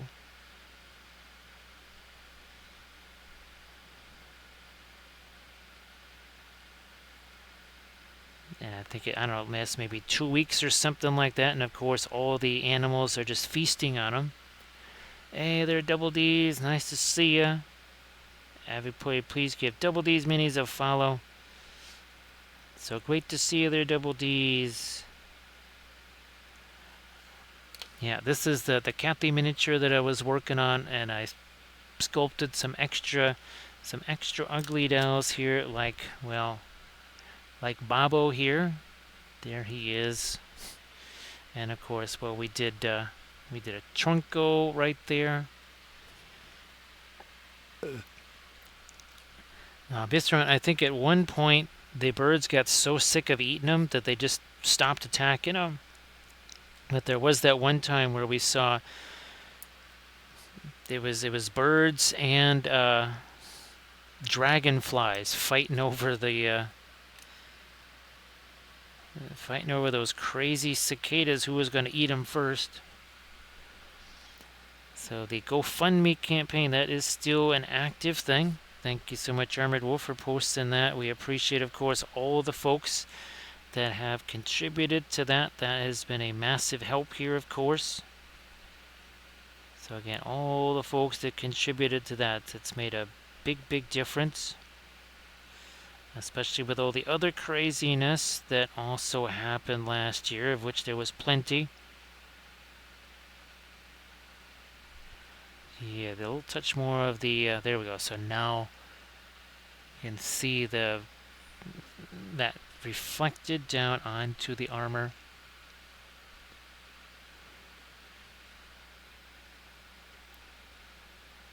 So yeah, this is I guess this is the 18-year version. So obviously, my memory on that is going to be minimal. I've only seen that a few times. We'll see how that goes.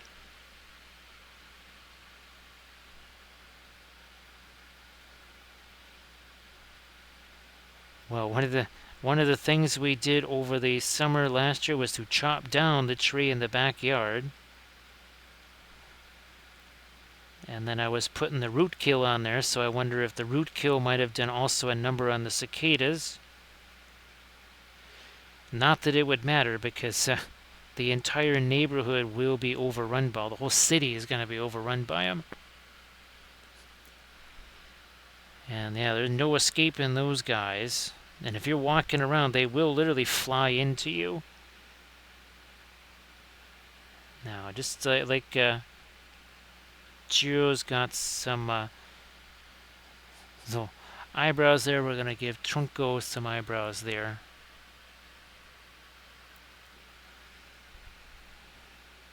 Yeah, that's got way too raggedy of a brush there. We'll tighten that up a little bit. So Double D's, if you want to share anything in the chat, please go ahead. And of course, everybody, please give Double D's a follow.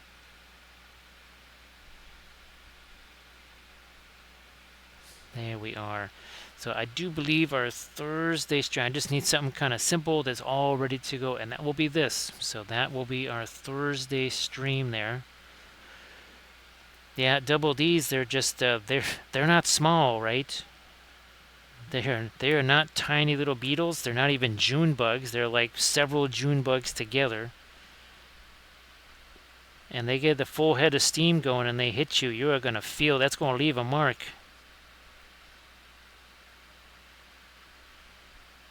All right. I know obviously sundown or, twilight, that's kind of their time. They're not really necessarily a middle of the day sort of a thing.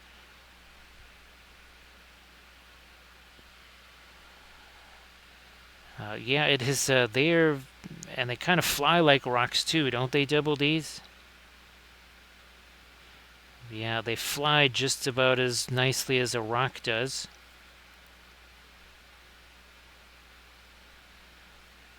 Do I want to try? No, I don't think I'm going to try and lighten up the lower lip anymore. Nope. So yeah, for the folks that maybe don't know, if you live in in North America, you are going to get treated to the 18-year cicadas at some point in the next probably couple of weeks. I had forgotten all about it, again, until I was doing the landscaping. And I'm like, what is that thing staring back at me in that hole?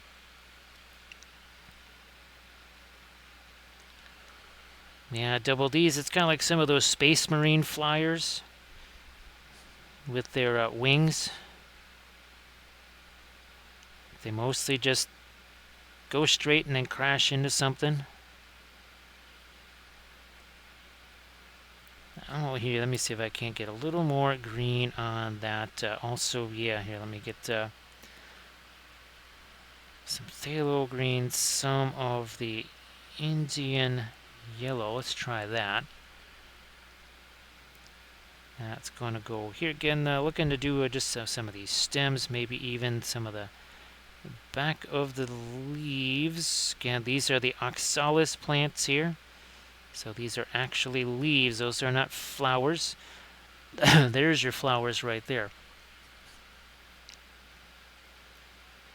I might even come back with a deeper green. Perlene black should maybe do that, right? Not too much. That's a little darker than I wanted.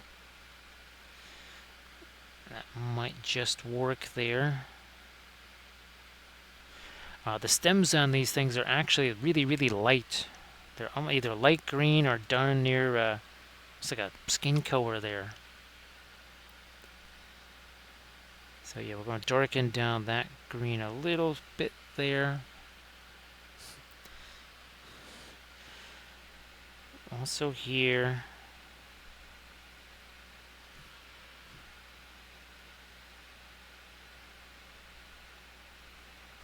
What about on the underside? Yeah, some there too.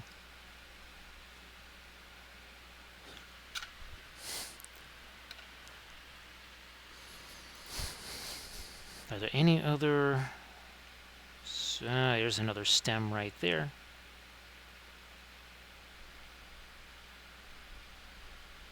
It's going to hit that now. Here, that's some of the perlene black. That's our darker green. That is not a black. That's a dark green.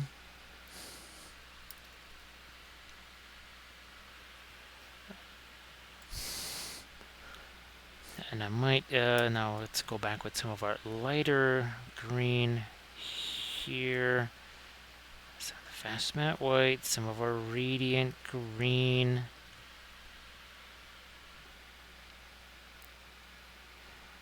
And we're going to get there. We are some of that right here on the ends.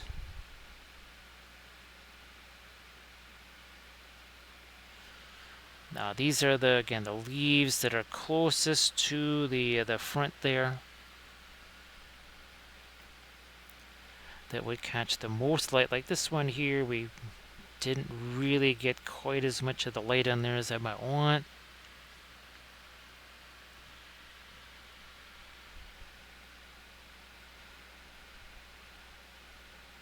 A little more light on the ends of some of these leaves. This one here too. That one I might have probably hit with my finger once or twice and maybe taken some of the paint off of that.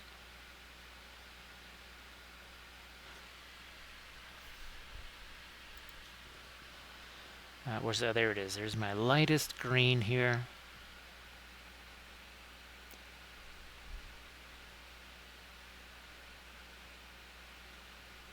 On the, again, the edge of that leaf. Now maybe here's some more of the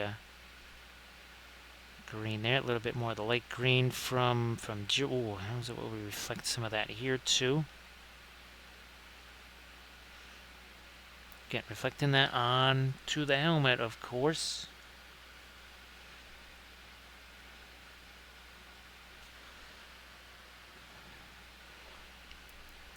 I think we got those leaves pretty well set. These can't do a whole lot more. Maybe that, and just tighten up some of the edges of these leaves. We got that pretty good. This that stem needs a little more something. Now, okay, I see there are some leaves back in there. Also going to try and get a little bit of light on the underside of the flower, because these are the actual, yeah, those are the actual flowers there. Blending brush, just to push that around. Now we need some of our magenta-ish color on these leaves down here. So I just didn't really see that one. Well, there was plenty of leaves to paint, that's for sure. There's no shortage of those on this thing.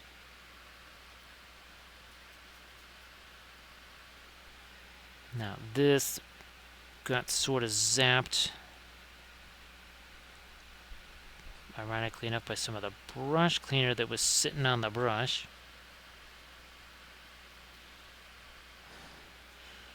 This is almost a little bit of the magenta that went onto the hair.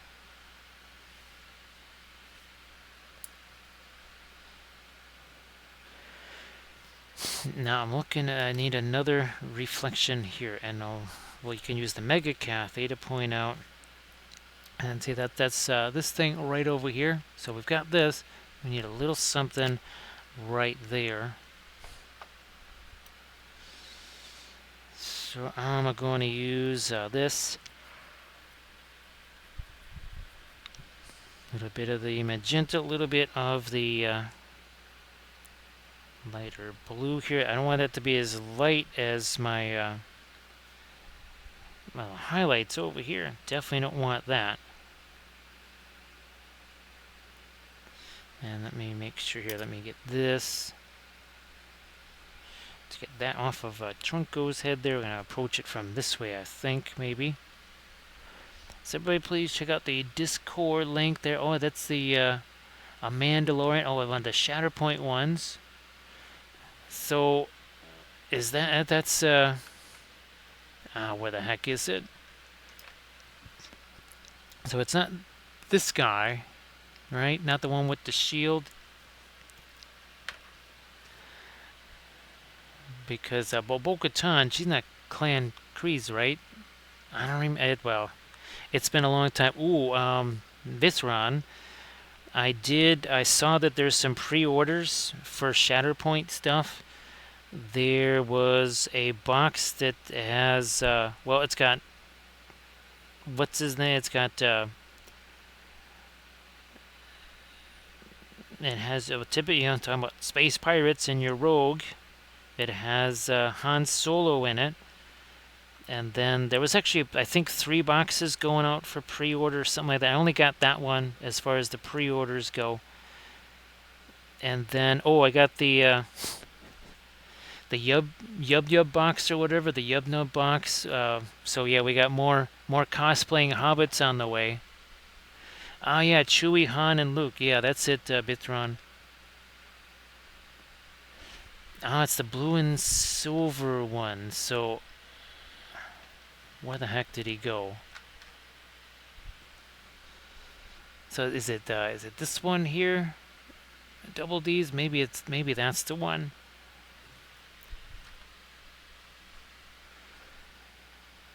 Because there's one Bithron, the little saying on it says the rebellion ends here. Now, I didn't get that one. That was a pre-order one, and then I think there was one other pre-order. I don't remember what that one was. But I know I got the one with Chewie and Han and such.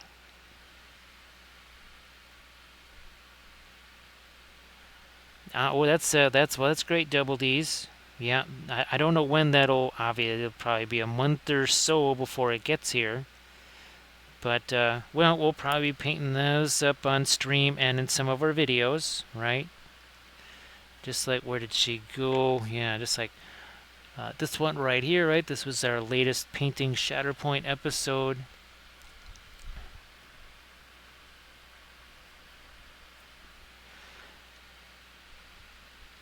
Yeah, Bithron, and of course that Kickstarter, that kind of, shall we say, that the shipping part of that was not kind, right, Bithron? That was a no bueno on the shipping thing.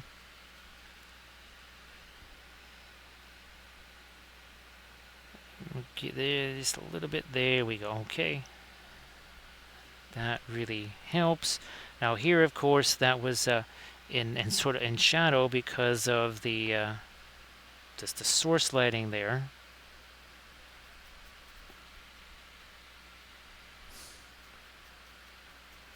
So yeah, sorry about that, Bithron. That definitely was not not a nice surprise at all.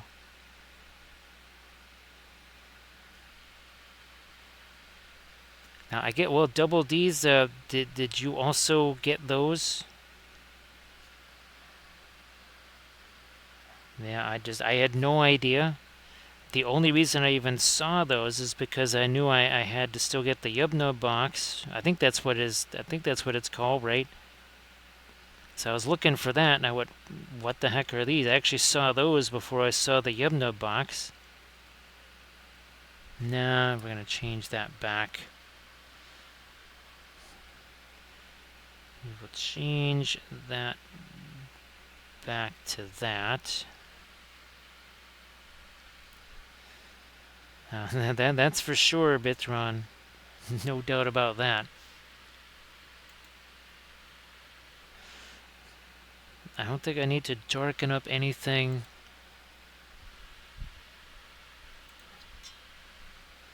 On here? Nope, nope. I'm not going to lighten that. I was tempted to throw a little bit of light there. We're going to avoid that temptation.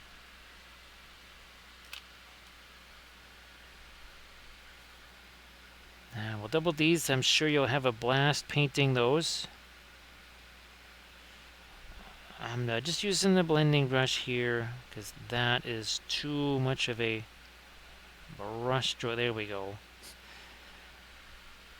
I mean, we are 4.5 hours into this, so brushstroke management can certainly be a thing.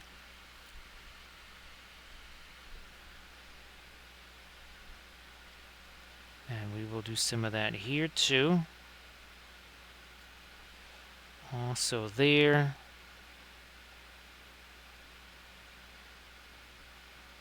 Do a little more of that here on our Trunco.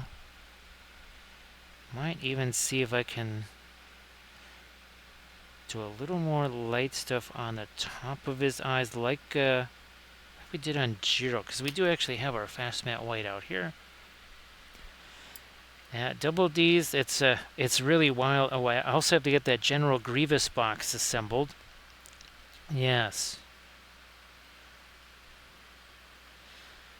Well, I'll be getting back to assembling the Conquest stuff and those other that last Shattered Point box for sure, and then those the Slanya figures, right? Because we have a lot of Slanya figures. Might even do a basing tutorial or two on them.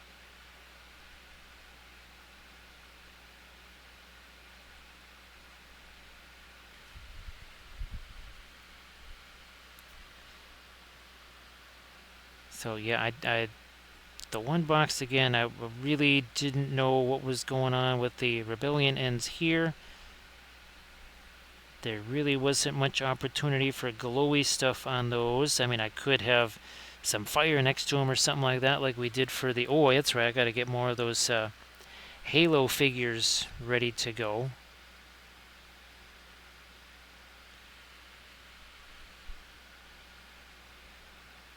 Now over here, yeah, this is a little bit bland over here. I'm going to try and shimmy a little something extra in there. Maybe, oh yeah, maybe some of our magenta here. Because the flower's right there. I mean, nothing super special, just a little something there, maybe.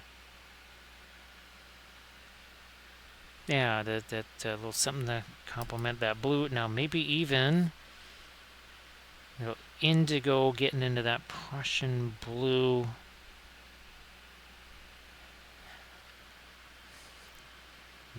More of that Prussian. I just want to almost make the little kind of a dark edge up here, right at the top. See if this is going to work. Right there, and then maybe just leave it, right? So it's an empire. Okay. Yeah, it makes sense there, Bithron. Yeah, if the rebellion ends here, certainly going to be an empire box. Yeah, so double D's we actually painted what, 4 halo figs on the stream here. And I've got some other ones. I want to try and do some winter theme on them. And then maybe a couple others, maybe with some, see if we can do some kind of camo pattern on them.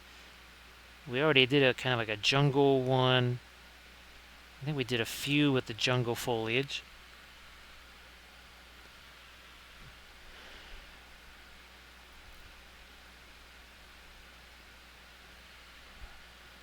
As we lighten this, darken this down, a little bit more dark there.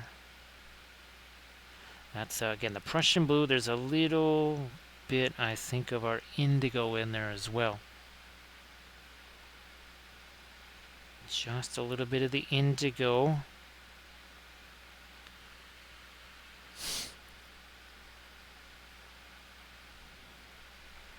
And there, we'll do some of this.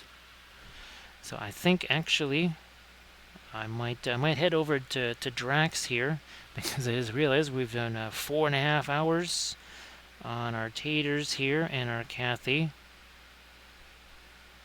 And, well, I have to be ready to go when company arrives tomorrow, which is later today. So I do want to say thanks to everybody for keeping me company here, of course. Again, it was a difficult day, a difficult evening, and I really appreciate all the company and all the support, all the folks during the day, again, that were sending messages just to say, hey, you doing okay over there? Thanks to Armored Wolf for doing all of the moderations. Thanks for doing the clips there, Bithron. Appreciate that. And of course, thanks for the level 5 hype train. We had lots of subs and cheers and all that kind of good stuff. So we appreciate that. And again, here's another look at our Cathy with all the extra little taters that we added. And again, it's been quite the week, but we're hopefully we're able to create some decent tributes there for Cathy. And obviously she's with us all the time, and we want to remember Cathy as best as we can, and hopefully this is a good way to do it. Now I'm going to get that rate countdown underway to Dragster, because it takes a few seconds to do that. So thanks again, everybody. Really appreciate that. And this is I wasn't sure how these guys were going to work out, sculpting them and matching them to Jiro, but I think we did not too bad. So thanks again, everybody, and I will see you guys on Thursday. Thanks, Double D's. You have a good one.